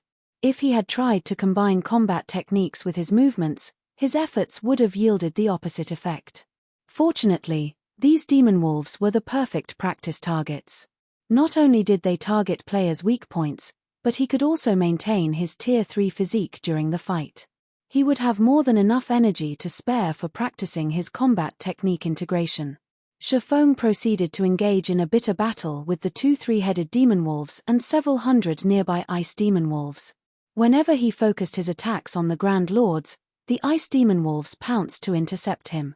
Some of the High Lords even used the chance to launch surprise attacks, preventing Shifeng from using any of his skills or spells. He could only rely on combat techniques, which were faster, to defend himself. As the battle progressed, Shifeng grew increasingly familiar with using basic combat techniques in combat. Initially, he had only been able to execute a basic combat technique perfectly once every dozen or so moves, but he gradually reduced that to 5 or 6 moves. As he did, his fight against the 3-headed demon wolves became easier. Now, even his normal attacks were stronger than the level 124 Grand Lords. In fact, Shifeng began to gain the advantage against the 2 3-headed demon wolves and several hundred ice demon wolves as the battle continued. Aqua Rose and the others also improved with flying speed. At first, their fight with the demon wolves had been arduous, and Versailles had had to rescue them from time to time. However, they began to learn how to use their environment, and now, all of their movements resembled combat techniques. The team continued to train for 5 consecutive days. During that time, they traveled between the Demon Wolf Den and the Extraordinary Tower. Not only had all of the team members reached the Ascension realm standard in the end, but Fire Dance, Violet Cloud, and Aqua Rose had also created customized bronze combat techniques. Everyone had also leveled with astonishing speed. The Demon Wolf Den's monsters didn't drop loot, but they did grant abundant EXP. In addition, Shifeng had sent the personal guards to clear out a portion of the den while everyone trained. As a result, the team members had leveled twice during the past 5 days. Unfortunately, due to the demon god, Atlok's soul curse, Shifeng had lost one of the 2 levels he had earned. Hence, he had only reached level 118. Sure enough, my combat power has risen considerably after integrating basic combat techniques with my movements. Overall, both my offense and defense have improved. If I can do the same with advanced combat techniques, I might be able to transcend tiers, Shifeng thought as he fought 3 3-headed demon wolves simultaneously. Read latest chapters at Wuxia World. EU. After 5 days of frantic training, he had finally merged basic combat techniques with his movements. Now, he could effortlessly execute a basic combat technique with every action.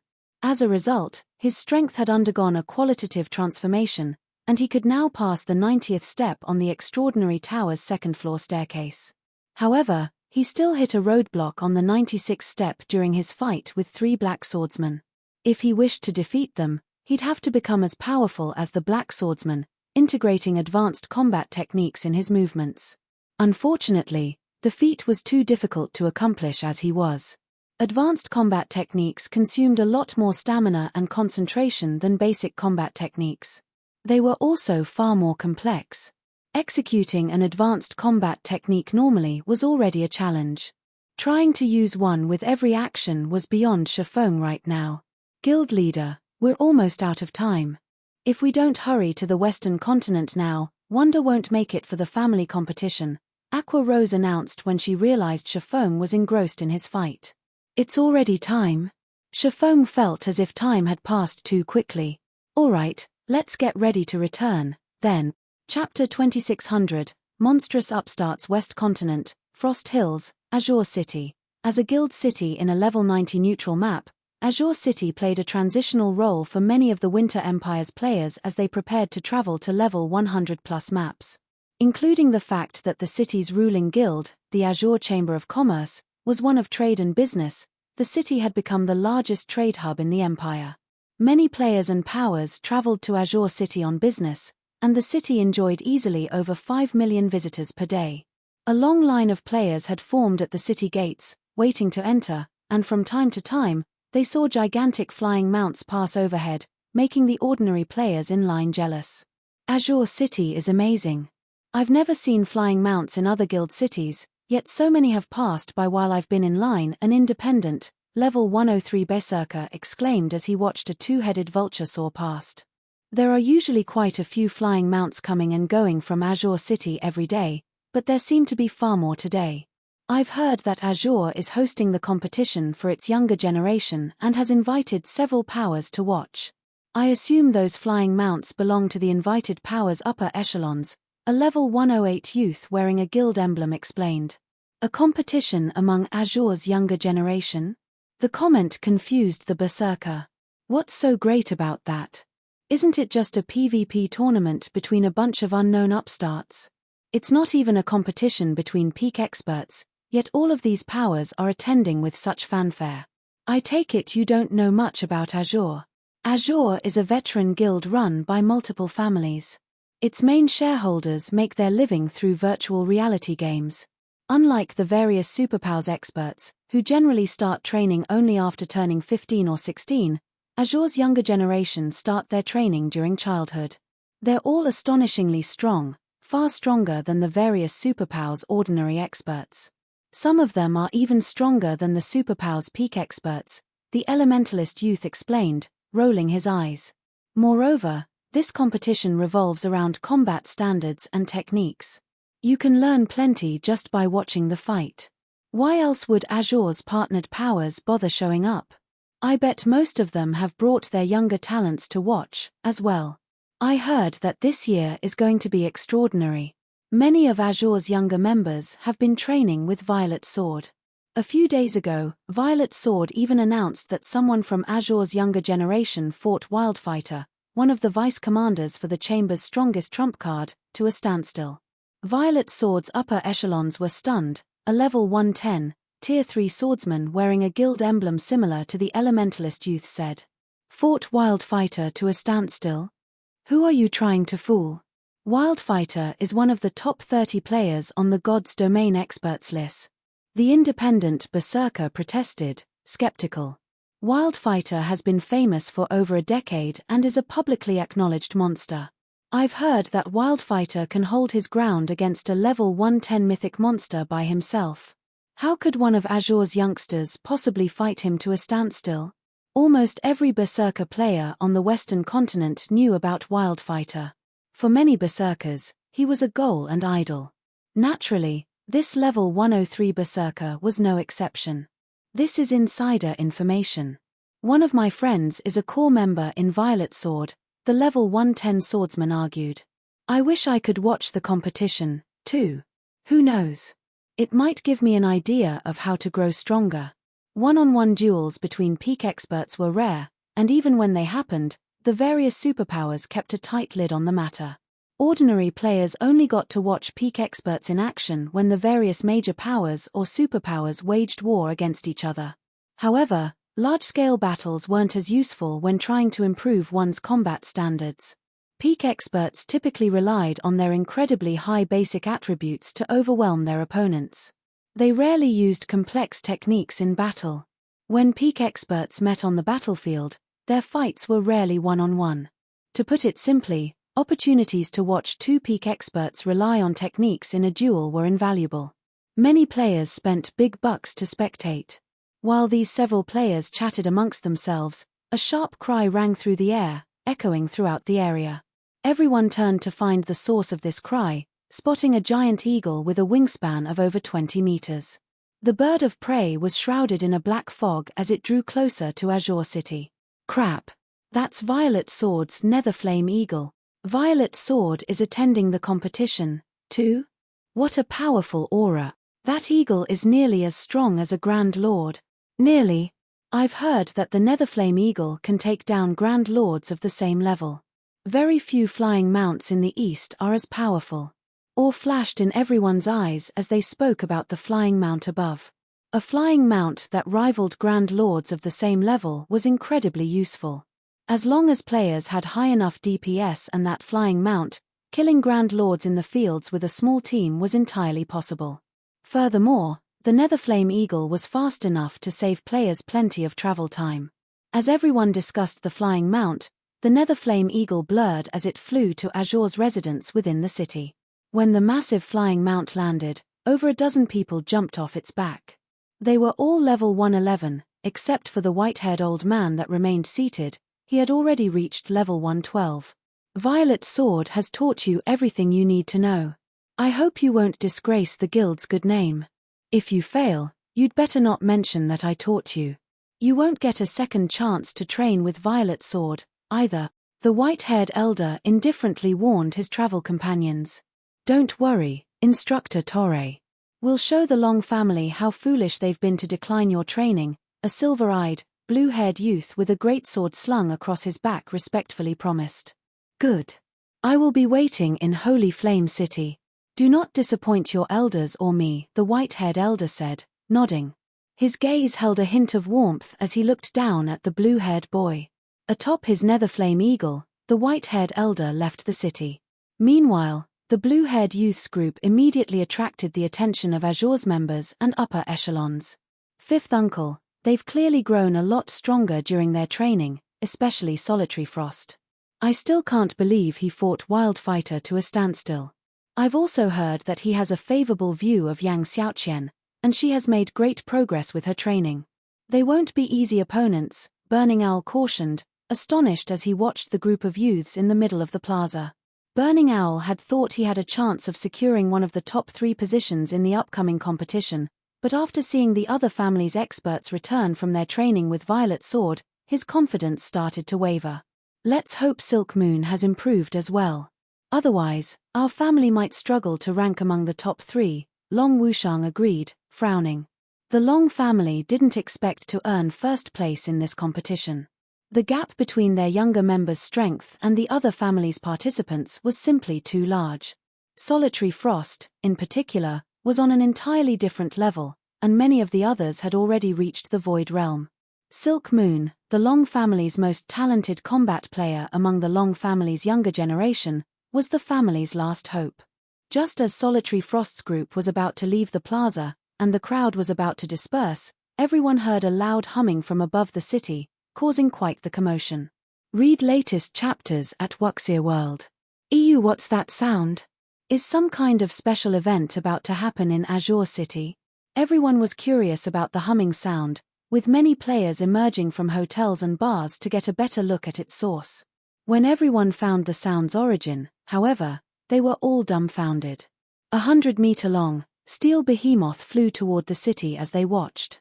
What's going on? Is that a flying ship? Chapter 2601, Zero Wings Arrival. Competition begins. The flying ship's arrival startled Azure City's players. Many of the powers that had come to watch Azure Chamber of Commerce's competition were stunned. Aside from how rare flying ships were in God's domain, its colossal size was shocking enough. Flying mounts, which most players thought were gigantic, looked like children in comparison. Which power owns that flying ship?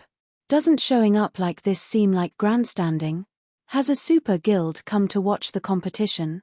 Azure City's players fell into heated discussions as they watched the rapidly approaching flying ship. The various powers members, who had come to spectate Azure's competition, were especially taken aback. Everyone wanted to know who owned the airborne vessel. Flying Mount's aerial combat power was nothing compared to that of a flying ship.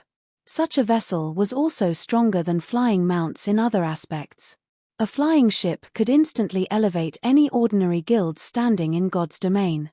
The guild's main force might even develop as quickly as the main force from a first-rate guild. While everyone discussed the ship's arrival, the flying ship drifted to a stop above the plaza in Azure's residence. When it landed, everyone eagerly stared at the ship's hatch, overcome with curiosity. Several cloaked players, all of whom had concealed their information and appearances, disembarked. One woman, however, wasn't wearing a black cloak. Rather, she wore luxurious, dark blue mage robes and instantly became the center of attention in the plaza. Players didn't just stare because of her powerful aura. Everyone was also astonished that she had actually reached level 113. She was the highest-leveled player they had ever seen. The white-haired elder from Violet Sword had already reached level 112, yet this woman surpassed him by 1 level. She was obviously an extraordinary expert. Silent Wonder? Isn't she from the Long family, a level 110, tier 3 ranger, who had come to watch the competition, wondered when he saw her statistics. Since when did the Long family have a relationship with such an astounding power? To think that, aside from the Zeus Corporation, the Long family has the support of such a powerful entity. It's no wonder why the Long family isn't afraid of the Zeus Corporation. The various spectating powers' upper echelons were surprised when they saw Silent Wonder. They had never considered that the Long family would have such a powerful foundation. For a time, these upper echelons reconsidered their views of the Long family. What grandeur! They actually arrived in a flying ship. Long Wushang, who watched from within Azure's residence, clicked his tongue as Zero Wings members emerged from the Crimson Dragon flying ship. The Crimson Dragon flying ship was Zero Wing's symbol in the east, just as the Netherflame Eagle was Violet Sword's. Only, since information between the two main continents was restricted, few powers in the west knew about the flying ship. Isn't this great, fifth uncle? At the very least, our momentum isn't any slower than the others, Burning Owl said, smiling. Violet Sword was too overbearingly famous. The fact that the Super Guild had escorted Solitary Frost's group to Azure City atop a Netherflame Eagle was enough to sway Azure's neutral elders and Grand Elders. Some had even initiated negotiations with Solitary Frost's and his companions' families. What's the point of this meaningless display now? Actions speak louder than words, in the end, Long Wushang disdainfully dismissed. Zero Wing might have a lot of influence on the eastern continent, but the same couldn't be said in the west. Meanwhile, the Azure Chamber of Commerce's main area of development lay in the west, which was also the Zeus Corporation's home ground. Zero Wing couldn't do anything to help Azure. Little Qian, your opponent has finally arrived, a level 111, tier 3 female assassin announced, glancing at Yang Xiaoqian. By the looks of it, she's grown a lot stronger. You have a tough fight against her. A tough fight. Yang Xiaoqian only rolled her eyes. Calmly, she said, her alchemy techniques might be stronger, but she's no match for me in combat. The Long family's only decent fighter is Silk Moon. If she hasn't grown stronger since we last met, taking second place in this competition will be a breeze.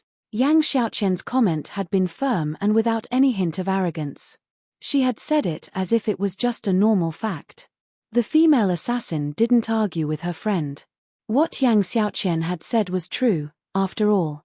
Their combat standards had considerably improved during their training with Violet Sword, and she had to admit that the veteran Super Guild was impressive.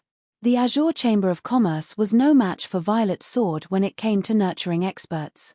During Violet Sword's training, Yang Xiaoqian had grown tremendously. Many of Violet Sword's old monsters had even praised her for her talent. Now, she was only half a step away from the domain realm, and many of Violet Sword's old monsters were certain that she'd reach the realm soon. On the other hand, while Silent Wonder was an amazing alchemist, her combat talent was subpar in comparison. She hadn't even reached the Void Realm before the previous competition. Even if Zero Wing were capable and helped Silent Wonder reach the Void Realm since, that wouldn't change anything. Even between Void Realm experts, there was a massive difference in strength. While the female assassin and Yang Xiaoqian conversed, a middle-aged man with a chilling aura and pale complexion approached. This man was Duan Hanshan, the strongest member of the Duan family's second generation. Xiaoqian, I'm afraid you'll be disappointed this time. We just received news that Silk Moon won't be attending the competition for some reason. Nobody can get in touch with her. The entire Long family is panicking over the matter, Duan Hanshan interjected. Silk Moon isn't coming? Doesn't that mean the Long family is finished? The female assassin asked. Silk Moon was the Long family's last hope of securing one of the top 3 positions in this competition. If she had succeeded in earning one of those positions, the Long family would have retained its reputation. However, now that Silk Moon couldn't make it, the Long family had a bleak future ahead. The Long family currently held the right to rule the Azure Chamber of Commerce, but the younger generation would determine the guild's future. If the Long family's successors weren't up to the task, who would trust the family to run Azure? Soon, both the Zeus Corporation and the Chamber's various shareholder families would use the Long family's ineptitude as an excuse to reclaim Azure's ruling rights. That's why all of you need to perform well. We mustn't allow any member of the Long family to take one of the top 3 positions. This isn't just the family's requirement, but the Zeus Corporation's, as well. As long as you succeed, you will all have another opportunity to train with Violet Sword, Duan Hanshan said seriously. Read latest chapters at Wuxia World. EU top 3? Doesn't that only leave Burning Owl as a threat? The female assassin surmised, turning to look at the distant Burning Owl, who wore an ugly expression. Burning Owl was undoubtedly a peak expert. None of them had been a match for his combat standards in the past, but after training with Violet Sword, the 5 individuals from the various shareholder families had joined the ranks of peak experts. Moreover, they had engaged in live combat against a large number of Violet Sword's peak experts. If Burning Owl was their only opponent, the group had a high chance of securing all 3 top positions in this competition. Once they succeeded, they'd all be able to return to Violet's Sword, making this an incredibly valuable opportunity. Their training with Violet's Sword had cost a lot of manpower and resources, a cost that the Azure Chamber of Commerce couldn't currently afford. If not for the Zeus Corporation's request, Violet's Sword wouldn't have bothered training them at all. Time is almost up. Let's head to the arena, Duan Hanshan said after taking a look at the time. He then led Yang Xiaoqian and the female assassin toward the battle arena in the heart of Azure City. Chapter 2602, Stage Struggle, Silent Wonders Decision. Azure City, Battle Arena. With the Azure Chamber of Commerce hosting its annual competition, many of Azure City's players had swarmed the battle arena in hopes of watching the battle. However, Azure had stationed several thousand experts around the building to stop the flood of approaching players. Azure had no intention of allowing uninvited players to view the competition. As the various invited powers entered the battle arena, the uninvited public grew envious. Although Azure City's battle arena was much smaller than the one in Stone Forest City, its interior had been magnificently decorated. Even Shifeng was a little impressed as he entered the building's main lobby.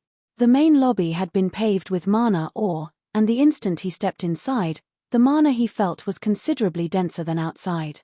Moreover, artisans had carved all sorts of images into the lobby's walls. These engravings might not seem special to ordinary players, but players who knew combat techniques would easily recognize them. Every engraved image depicted a different combat technique. Of course, these combat techniques were incomplete. Learning techniques from these engravings would be many times more difficult than learning them from complete legacies. It would take an absolute genius to learn anything from these carved walls. From what Shifeng could tell, anyone that mastered these incomplete combat techniques would gain a massive strength boost. Most of these incomplete techniques were advanced rank or higher. Following an NPC, Shifeng's group soon arrived in the largest arena within Azure City's battle arena. The room could easily accommodate over 10,000 spectators, and all of the stages within had been made with mana ore. On these stages, players would be able to exhibit extraordinary combat power, making their fights far more interesting. By the time Shifeng's group reached their seats, most had already been filled. The majority of the spectators were either talented newcomers from the various powers or Azure's core members. Excitement filled the air as everyone watched Azure's younger members approach the center stage, one after another. We already know who's taking first place, but I wonder who will earn second place. I think Vice Guild leader Burning Owl from the Long family has a high chance. He's already been acknowledged as the 3rd strongest member of Azure's younger generation. I've also heard that he's recently mastered an advanced footwork technique, so he should have grown significantly stronger. Burning Owl might have been strong before, but times have changed. There's a rumor that quite a few members from the other families have reached the Void Realm. I think Burning Owl will have a hard time claiming one of the top 3 spots. All of the spectators had their guesses of who would secure the competition's second place. Everyone was certain that there were 6 candidates that could vie for the position, and all 6 had reached the Void Realm. However, nobody was certain which of these 6 candidates would succeed. After all, players could gain a massive amount of combat power from a single moment of inspiration once they had reached the Void Realm. Hence, all 6 candidates had a chance of taking second place. While the audience chatted amongst themselves, a middle-aged man in light grey leather armor with 2 long swords across his back took his place on the center stage. This man didn't look very old. At most, he should be in his 40s. His aura wasn't all that intimidating, either. On the contrary, his aura was as calm as the surface of a lake on a summer day. When he took the stage, however, the arena fell silent. Crap. He's presiding over the competition this time? The GCPs it cost to watch this competition were really well spent. When the crowd saw the middle-aged man, their eyes glowed with excitement. This man was Sinful Flame, the Azure Chamber of Commerce's strongest member. It was rumored that he could even fight Netherworld Empire's #1 assassin and the commander of mythology's strongest trump card Legion to a standstill. He even ranked as one of the top 10 experts on the God's Domain experts list. Sinful Flame rarely appeared in public and generally focused on training for his rematch against Netherworld's assassin and Mythology's commander. With such a mythical individual before them, how could the crowd contain their excitement? Furthermore, during Azure's annual competitions, the first-place winner had the privilege of fighting the host. This meant that the audience would get to watch Sinful Flame in action. This was an incredibly rare opportunity. I won't bore you with nonsense. During past competitions, we have chosen 6 members from the first phase to participate in the main event. However, Azure has gained much over the last year. As many as 7 of our members have reached the Void Realm and beyond. Rather than the usual 6, we will choose 8 individuals to participate in the main event this year. Sinful Flame announced, glancing at the youngsters before him. Any of you who wish to challenge yourselves may begin, but because we have quite a few who have reached the Flowing Water Realm, every member may only challenge 2 opponents, instead of the usual 3.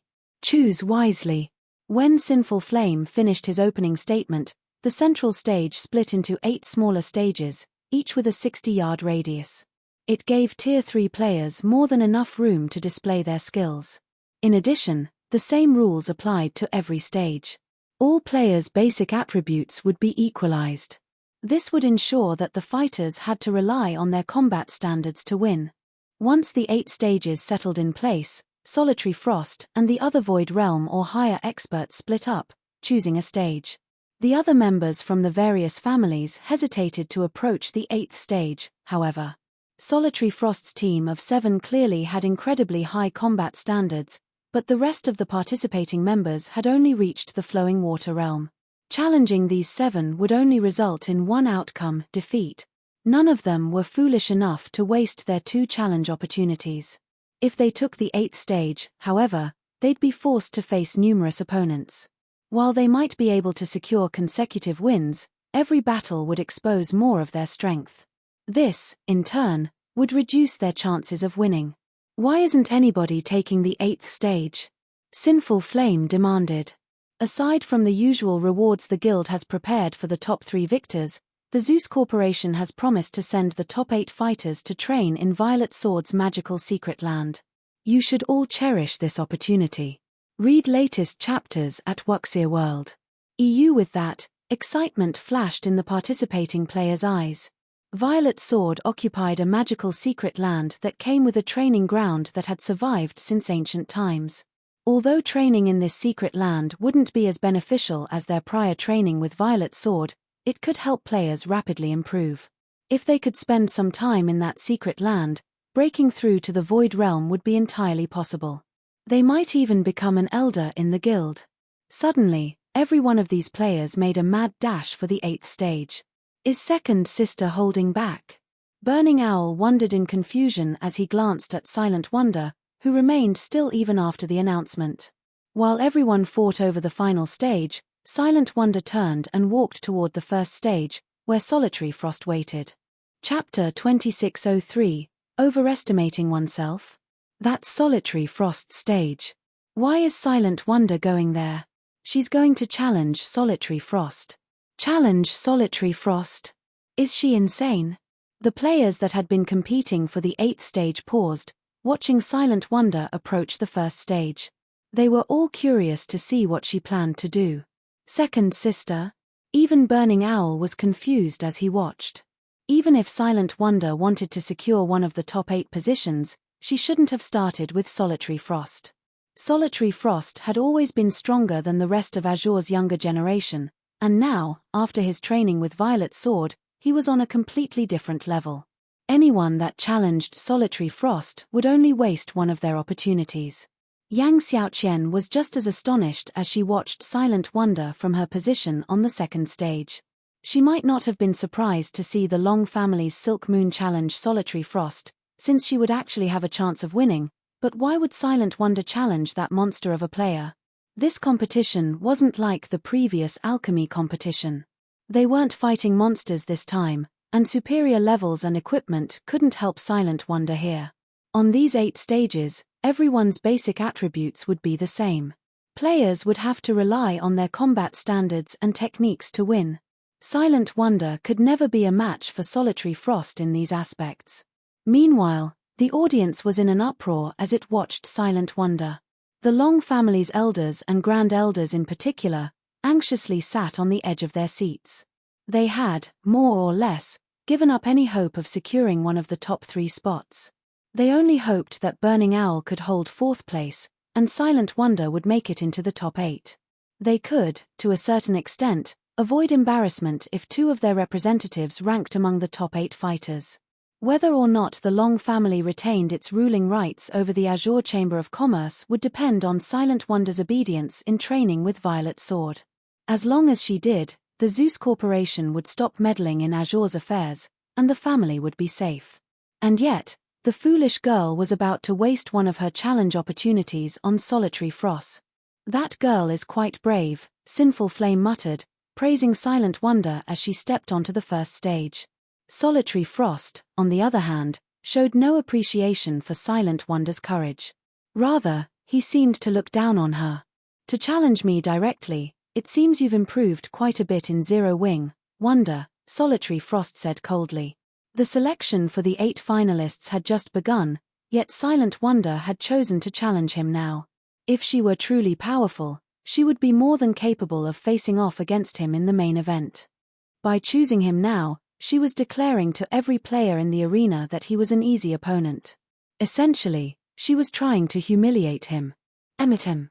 I have indeed improved in Zero Wing, so I'd like to test my limits on you, Silent Wonder honestly replied, nodding. I guess you're serious, then, Solitary Frost reasoned, his anger subsiding as he realized that Silent Wonder wanted to fight him in earnest, not make fun of him. His expression shifted, becoming serious, and he pulled the silver greatsword from its sheath across his back. In that case, show me how much you've grown in your little guild. Thank you. Silent Wonder offered the words of gratitude, knowing Solitary Frost would take her seriously. There's no need for that. I appreciate all true challengers. I hope you won't disappoint me.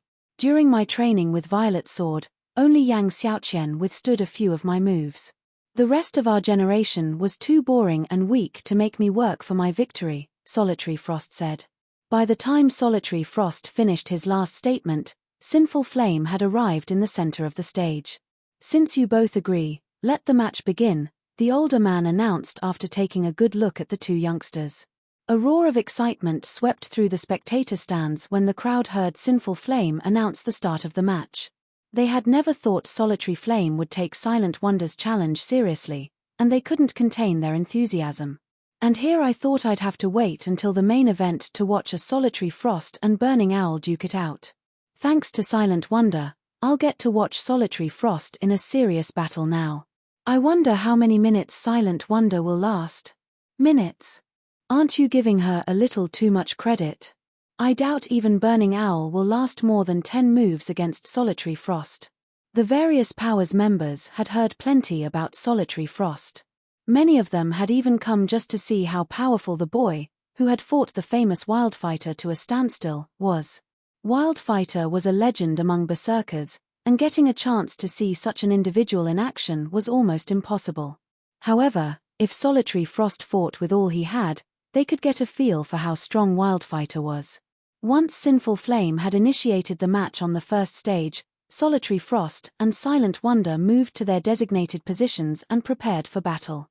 I've heard that Yang Xiaoqian used to consider you a rival. In that case, I'll use the same move that defeated her against you. I hope you're ready. Solitary Frost wanted Silent Wonder, who stood 40 yards away. Suddenly, the young man split into 4 clones of himself. All 4 figures were identical and radiated similar auras, making them impossible to tell apart. The doppelgangers then split up and surrounded Silent Wonder. Are you kidding me? Solitary Frost is using 4 absolute phantoms so soon? The female, Tier 3 assassin said from one of the other 7 stages, her jaw dropping as she watched Solitary Frost treat Silent Wonder as a true opponent. Yang Xiaoqian, who stood on the stage next to Solitary Frost's, revealed a grim expression, as well. Solitary Frost's 4 absolute phantoms was an incredible challenge to overcome for magical class players like her. The 4 doppelgangers weren't altogether fakes. One could only deal damage to Solitary Frost by attacking all 4 at once, And that wasn't the move's most frightening aspect.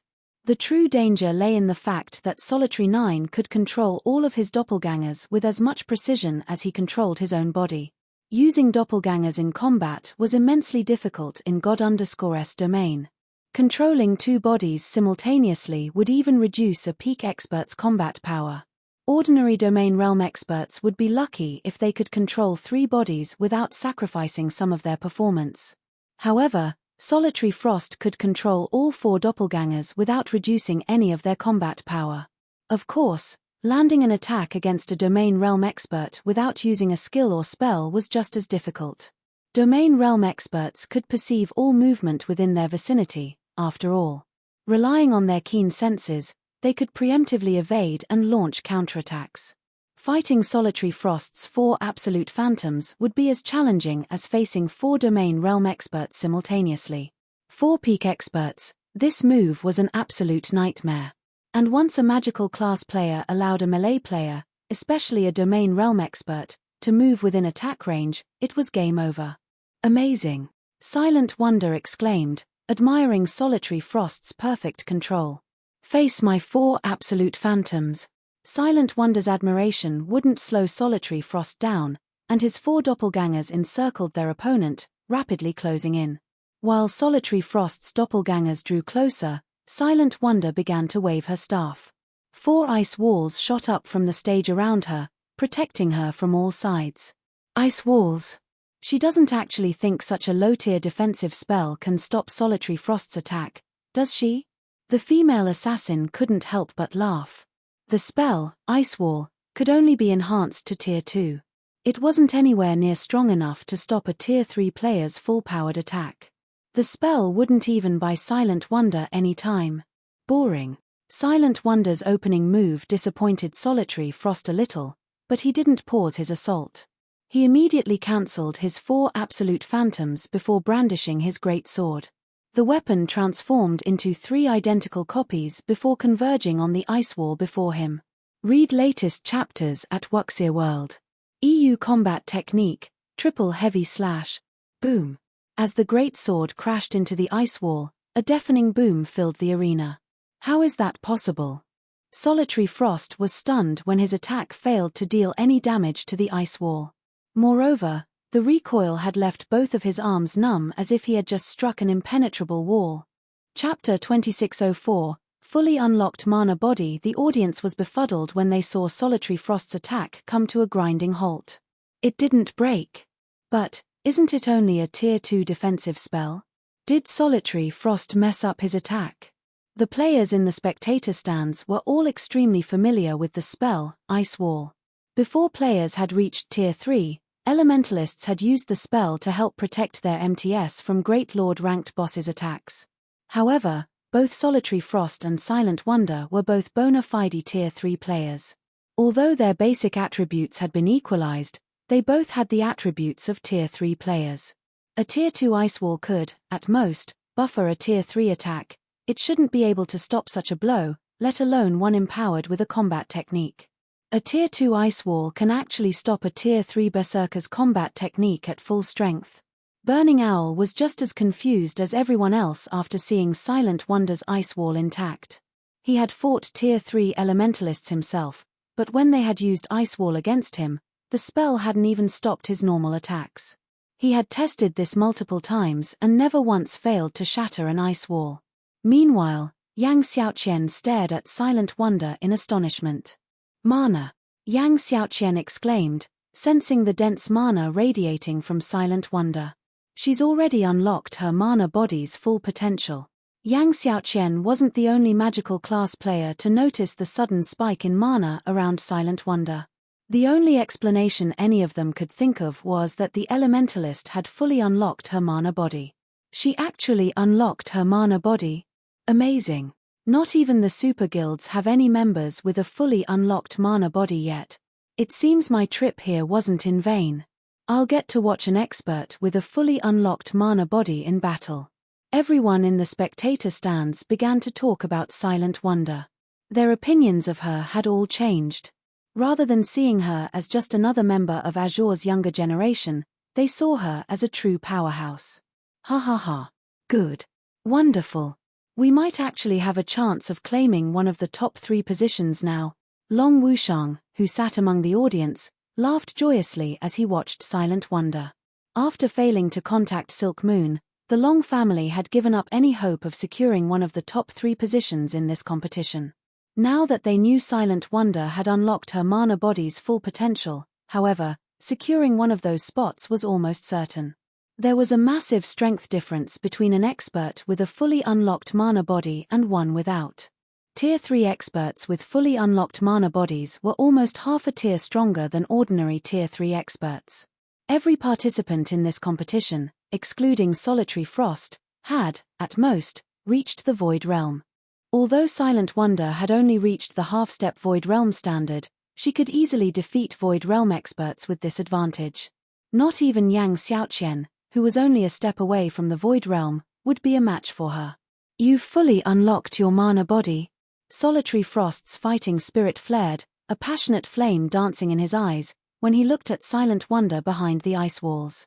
It's no wonder why you were bold enough to challenge me. I've never fought an expert with a fully unlocked mana body, so show me how powerful it truly is. The Berserker raised his great sword and leaped into the air, aiming for the one area where Silent Wonder didn't have an ice wall's protection. Advanced combat technique, 7 consecutive flashes. The great sword transformed into 7 streaks of light, covering the entire area within the ice walls and leaving Silent Wonder no room to dodge. In response, Silent Wonder used Blink, immediately appearing 30 yards away and evading Solitary Frost's attack. With a wave of her staff, she then summoned over a dozen magical arrays around her opponent. The arrays released a barrage of flame spears, each with enough power to rival a Grand Lord of the same level. As if Solitary Frost had anticipated this move, he tightened his grip on his great sword and twisted in the air. Tier 3 skill, Berserk Dance. Solitary Frost rapidly rotated in the air, his great sword leaving arcs of crimson light in its wake that blocked the incoming flame spears. He executed Berserk Dance with over a 90% completion rate even from that position. Is he a monster? Shocked, Burning Owl stared at the crimson sword lights surrounding Solitary Frost. While Tier 3 skills were quite powerful, achieving a high completion rate with them was very difficult. Even as a Void Realm expert, Burning Owl could only execute the Tier 3 Berserk Dance with around an 85% completion rate, and that was only with optimal conditions. Despite activating the skill in midair, however, Solitary Frost's completion rate was over 90%. Meanwhile, just as Solitary Frost was about to land, earthen spikes shot up from the ground below him. A 2-pronged assault. That might be useful against peak experts, but it will do nothing against Solitary Frost, the female assassin standing on the nearby stage said, sneering at the magical attack. A Domain Realm expert could perceive everything within their surroundings. Even a perfectly timed ambush would be useless against such an expert. The instant they took action, the targeted Domain Realm expert would discover the attack. Still calm, the Berserker brandished his greatsword and shattered the first round of earthen spikes. He then used his momentum to evade the second wave of spikes. Landing, Solitary Frost used Flame Charge, dashing toward Silent Wonder. Rather than make a beeline for his target, however, he combined a complex footwork technique with his charge. The Berserker split into 6 afterimages, rushing toward Silent Wonder from different directions. Advanced footwork, Mirage Step. His execution was flawless, and the afterimages were impossible to tell apart. In a fraction of a second, he was within 15 yards of the Elementalist. It's over. Your mana body might have tremendously increased your casting speed and power, but you lack control of your surrounding. You still can't use your advantage to its fullest. Solitary Frost roared as he moved within 10 yards of Silent Wonder. He then swung his great sword. Tier 3 Taboo skill, Triple Flame Scythe. 3 flaming crescents threatened to devour Silent Wonder with even more power than that of a Grand Lord of the same level. But, just before the attack landed, a gigantic, crimson magic array appeared beneath Silent Wonder's and Solitary Frost's feet. The instant the array completed, a towering pillar of fire exploded forth. Not only did the flames swallow the 3 flaming crescents, but it devoured Solitary Frost and Silent Wonder, as well. Read latest chapters at Wuxia World. What? A three-pronged attack. She actually hid a red lotus of fire beneath her. Yang Xiaoqian could not believe her eyes as she stared at the raging pillar of fire before her. Yang Xiaoqian had assumed her rival had only prepared a two-pronged attack. She had never dreamed that Silent Wonder would use herself as bait to lure Solitary Frost into the red lotus of fire, a Tier 3 curse. After 3 seconds, the flaming pillar subsided, revealing Solitary Frost's charred corpse on the stage. Although Silent Wonder hadn't emerged from her own attack unscathed, she still had 1/3 of her HP remaining due casting Flame Shield earlier. I might not have a good grasp on my surroundings, but when it comes to power and technique, I'm much stronger than you, Silent Wonder told the Berserker's motionless corpse. From above the stage, a bell rang, signifying the end of the match. At the same time, the system announced Silent Wonder as the victory, momentarily silencing the stunned crowd. Chapter 2605, Spiritualization Realm appears once more. Solitary Frost lost? This is a joke, right? He even rivals Wildfighter. A player can become so strong after fully unlocking their mana body. Silent Wonder's victory flabbergasted everyone. There were quite a few peak experts in the audience, as well as some domain realm experts. Hence, they hadn't had any trouble seeing and understanding what had happened in the battle between Solitary Frost and Silent Wonder. They were certain that Silent Wonder hadn't reached the Void Realm, and there was a massive difference between her and Solitary Frost. Even if her casting speed and spell power had greatly improved, thanks to unlocking her mana body's full potential, logically, Solitary Frost should have been able to bridge the gap by relying on his superior combat standards when their basic attributes were on the same level. In fact, despite not being a match for the Elementalist head-on, Solitary Frost had evaded all of her attacks and targeted Silent Wonder's weak points during the first half of the match. In the end, however, Solitary Frost had still lost. How were they supposed to wrap their minds around this? Second Sister won, just like that. Burning Owl was just as stunned as the players in the audience. He had thought that even if Silent Wonder was no match for Solitary Frost, no one else among Azure's younger generation could take on his second eldest sister. With her here, the Long family was practically guaranteed to retain its ruling rights in the Azure Chamber of Commerce. But he hadn't actually expected Silent Wonder to defeat Solitary Frost. Now, the other shareholder families had lost any excuse to threaten the Long family's position. Not even the Zeus Corporation would be able to complain about the family. Excellent. Magnificently done. Long Wushang was elated to see Silent Wonder still standing on the first stag. Never dreamed that she'd be capable of launching a three-pronged attack against Solitary Frost. Not even his third eldest brother, Long Xianglong, would have the leeway to execute such a complex tactic against a domain realm expert. Long Wushang had assumed Silent Wonder would lose the match. He had never expected such a pleasant surprise. With this victory, Silent Wonder was now the strongest member of Azure's younger generation. Even if the Long family lost the Zeus Corporation's support, this achievement would ensure that the family wouldn't have to worry about its position in the Azure Chamber of Commerce. Now, the family's position was stronger than ever before. Just how did she manage to pinpoint her environment and opponent's behavior? Yang Xiaoqian muttered, staring at Silent Wonder. As a magical class player herself, Yang Xiaoqian knew Silent Wonder hadn't relied on luck to win the match. She had planned every move before the match had even begun. Although magical class players typically predicted their battle's progression beforehand, she had never seen anyone assess their opponent to such an extent.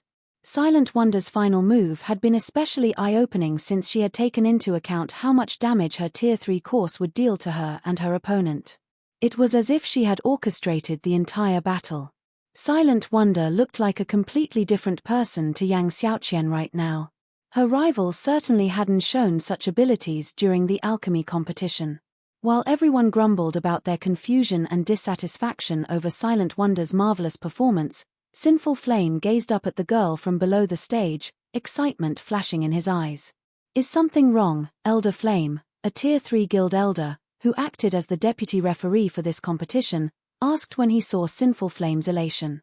Sinful Flame had seemed bored when he had been tasked to host the family competition this year. He actually found the responsibility annoying, yet he now seemed excited and interested in a younger member of the guild. It was unbelievable. Sinful Flame had been unfazed when he learned that Solitary Frost had reached the domain realm. Silent Wonder, on the other hand, hadn't even gotten that far. Although she had unlocked her mana body's full potential, she shouldn't be impressive enough to attract someone like Sinful Flame's interest. While unlocking one's mana body was a difficult endeavor for ordinary Tier 3 experts, it was only a matter of time for an expert of Sinful Flame's caliber. He was actually quite close to unlocking 100%, and would likely succeed in another 2 weeks or so. Hence, he shouldn't consider fully unlocking one's mana body that much of an achievement. The Spiritualization realm. She's reached the Spiritualization realm, and she's made considerable progress in it, Sinful Flame declared. It seems the younger generation is full of exceptional geniuses. The Spiritualization realm? The Tier 3 elder was confused. He had no idea what Sinful Flame was going on about. Before the elder could ask, however, Sinful Flame jumped onto the stage and approached Silent Wonder. Isn't the match over already? What's Elder Flame trying to do? Was there a problem with the match? The spectators were even more confused to see Sinful Flame on the stage. Normally, the system decided a match's outcome. Its judgment was far more accurate than players, after all. If both opponents died by the end of the match, the system could determine whether they had died at the same time or if there had even been a millisecond between their deaths. No player could do the same. This was why players relied on the main God system to judge all matches in God's domain, barring special circumstances. However, the results of Solitary Frost and Silent Wonder's match was clear. There was no chance either of them could have cheated since players weren't allowed to use berserk skills or tools on the stage. Players weren't even allowed to use the additional active skills they gained from their weapons and equipment. Hence, there shouldn't be any dispute over the outcome. However, the crowd began to doubt the fact as they watched the famous Sinful Flame take the stage. He would be able to spot far more details than they could, after all. Sinful Flame doesn't intend to deny the match's result, does he? The situation began to make Long Wushang nervous. We're talking about the system's judgment. Silent Wonder's performance had involved many surprising aspects. If Sinful Flame had seen some peculiarity, his celebration would have been premature. Could she have actually cheated? In contrast, Duan Hanshan was overjoyed to see Sinful Flame interfere. He had thought his hopes of dethroning the Long family were lost, but it seemed that might not have been the case. While everyone discussed the matter in hushed whispers, Sinful Heart turned away from Silent Wonder and addressed the audience. Everyone, you have seen the match's outcome for yourselves, so you all know just how powerful Solitary Frost was. Without a doubt, he is the participant in this competition, Sinful Flame said. Now that Silent Wonder has defeated him, I'm sure you all realize who will win first place. Hence, I have a suggestion.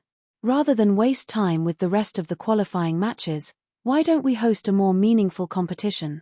Indeed. It doesn't make much sense to continue the qualifying matches. Read latest chapters at Wuxia World. EU going straight into the main event isn't a bad idea. It's a pity that the first match was the most interesting. My seat isn't even warm, yet the competition is already over. Every player in the crowd nodded, agreeing to Sinful Flame's suggestion. Since Silent Wonder had proven herself stronger than Solitary Frost, the top 8 positions were as good as decided. Continuing the qualifying matches would be pointless.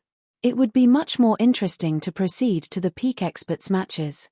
Since Silent Wonder is the undisputed first-place winner of this competition, according to our regulations, I will face her later.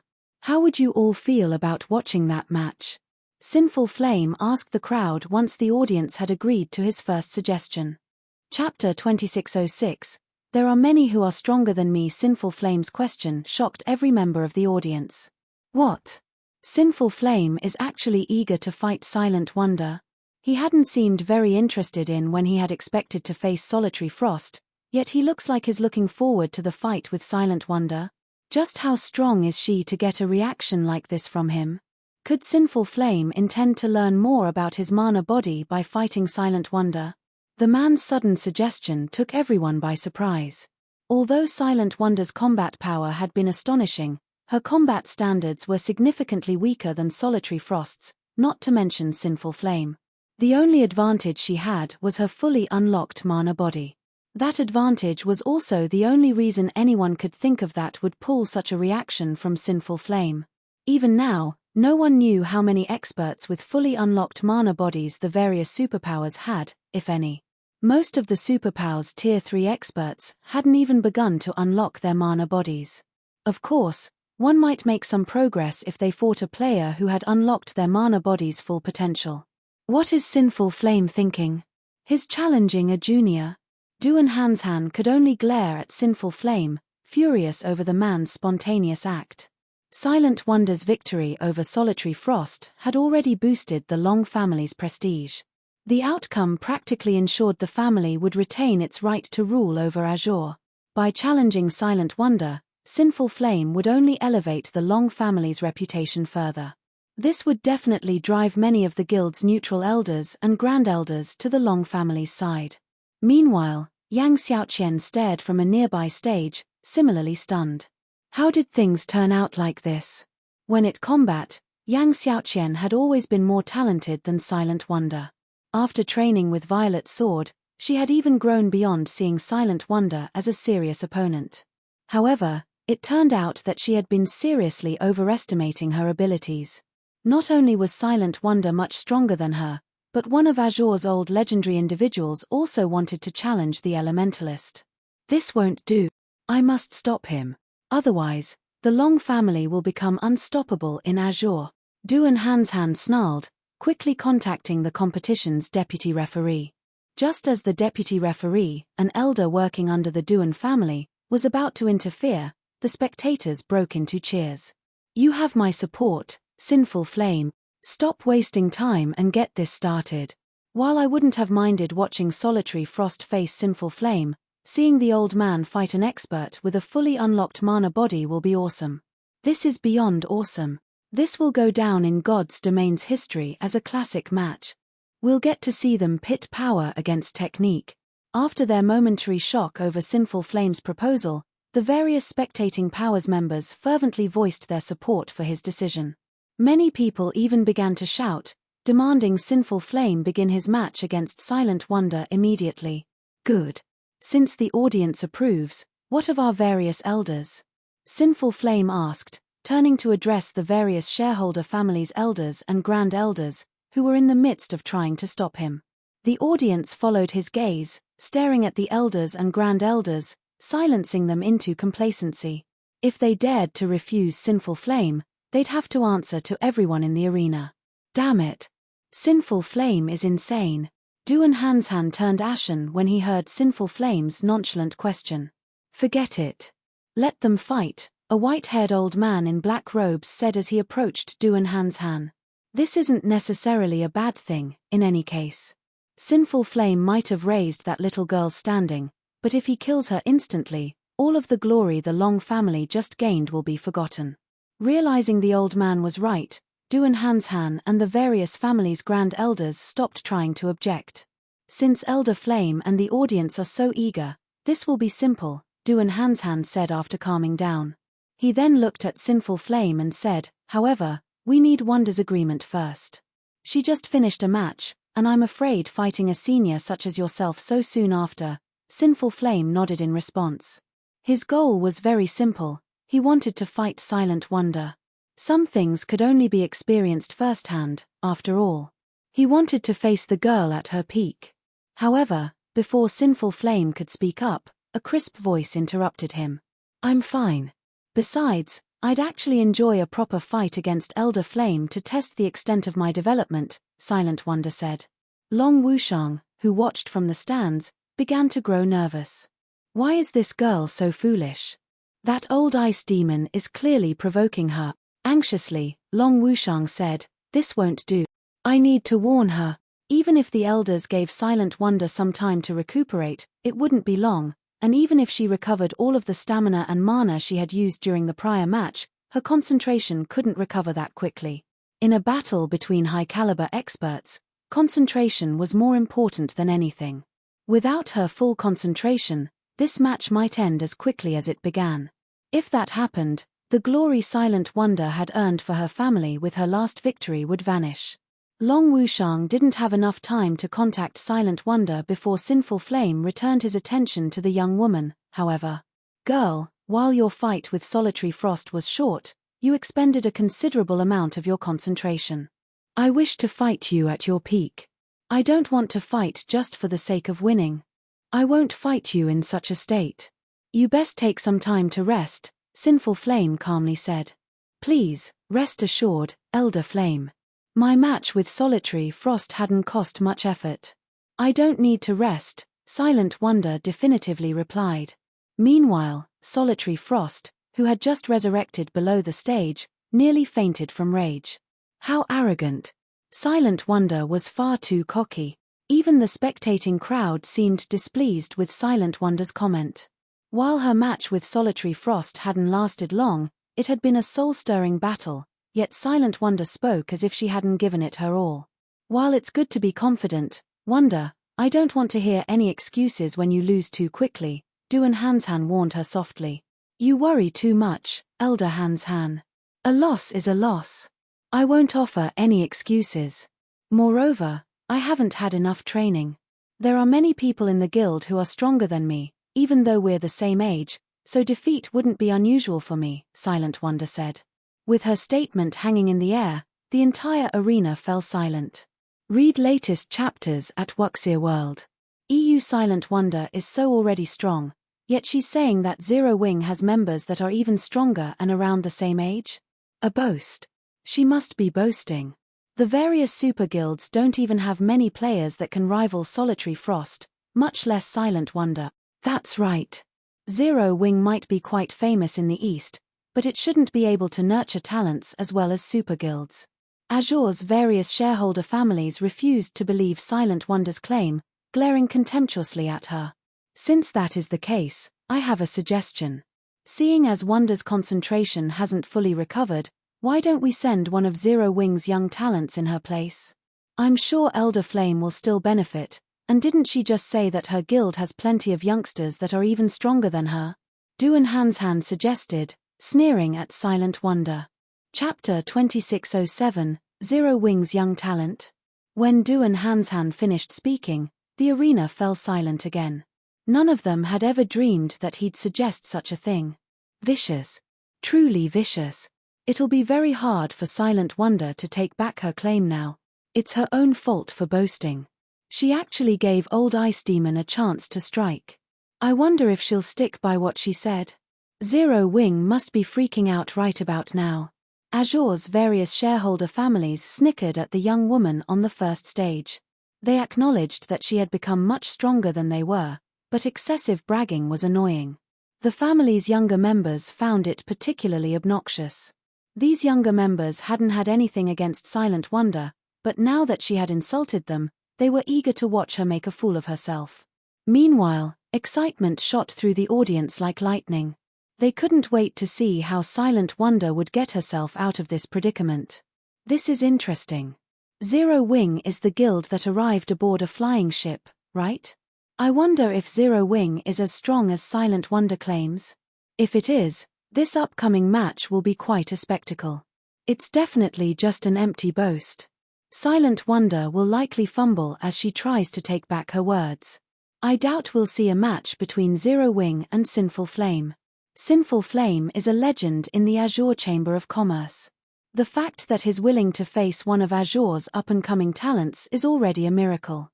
He'll likely refuse to fight an outsider. Curious, the audience turned to Sinful Flame. Sinful Flame was quite famous in the virtual gaming world, but he rarely fought other players. The challenge he had issued Silent Wonder was already an incredibly rare opportunity. Trying to convince him to fight an unknown outsider would likely be a major challenge. As everyone expected Sinful Flame to refuse, he turned to Silent Wonder and asked in earnest, "Are you telling the truth?" The crowd turned their gaze to Silent Wonder. This was her chance to retract her previous statement. If she claimed it had been a joke, she could get away with just a little embarrassment, but if she insisted, her prestige would go down the drain. It's true. If Elder Flame doesn't mind, you can challenge one of them, Silent Wonder said, nodding. Everyone shook their heads in disapproval. Sinful Flame had given her an opportunity to save herself, Yet she chose to stick with her claim to elevate Zero Wing's reputation. Ha ha ha. Xiaoqian, Silent Wonder must really be insane. Does she think Zero Wing is God? Does she think that just any random young talent can fight Elder Flame?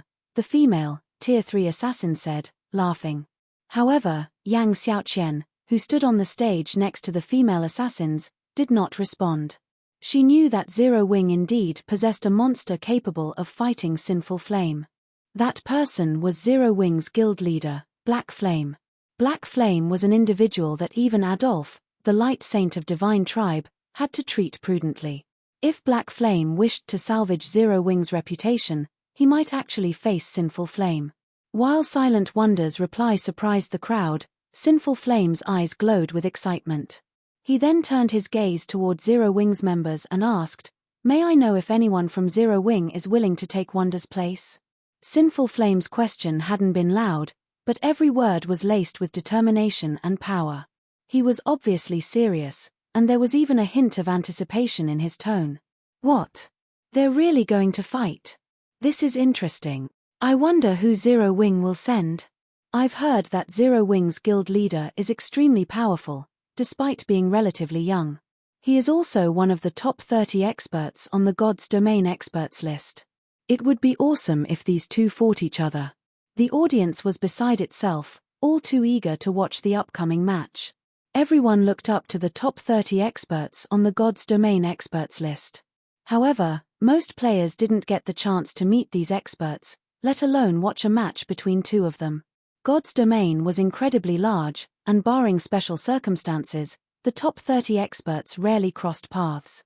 The various major powers in the spectator stands weren't the only ones curious to see who Zero Wing would send to face Sinful Flame. Duan Hanshan was just as interested.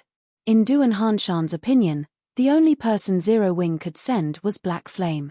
During the alchemy competition, Black Flame had shocked everyone with his identity as a Tier 3 Sword King. Even the Long family's Long Xianglong had been forced to admit defeat. Since he had reached Tier 3 far sooner than anyone else, he was incredibly powerful. Based on appearances, Black Flame shouldn't be much older than Silent Wonder.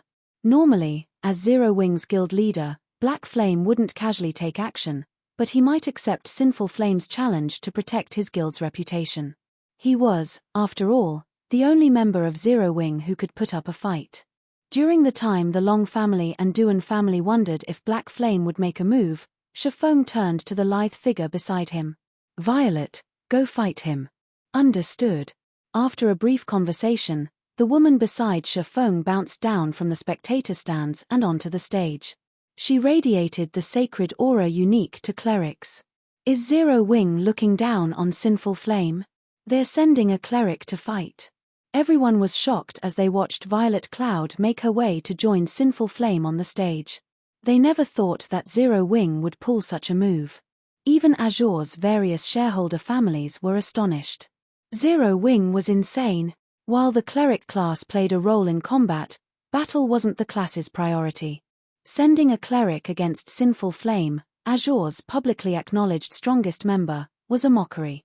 Although Violet Cloud hid her statistics with a black cloak, she didn't bother to conceal her appearance. Everyone could clearly see that she was much younger than Silent Wonder, still a teenager. Not only had Zero Wing sent a cleric to face Sinful Flame, but she was also just a young girl. This was a blatant insult. Zero Wing is dead for sure now. Even if Silent Wonder's boast is true, does the guild have to send such a young lady to fight? Elder Flame must be furious. The female, Tier 3 assassin covered her eyes with a hand. She could bear to watch what would happen next. Sinful Flame had always been a serious fighter, and to improve his skills, he pushed himself so hard that others thought him a lunatic. One could easily imagine how enraged Sinful Flame must be with Zero Wing mocking his strength. The man would definitely vent his anger out on Violet Cloud with a good beating. Read latest chapters at Wuxia World. Sinful Flame chose this moment to release his aura, which burst from him, spreading to his surroundings like a powerful tsunami and threatening to devour all in its path.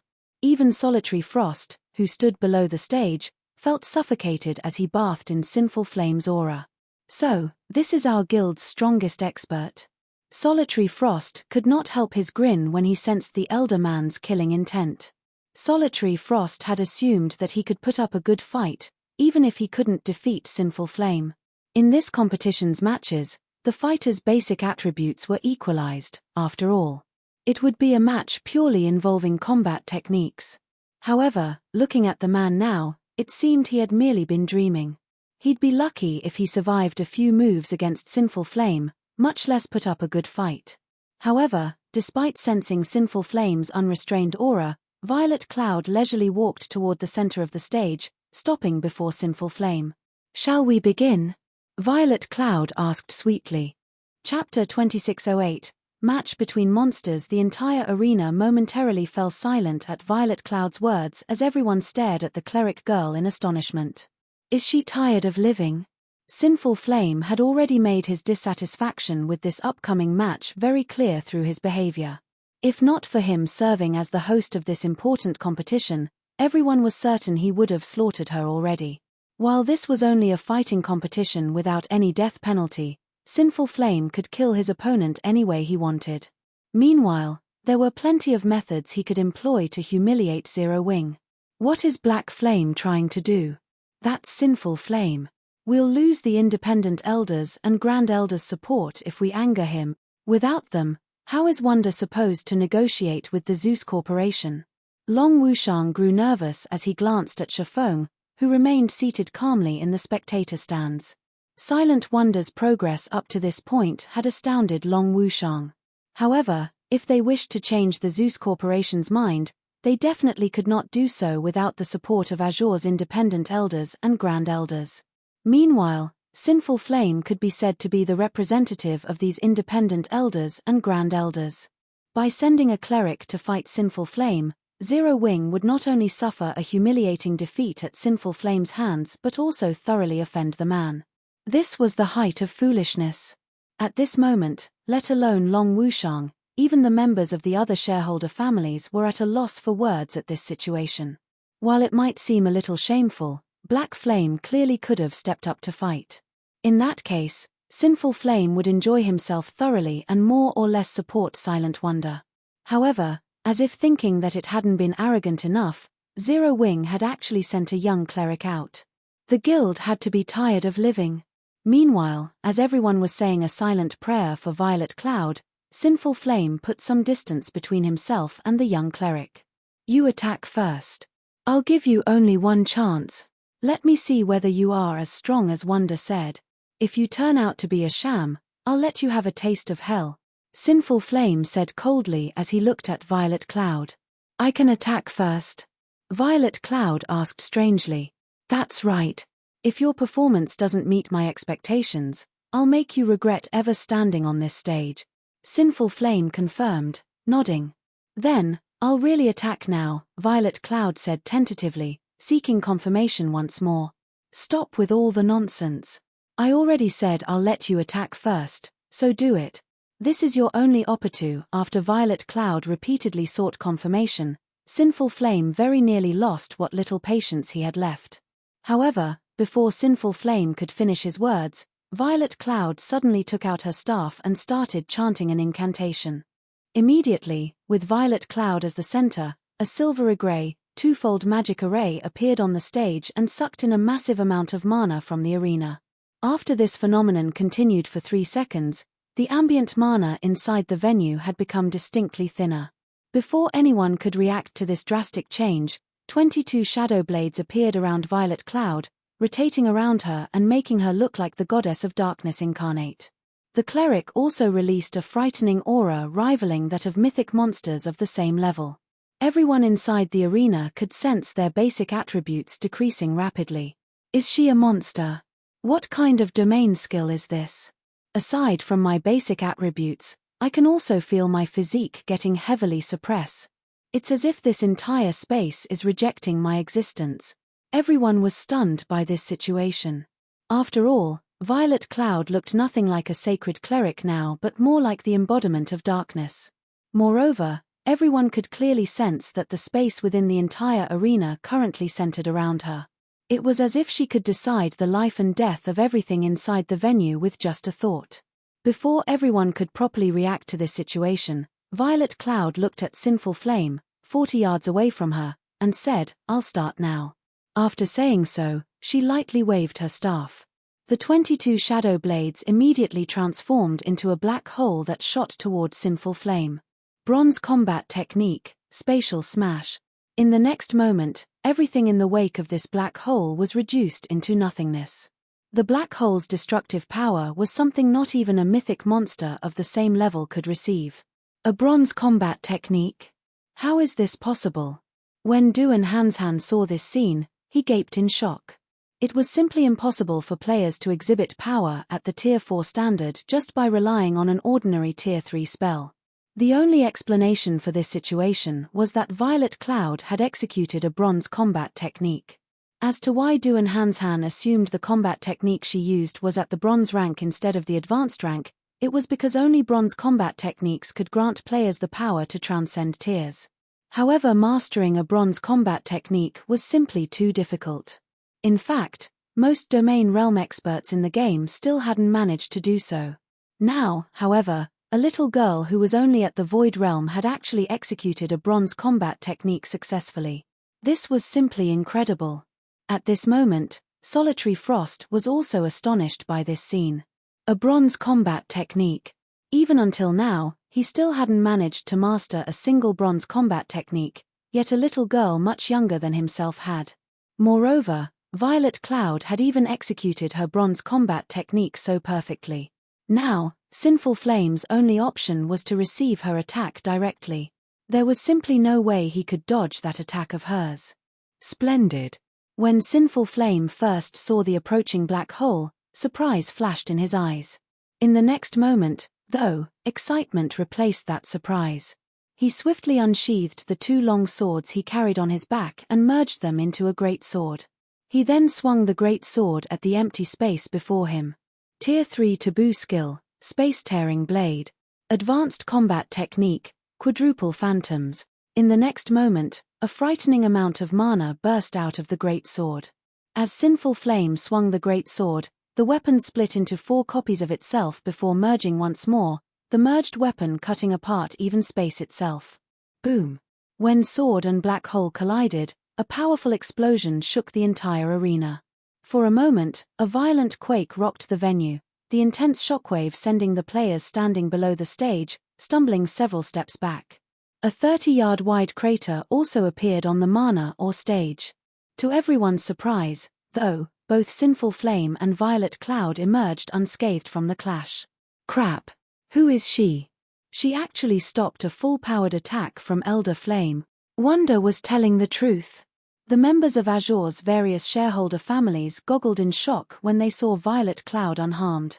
The battle no longer looked like a contest between players, it was practically a battle between 2 giant monsters.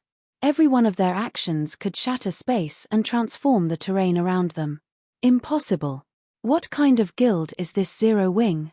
When Duan Hanshan saw Violet Cloud continuously using her shadow blades against Sinful Flame, preventing the latter from approaching her, immense shock filled his heart. Previously, Duan Hanshan viewed Zero Wing merely as a guild seeking to gain the Azure Chamber of Commerce's support. However, Silent Wonder and Violet Cloud were now monstrously strong, despite neither of them having very high combat standards. One wouldn't be able to find such powerful youngsters even in super guilds. This was especially true for Violet Cloud. By relentlessly attacking with her shadow blades, she kept Sinful Flame at least 10 yards away at all times. This was a feat that was impossible even for Duan Hanshan, yet Violet Cloud, who was only one of Zero Wing's young talents, managed. However, as the fight on the stage intensified, the concentration both sides consumed also grew. This was especially true for Violet Cloud. Her control over her shadow blades started to decline. What a pity. Your understanding of the spiritualization realm is clearly leagues above mine. You have even given me plenty of inspiration. Unfortunately, your mental perception is still too weak. You are incapable of properly taking advantage of your superior understanding and maximizing your combat power. You are also incapable of minimizing your concentration consumption. At this rate, you'll last for at most another dozen seconds or so before being incapacitated, Sinful Flame commented while blocking Violet Cloud's relentless onslaught. This isn't an outcome I wish to see, either. Originally, I intended to save this trump card for my rematch against those two people, but I'll give you a taste ahead of time. After saying so, Sinful Flame changed his footwork, his body suddenly splitting into 12 copies of itself. Bronze footwork, Shadow Prey. In the next moment, Sinful Flame's 12 doppelgangers continuously flickered, rendering all of Violet Cloud's attacks ineffective. In the end, she could only watch as he closed in on her. However, as Sinful Flame moved increasingly closer to Violet Cloud, the shadow blades surrounding her suddenly disappeared. From an outsider's perspective, it looked as if she had given up on resisting and was waiting quietly for his arrival. What's going on? Did she give up? That's reasonable. Who could possibly stop such an attack? The fact that she lasted until now already makes her one of the top-ranking existences among the younger generation in God's domain. When the spectating crowd saw Violet Cloud apparently abandoning her struggle, none of them jeered or blamed her for doing so. It was very normal for Violet Cloud to suffer defeat. After all, even among the older generation of gamers, very few people could win against Sinful Flame. When Sinful Flame got within 15 yards of Violet Cloud, the cleric suddenly sighed and stabbed her staff into the ground. Read latest chapters at Wuxia World. EU indeed, just like the guild leader said, I am no match for you when it comes to combat standards. I am also incapable of bridging the gap, even with my mana body's potential fully unlocked. It seems I have no choice but to go all out. This is a trump card that even my guild leader isn't aware of. Violet Cloud's body started radiating much denser mana than before, her mana now many times stronger than Silent Wonder's. At the same time, the suppression effect of the cleric's domain became even more frightening, so powerful that the phantom's Sinful Heart had summoned had decreased from 12 to 8. This sudden turn of events flabbergasted everyone inside the arena. Didn't she fully unlock her mana body already? Why is the density of her mana still increasing? Wasn't she using her mana body to fight before? Chapter 2609, Breaking Through the Limits. Upon sensing the powerful torrent of mana spilling forth from Violet Cloud's body, let alone the peanut gallery, even Shifeng, who had been sitting calmly in the spectator stands all this time, revealed a look of astonishment on his face. Mana burst. Violet actually broke through the limit so quickly? Shifeng muttered to himself in shock as he gazed at Violet Cloud, his shock much greater than what anyone else present in the arena felt. Breakthrough? Guild leader, what did Violet break through? Aqua Rose, who had overheard Shifeng's mutterings, could not help asking. From Shifeng's reaction, she deduced that he knew what Violet Cloud had done to become so powerful. At this moment, Aqua Rose wasn't the only person curious about this situation. The other Zero Wing members also turned to Shifeng with eyes wide with interest. They all wished to know what Violet Cloud had done to boost the density of her mana to such an extent surpassing even that of ordinary Tier 4 NPCs. Violet broke through the shackles of the mana body, surpassing the 100% limit and entering a new realm, Shifeng explained when he saw the looks of anticipation everyone was giving him. Breaking through the limits of the mana body was something he longed to accomplish. It would improve his chances of completing his Tier 4 promotion quest and the Divine Dragon's trial. However, he never thought that Violet Cloud would actually beat him to it. He also had to admit that Violet Cloud was truly talented. Her reaching Tier 6 in the past had definitely not been a fluke. She was far more talented than the expert players who had reached Tier 6 with the help of a guild. Guild leader, doesn't the mana body reach perfection after hitting 100% potential? How can it go beyond 100%? Fire Dance asked in astonishment. After her mana body reached 100% potential, Fire Dance had gotten a sense of perfection from it. When she manipulated her mana body and used skills and spells with it, she felt that there was no longer any room for improvement. Hence, she found it truly hard to imagine that she could break through such a state. At this moment, aside from Fire Dance, Gentle Snow, Alluring Summer, Shadow Sword, Cola, and the others were also puzzled. Their mana bodies should have achieved perfection after reaching 100% potential. Even if the mana bodies could still improve, that should only happen after they had broken through the Tier 3 bottleneck and reached Tier 4. I believe some of you have achieved a completion rate beyond 100% when using skills and spells. Similarly, 100% potential is not the end for the mana body, but a new beginning. Only, the difficulty of unlocking a mana body past the 100% threshold is much greater. You can say that not even one player out of 10,000 Tier 3 experts is capable of it, Shifeng explained as he gazed at Violet Cloud with some yearning. Although I don't know how far beyond the limit Violet managed to go, it seems this fight is over. Over. Can Violet win this match? Aqua Rose asked. When she heard Shifeng saying so, she returned her attention to the stage Violet Cloud and Sinful Flame stood on. At this moment, the suppression from Violet Cloud's domain skill had reduced the number of phantoms Sinful Flame created from 12 to 8. This meant a 30% decline in Sinful Flame's combat power, at the very least. Even so, Violet Cloud's chances of winning still weren't good. After all, she still had to deal with a considerable number of phantoms. She might be able to slow down Sinful Flame's approach, but she wouldn't be able to stop him from reaching her. Meanwhile, so long as a magical class allowed a melee class to get within attacking range of them, the battle would be as good as over. It might be a different story if Violet Cloud's opponent weren't a melee player but a magical class player instead. In that case, victory would definitely be possible. After all, the mana Violet Cloud currently exuded was incredibly frightening.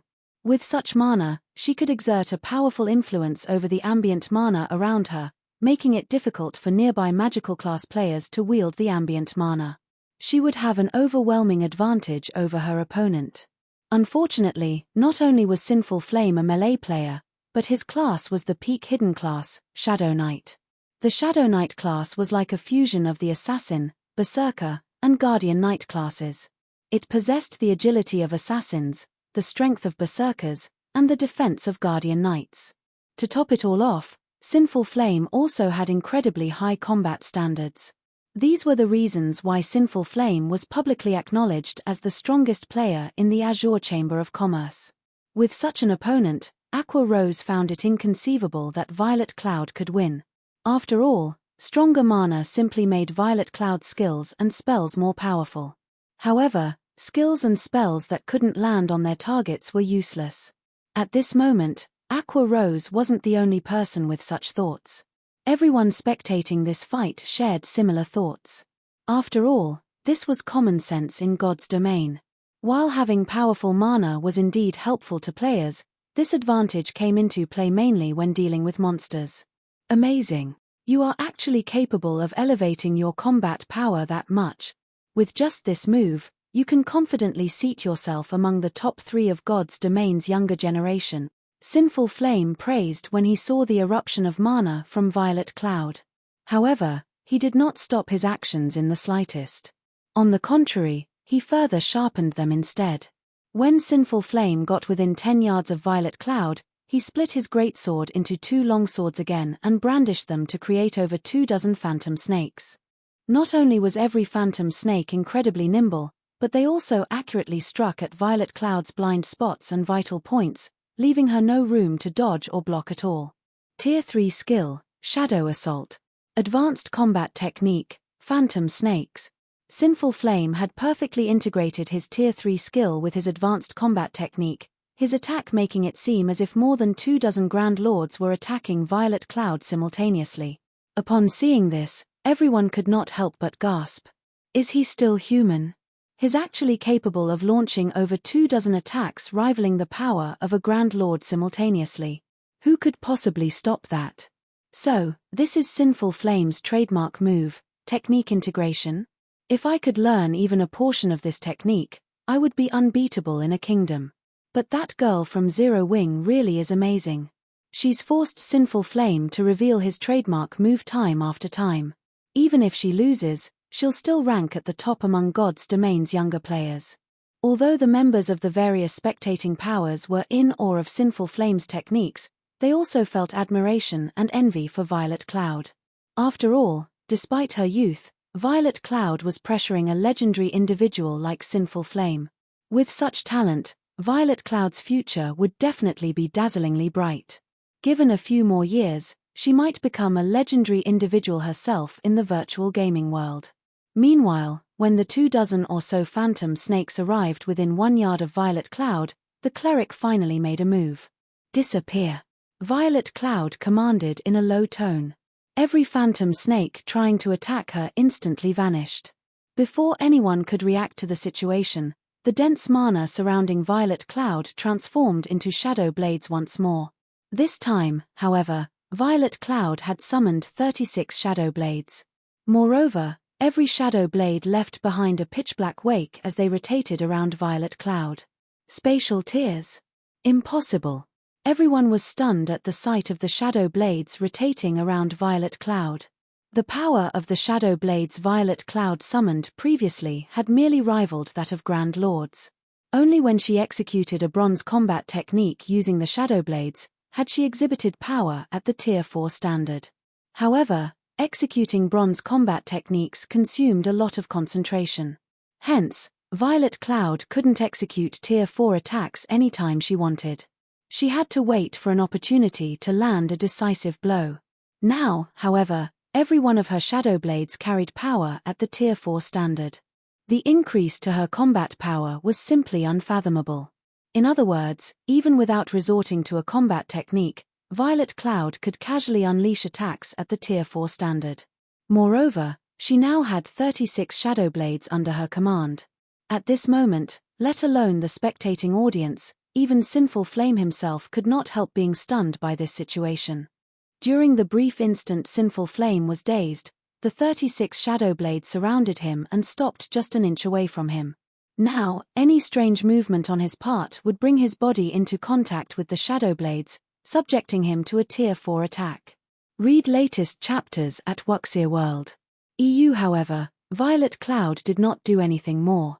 She simply restrained Sinful Flame at his current position and looked at him quietly. "Ha! You really hid your strength deeply, little girl.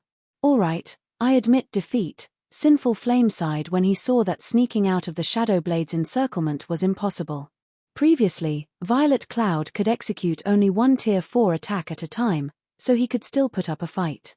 Now, however, the young lady controlled 36 Shadow Blades carrying power at the Tier 4 standard. Moreover, judging by the girl's complexion, controlling the blades apparently did not require much concentration. With this, he really had no way to continue fighting. As soon as Sinful Flame admitted defeat, the stage bell rang, signifying the end of the match. Violet Cloud's name was displayed above the stage, along with the word winner. The entire arena fell silent as everyone stared at Violet Cloud. Chapter 26:10, Frightening Zero Wing. I'm dreaming, right? Sinful Flame actually lost. This is too absurd. Are you sure that girl's not an old monster in disguise? That shouldn't be the case. I feel that she might be a disguised NPC of Zero Wings.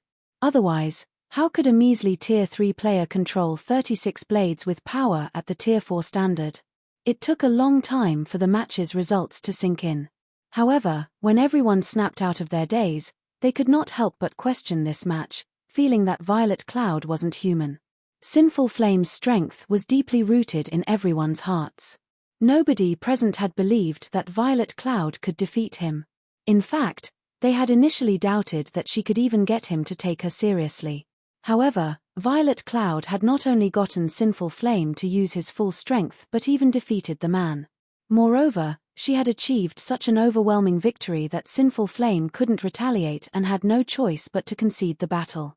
The spectators couldn't wrap their heads around the thought of such a huge disparity in combat power between Violet Cloud and Sinful Flame. Sinful Flame represented the very apex of players in God's domain, yet a little girl in her teens just surpassed this apex and had even done so in a situation where both sides possessed equal basic attributes. Violet Cloud's achievement defied common sense. While everyone present had seen geniuses before, even those geniuses had their limits. Violet Cloud could no longer be considered just a genius. After all, her achievements were simply impossible for current players. At this moment, let alone the various spectating powers, even the members of Azure found this situation unbelievable. This was especially true for Solitary Frost and Duan Hanshan, who stood below the stage. Wonder wasn't bluffing. When Solitary Frost thought back to the words Silent Wonder said before, he was stunned. What kind of guild is this Zero Wing? When Silent Wonder declared that there were much younger and stronger people than herself in Zero Wing, Solitary Frost had felt that she was only trying to advertise and uplift her guild. Back when he was undergoing training at Violet Sword, he had sparred with many of Violet Sword's young talents. However, less than a handful of them managed to put up a fight against him, much less defeat him. The fact that Silent Wonder surpassed him was already a miracle. Moreover, even on the Eastern continent, Zero Wing was only a pseudo-superpower. How could such a guild nurture a youngster that was stronger than Silent Wonder? Now, however, it was proven that not only had Zero Wing produced a youngster that was much stronger than Solitary Frost, but the youngster in question was even stronger than the legendary Sinful Flame. How can a little girl from Zero Wing become that strong? Could this be why the Long family insists on letting Silent Wonder remain in Zero Wing? Duan Hanshan suddenly felt enlightened as he looked at Violet Cloud before turning his gaze to Long Wushang and the other members of the Long family. Duan Hanshan was well aware of Silent Wonder's combat talent. Let alone the Long family's Silk Moon, Silent Wonder was inferior to even Yang Xiaoqian in this regard. Needless to say, she was even more inferior to the combat maniac Solitary Frost. Previously, when Silent Wonder defeated Solitary Frost, Duan Hanshan could still dismiss the feat as a result of Silent Wonder having an epiphany. After all, while Silent Wonder's talents were inferior to those of the other prodigies of Azure, she was still undoubtedly a prodigy herself. It wouldn't be strange for her to raise her combat power by a large margin after gaining fresh insight. However, Violet Cloud's performance forced Duan Hanshan to conclude that Silent Wonder's sudden growth shouldn't have anything to do with gaining enlightenment at all. Instead, Zero Wing was most likely the cause. After thinking up to this point, Duan Hanshan started pondering on new plans. For Azure's various shareholder families, the younger generation represented their future. The members of the younger generation would also serve as the guild's representatives in the future. Hence, nurturing the younger generation in Azure was of paramount importance. In virtual reality games, so long as one had sufficient strength, there wouldn't be a need to worry about lacking a path. This was especially true in God's Domain, which functioned as a second world for humans. God's Domain could even extend the lifespan people could experience by a large margin. For people with strength, God's Domain's appearance represented the start of a golden era. This was also the reason why Azure's various shareholder families were desperately trying to retain the Zeus Corporation's support. In God's Domain, strength was the foundation of everything. Without strength, one would be nothing. However, while Duan Hanshan was having such thoughts, Long Wushang, who stood some distance away from him, remained in a daze. At this moment, complicated feelings roiled Long Wushang's heart. He simply did not know whether to cry or laugh.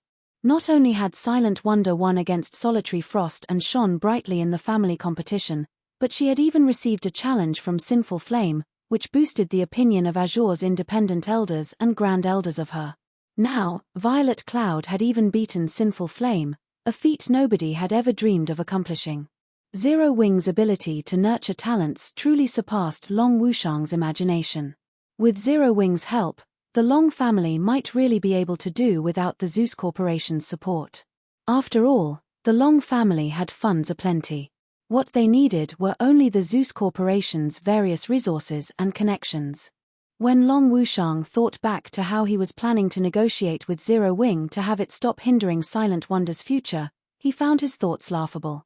Meanwhile, as everyone was expressing doubt and astonishment over this match, Sinful Flame walked up to Violet Cloud. "I don't care what others say, I am sincerely convinced of my loss," Sinful Flame said earnestly as he looked at Violet Cloud. "Only, may I ask you a question?" "What is it?" Violet Cloud asked. Since Sinful Flame was so open-minded about his defeat, she did not refuse his question. Upon hearing Violet Cloud's response, Sinful Flame quickly asked, "How did you manage to elevate the density of your mana to such an extent just now? Didn't you fully unlock your mana body already?" He was filled with curiosity about Violet Cloud's sudden transformation. At the start of the fight, he had already sensed the mana Violet Cloud's body radiated, which made him absolutely certain she had fully unlocked her mana body already. The spells she used later on only served to confirm his conjecture. However, at the end of the match, the density of the mana she radiated and the power of her spells had further increased by a large margin. He simply couldn't understand how she had accomplished this feat. It's nothing. I just managed to break through the 100% limit of my mana body, hence, I was able to release much stronger mana, Violet Cloud explained calmly. The fact that the mana body could be unlocked past the 100% threshold wasn't much of a secret. In her opinion, it was only a matter of time before an expert like Sinful Flame accomplished this feat as well.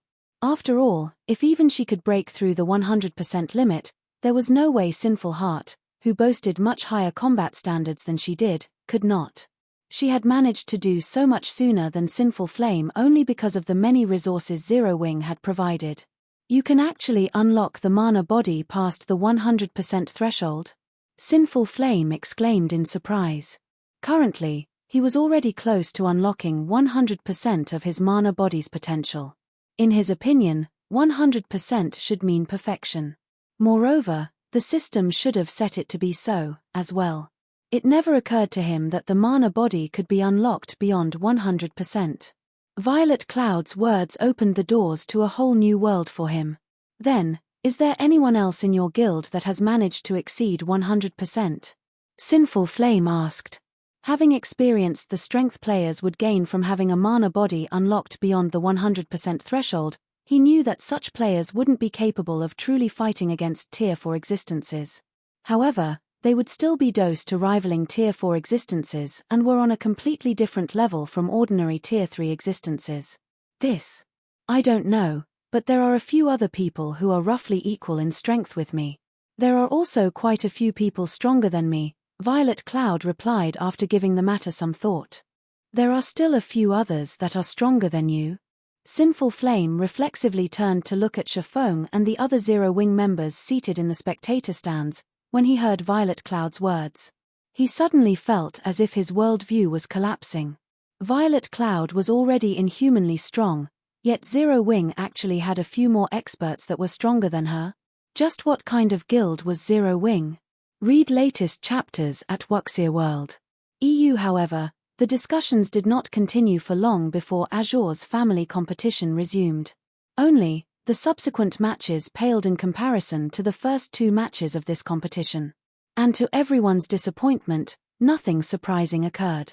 In the end, Silent Wonder won first place in the competition, Solitary Frost came in second, with Yang Xiaoqian in third, and Burning Owl in fourth.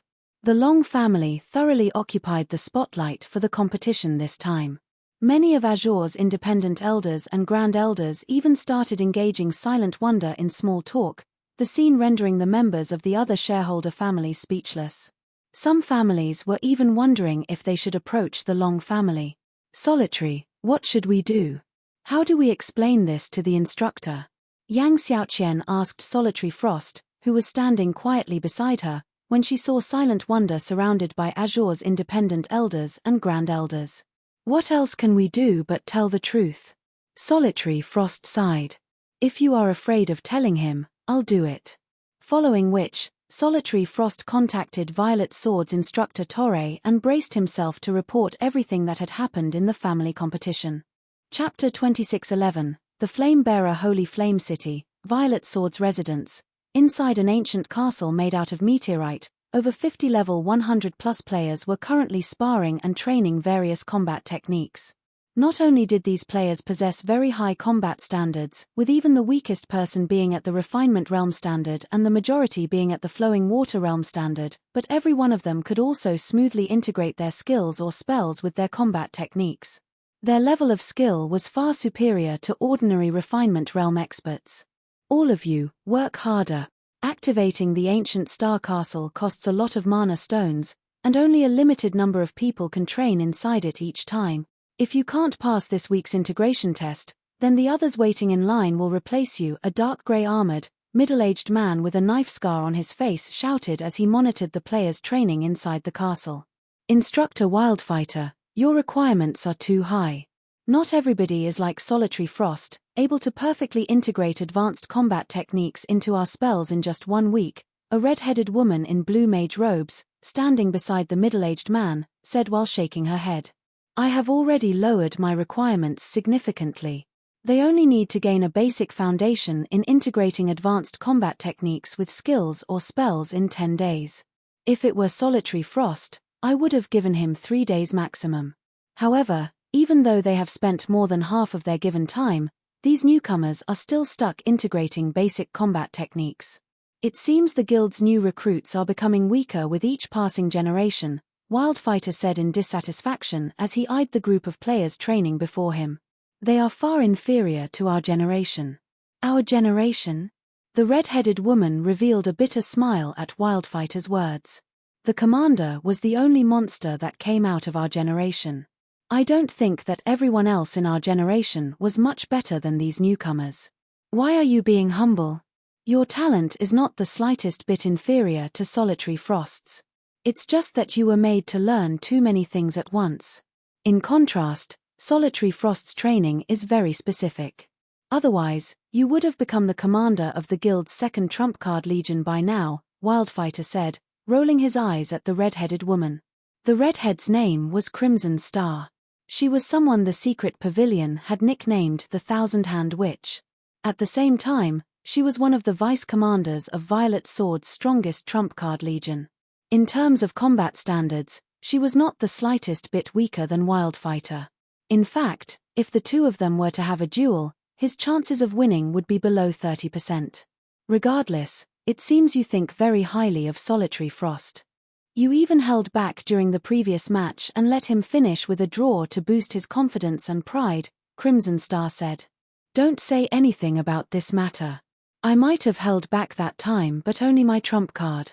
Solitary Frost is still very young, with plenty of room for growth. It is only a matter of time before I lose to him, Wildfighter said, smiling. Moreover, isn't it because of that battle that Instructor Torre became willing to teach him? That's true. I never thought that Instructor Torre would still be willing to teach someone. I was quite surprised when I heard about it. It's a pity that the guild lacks master lifestyle players, and producing that item takes too much time. Otherwise, Solitary Frost could enter the ancient secret land and receive Instructor Torre's personal guidance. If that happened, he'd definitely be able to beat you once he came out of the secret land, Crimson Star said, nodding in agreement with Wildfighter's words. I believe it won't be long before that changes. Now that Solitary Frost's group have returned to participate in Azure's family competition, the Long family's fate is sealed. If the Long family still wishes to retain its ruling rights over Azure, they will have to listen obediently and produce that item for us. Otherwise, the Zeus Corporation will hand Azure's ruling rights to another family, Wildfighter said in a definitive tone. I heard that the Long family has a very powerful genius called Silk Moon. Her strength has always been second to only Solitary Frost. If Silk Moon secures second place in the competition, the Long family might not submit to us, Crimson Star commented. Rest assured, Instructor Torre personally provided Yang Xiaoqian with guidance and helped raise her strength considerably. So long as Silk Moon hasn't reached the domain realm yet, she'll be no match for Yang Xiaoqian, Wildfighter stated confidently. Solitary Frost might be an exceptional genius, but Yang Xiaoqian wasn't much inferior to him, either. Only, she devoted much of her time to alchemy, so she couldn't capitalize on her talent in combat. However, after receiving guidance from Torre, her strength had definitely reached the peak of Void Realm experts. I don't know whether Silk Moon has reached the domain realm or not, but I stumbled across a rumor stating that the Flamebearer is instructing Silk Moon. While I still haven't confirmed the specifics of this information, the friend I got it from says the source is reliable, so there's a 90% chance that it's true, Crimson Star warned. What? Silk Moon actually caught the eye of the Flamebearer? How is that possible? Even when Instructor Torre personally requested the Flamebearer to guide the commander, the Flamebearer still rejected his request. How could that little girl catch the Flamebearer's eye? Wildfighter was surprised at the information Crimson Star revealed. The Flamebearer was a legend of sorts in the virtual gaming world. Nobody knew the Flamebearer's identity. Nobody even knew the Flamebearer's age. However, there was no doubt about the Flamebearer's existence, as the Flamebearer was responsible for nurturing quite a few of the virtual gaming world's shining stars. According to rumors, even Mythology's guild leader had received guidance from the Flamebearer, which enabled him to surpass his peers and develop Mythology into one of the 5 great super guilds. Now, however, a little girl from the Azure Chamber of Commerce was rumored to be receiving guidance from the same Flamebearer, as well. In terms of talent, Silk Moon was much worse than Solitary Frost and the current commander of Violet Sword's strongest trump card legion, yet the Flamebearer had actually chosen to guide her. Wildfighter couldn't bring himself to believe this. I don't know, but rumor has it that the Flamebearer has a unique way of selecting people to nurture. Maybe Silk Moon has some special qualities of her own, Crimson Star said, shaking her head. In reality, she was also curious as to why the Flamebearer would choose Silk Moon. If Silk Moon really is receiving guidance from the Flamebearer, then Yang Xiaoqian is in danger, Wildfighter said worriedly. Wildfighter did not doubt that Solitary Frost would secure first place in Azure's family competition even if Silk Moon received guidance from the Flamebearer. After all, there was a qualitative difference between the Domain Realm and the Void Realm, preventing players from jumping from the Void Realm to the Domain Realm within a short period. Otherwise, Domain Realm experts wouldn't be so rare. However, while securing first place wasn't a problem for Solitary Frost's group, securing second place would.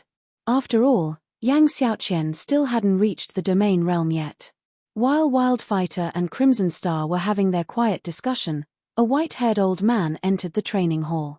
Upon noticing this old man, Wildfighter and Crimson Star promptly went up to greet him. This was because this old man was none other than Instructor Torre, a legendary figure in Violet Sword.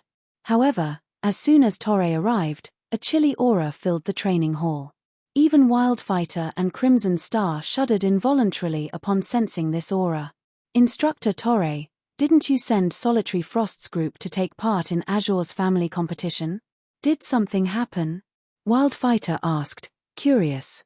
Judging by the chilling aura Torre released, he could tell that something was amiss. I went but had to leave for some business.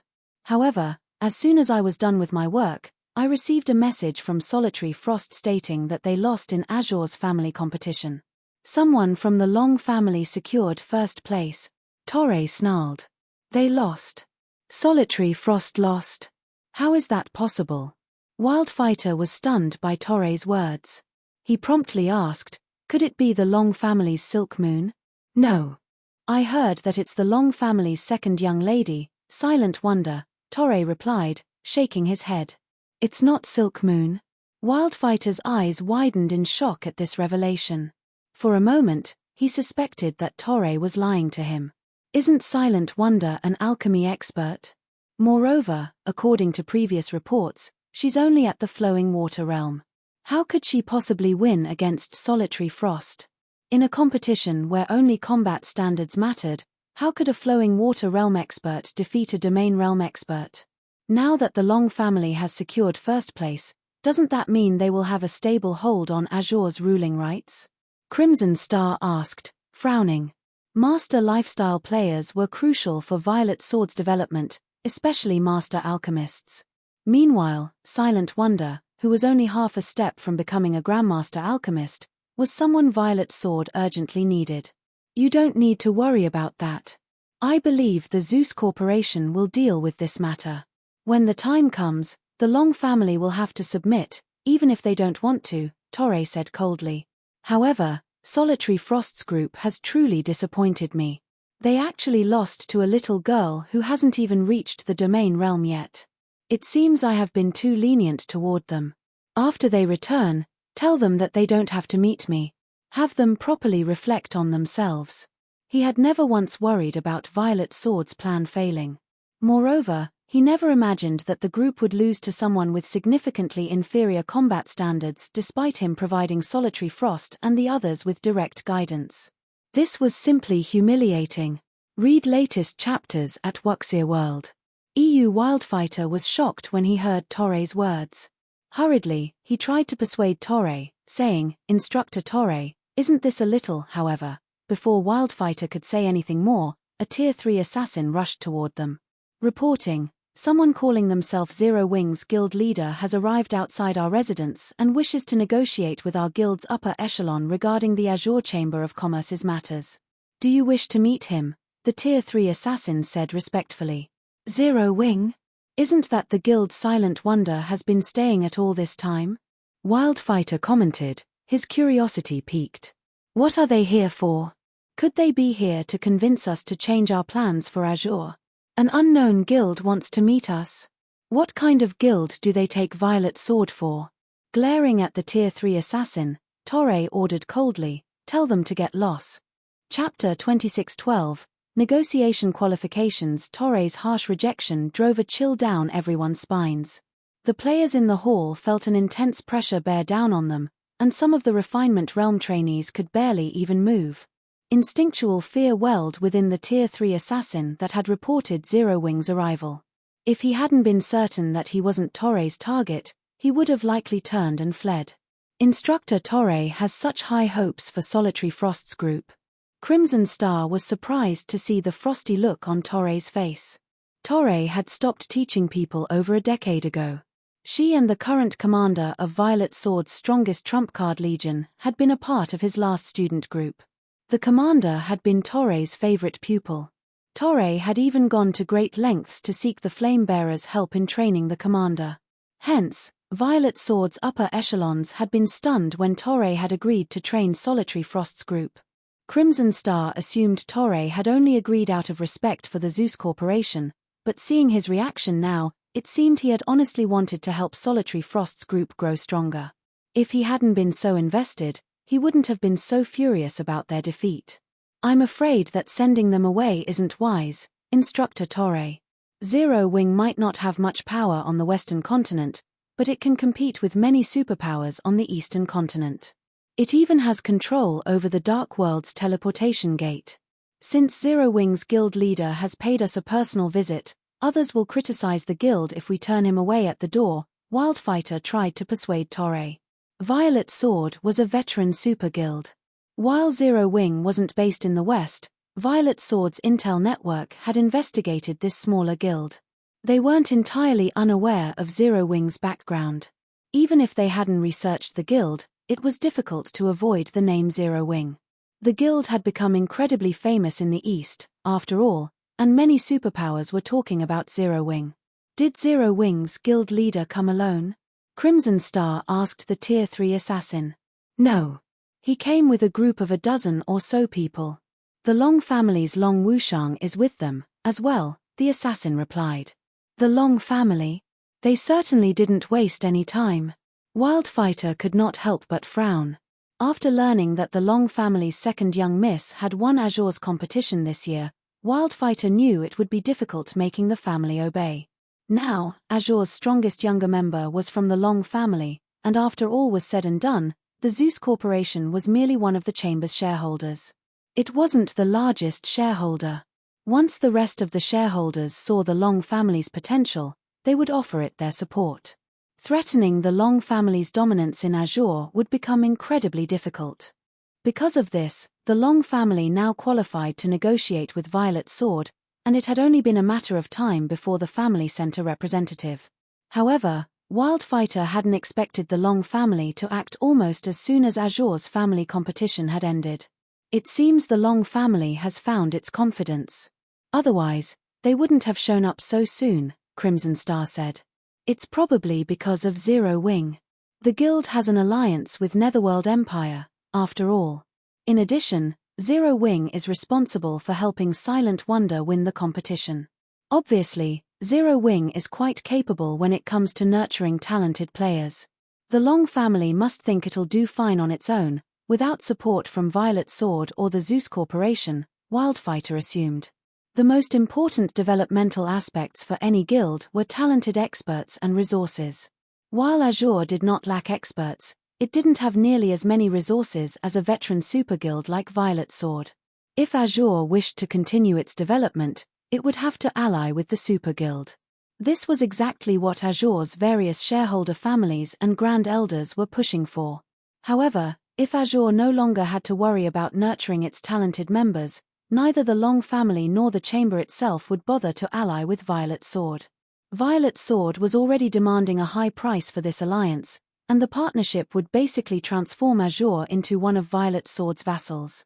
None of Azure's shareholders wanted this, but they had to agree due to the immense pressure the Zeus Corporation placed on them to agree. This is interesting. Show them to the reception room and make them wait for a while, Torre decided. I'm interested to see what ability Zero Wing has to make the Long family so confident. Understood. The Tier 3 assassin breathed a sigh of relief as Torre calmed down. He then ran back to the residence's entrance. Meanwhile, a crowd had formed outside of Violet Sword's residence, embroiled in a heated discussion regarding Zero Wing's members. The group of players was just too eye-catching. Two gigantic flying mounts stood behind Zero Wing's members, an eagle, with arcs of electricity dancing across its body, and a skeletal dragon, radiating bursts of cold. Both flying mounts had auras on par with Grand Lords of the same level, and when they stood side by side, they were impossible to ignore. Crap. Who are these people? They actually have two mounts that rival Violet Sword's Netherflame Eagle. What an amazing guild. Violet Sword only has two extraordinary flying mounts, yet these people have two, as well. At this stage of the game, flying mounts were still unattainable for most of God's Domain's players. Even the various large guilds only had a few flying mounts, and most of those were common. Even so, it was enough to allow them to flaunt their strength. Meanwhile, the various super guilds would go crazy for extraordinary flying mounts, which could hold their own against Grand Lords of the same level. Not everyone could say the same. Even most Tier 3 experts would have to flee from such a monster. Only with a team of Tier 3 experts could take down Grand Lords of the same level. However, not only could a guild easily hunt Grand Lord-ranked field bosses with an extraordinary flying mount, but they could also broaden their sphere of activity, visiting far more dangerous locations in search of resources. While passers-by quietly discussed Zero Wing's two flying mounts, Long Wushang, who waited at the entrance to Violet Sword's residence, began to grow nervous. He had never thought Shifeng would go through with his claim and travel to Violet Sword as soon as Azure's family competition ended. The swordsman hadn't even given Violet Sword any time to calm down after learning of its defeat. The competition's outcome had as good as ruined the Zeus Corporation and Violet Sword's plans to take control of the Azure Chamber of Commerce. Needless to say, they'd be furious, and they'd definitely blame Zero Wing, the guild that had played a major role in foiling their plans. Although the Long family and Zero Wing now qualified to negotiate with Zeus and Violet Sword, they shouldn't push for negotiations while the other side was still fuming. Not only would they fail to change the corporation and super guild's minds, but they might make the situation worse. Wonder, can you persuade your guild leader? I know he wants to negotiate with Violet Sword, but he shouldn't do so during such a precarious time, Long Wushang whispered to Silent Wonder. At this rate, not only will negotiations fail, but Violet Sword might end up hating us. We'll lose our advantage in Azure. Azure's elders and grand elders did not particularly mind whether Azure partnered with Violet Sword or not, but becoming enemies would be a different story. If that happened, everything would be over for the Long family. Too many of Azure's key resource areas were located within Violet Sword's territories, among others. If Violet Sword decided that it no longer cared about those resource areas, the other super guilds wouldn't hesitate to fight to claim the areas. I'll try my best, Silent Wonder said. She agreed with her elders' sentiments. Zero Wing had barely any power in the West, while Violet Sword could easily deal a major blow to the Azure Chamber of Commerce. Furthermore, Zero Wing couldn't avoid Violet Sword if it wished to develop on the Western continent. She did not wish to see her guild face Violet Sword's wrath over her.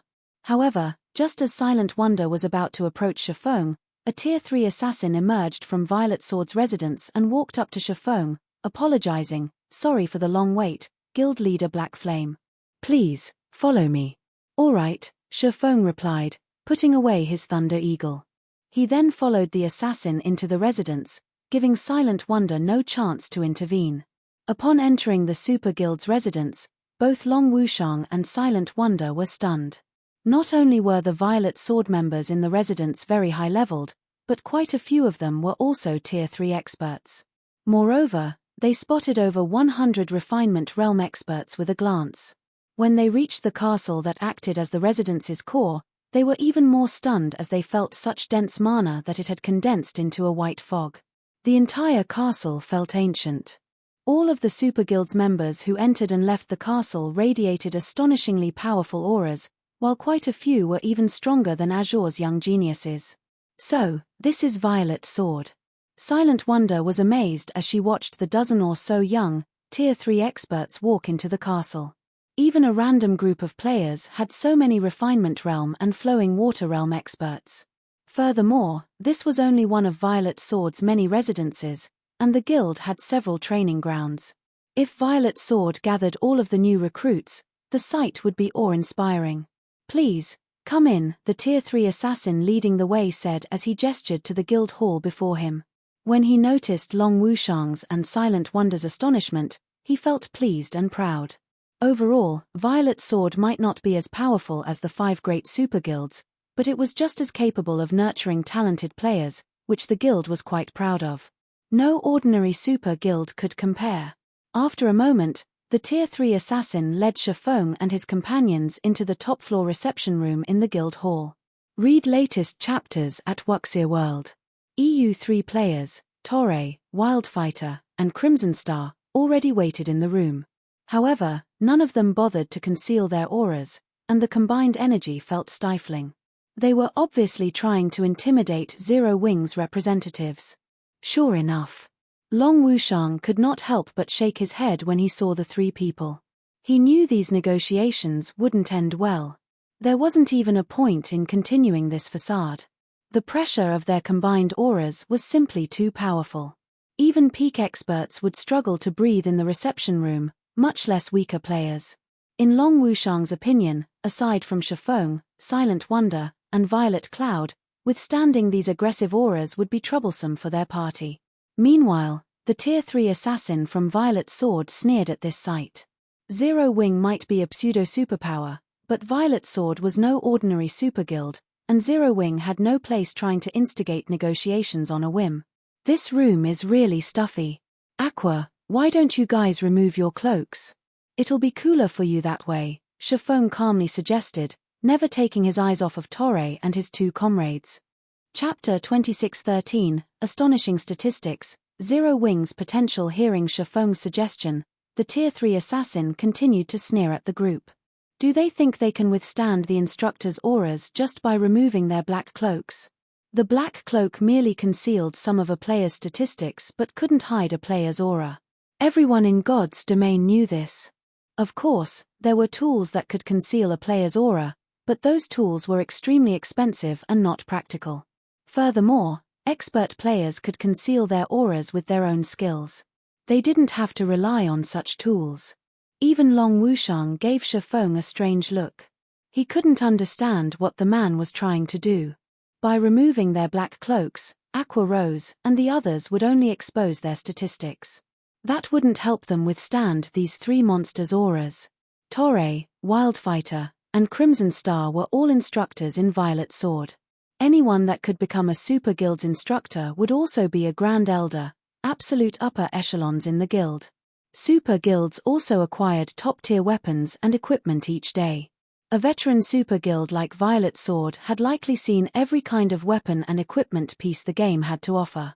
Now that Violet Sword was in a fit of rage and intent on striking fear into their group to chase them away, not even full sets of top-tier weapons and equipment would be enough to change these 3 instructors' minds. During the time the Tier 3 assassin and Long Wushang wondered what Shifeng intended, Aqua Rose and the others removed their black cloaks. When they saw these players' statistics, the assassin and Long Wushang nearly fainted from shock. Level 117. The moment the black cloaks were gone, these players' auras burst forth like erupting volcanoes. The ambient mana rapidly gathered around them, creating a mana vortex that thinned the rest of the mana in the room. When the Tier 3 assassin and Long Wushang realized that these auras rivaled that of mythic monsters, they instinctively stepped back to a tolerable distance. Meanwhile, Torre's group stared in astonishment when they saw Aqua Rose's and her companions' levels. Level 117? How is this possible? Even our guild's leveling maniac has only reached level 114. How did they get so powerful? Wildfighter exclaimed in the team chat, overwhelmed with shock as he stared at Zero Wing's players. Their levels weren't the highest in the guild since they normally trained Violet Sword's new recruits. They didn't have time to devote themselves to grinding for levels. Even so, these three had never fallen behind the frontline players. The foreign energies in level 100+ maps were a burden, steadily corroding players' bodies and preventing them from grinding for long. Thus, as instructors, Torre and his comrades had to maintain their levels. Meanwhile, these three usually trained recruits while recuperating, and as a result, their levels weren't too far behind, even if their leveling speed wasn't the greatest. All three were currently level 112, which most peak experts hadn't reached yet. And yet, the players before them had 5 levels on them. How did they manage that? Moreover, Zero Wing didn't have just 1 or 2 players at that level. All 8 members, who had removed their black cloaks, had reached level 117. No, I can sense that all of these people have fully unlocked their mana bodies. They shouldn't have used any special grinding methods to achieve such a high level, Crimson Star said, shaking her head. In God's domain, the only way to level up quickly was to grind monsters. The stronger the monsters players fought, the more EXP they'd gain. If players tried to grind monsters that were 3 levels lower than they wouldn't even earn 50% of what they did when defeating monsters of the same level. If they tried grinding monsters 6 levels lower than they wouldn't get any EXP at all. While questing was also a reliable way to earn EXP, Quest's main objective was to provide coins, weapons, equipment, and special tools. The only way to level rapidly was to face powerful monsters of the same or higher level. Because of this, no player with a high level in God's domain was considered weak. In fact, most ordinary players saw a player's level as a direct representation of their strength. Still shocked, the 3 instructors didn't realize Shifeng had walked up to them. It had felt as if he had stood in the middle of the room all this time. "Can we talk now?" Shifeng asked, looking at each instructor in turn. Only then did Wildfighter and Crimson Star realize that Shifeng stood before them. "Out with it. Why have you come to Violet Sword?" Torre asked, giving Shifeng a serious look. He no longer displayed any rage or belittlement. If Zero Wing had had only 1 player at level 117, he would have, at most, been surprised and acknowledged the expert's strength, but not only did a whole group of level 117 players stand before him, but they had also unlocked their mana body's full potential. This achievement couldn't just be the result of personal strength. Rather, it was a representation of the guild's foundation and power. Since Zero Wing had so many high-leveled experts with fully unlocked mana bodies, the guild earned his basic respect. After seeing Silent Wonder and the others himself, Torre also understood why Silent Wonder had defeated Solitary Frost. There wasn't much of a difference between the basic attributes of a player with a fully unlocked mana body and one without, but there was a colossal difference between their combat power. It was almost the difference of half a tier, which wasn't a gap that could be shortened with combat standards and techniques. Although Solitary Frost was a domain realm expert, he was still quite young. He did not have much experience fighting opponents with more raw power. Hence, suffering defeat wasn't all that strange. "You're surprisingly frank, Instructor Torre. In that case, I'll just come out with it," Shifeng said, smiling at Torre, who had paid close attention to him since the moment he entered the room. "I'm here to discuss Silent Wonder's situation. Guild leader Blackflame, if you wish to insist that she's a member of Zero Wing, not Azure, and thus doesn't need to develop in Violet Sword, don't bother. I will suggest that my superiors leave Silent Wonder alone," Wildfighter said. Zero Wing didn't have much power on the Western continent, but its potential was incredible. Becoming this pseudo-superpower's enemy over Silent Wonder would be truly unwise. Besides, Violet Sword could still follow through with its plans, even without a half-step Grandmaster alchemist like Silent Wonder. At worst, their plans might take more time to complete. Moreover, the Zeus Corporation was the main reason that Violet Sword had insisted on obtaining Silent Wonder, and the corporation had simply made the demand because the Long family had refused to cooperate fully with Zeus's plan to unify the powers under its command. The Zeus Corporation only wanted to make an example out of the Long family and was using Violet Sword to do so. Long Wushang was stunned to hear Wildfighter give in so quickly.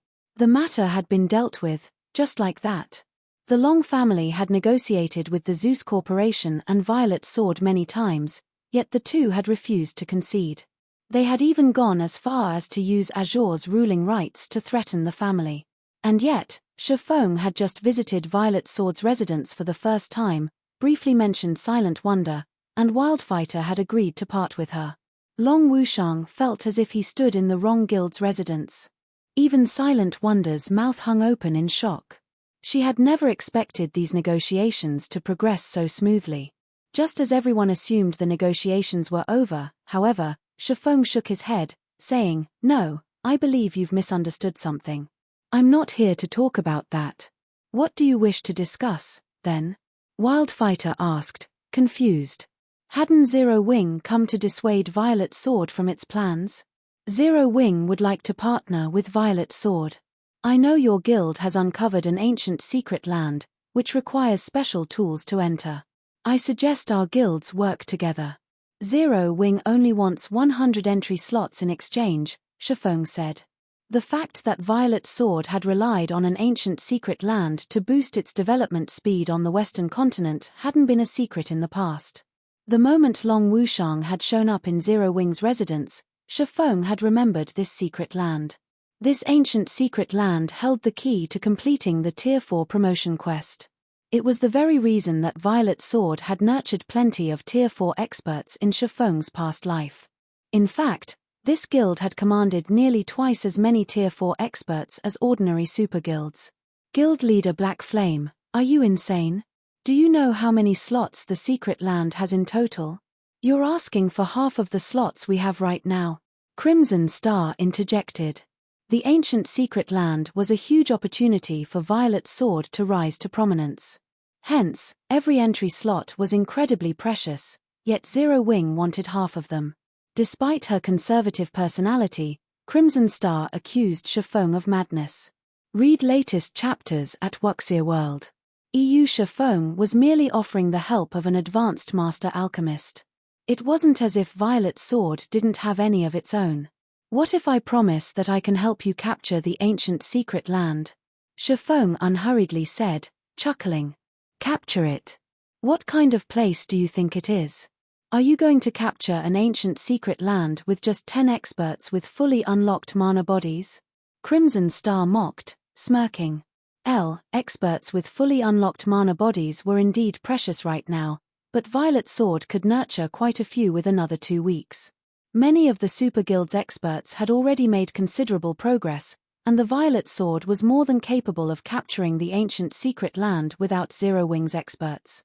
At most, doing so might take another 2 weeks. What if I offer the help of 100 Tier 3 experts with fully unlocked mana bodies? Shifeng asked, flashing Crimson Star a smug smile.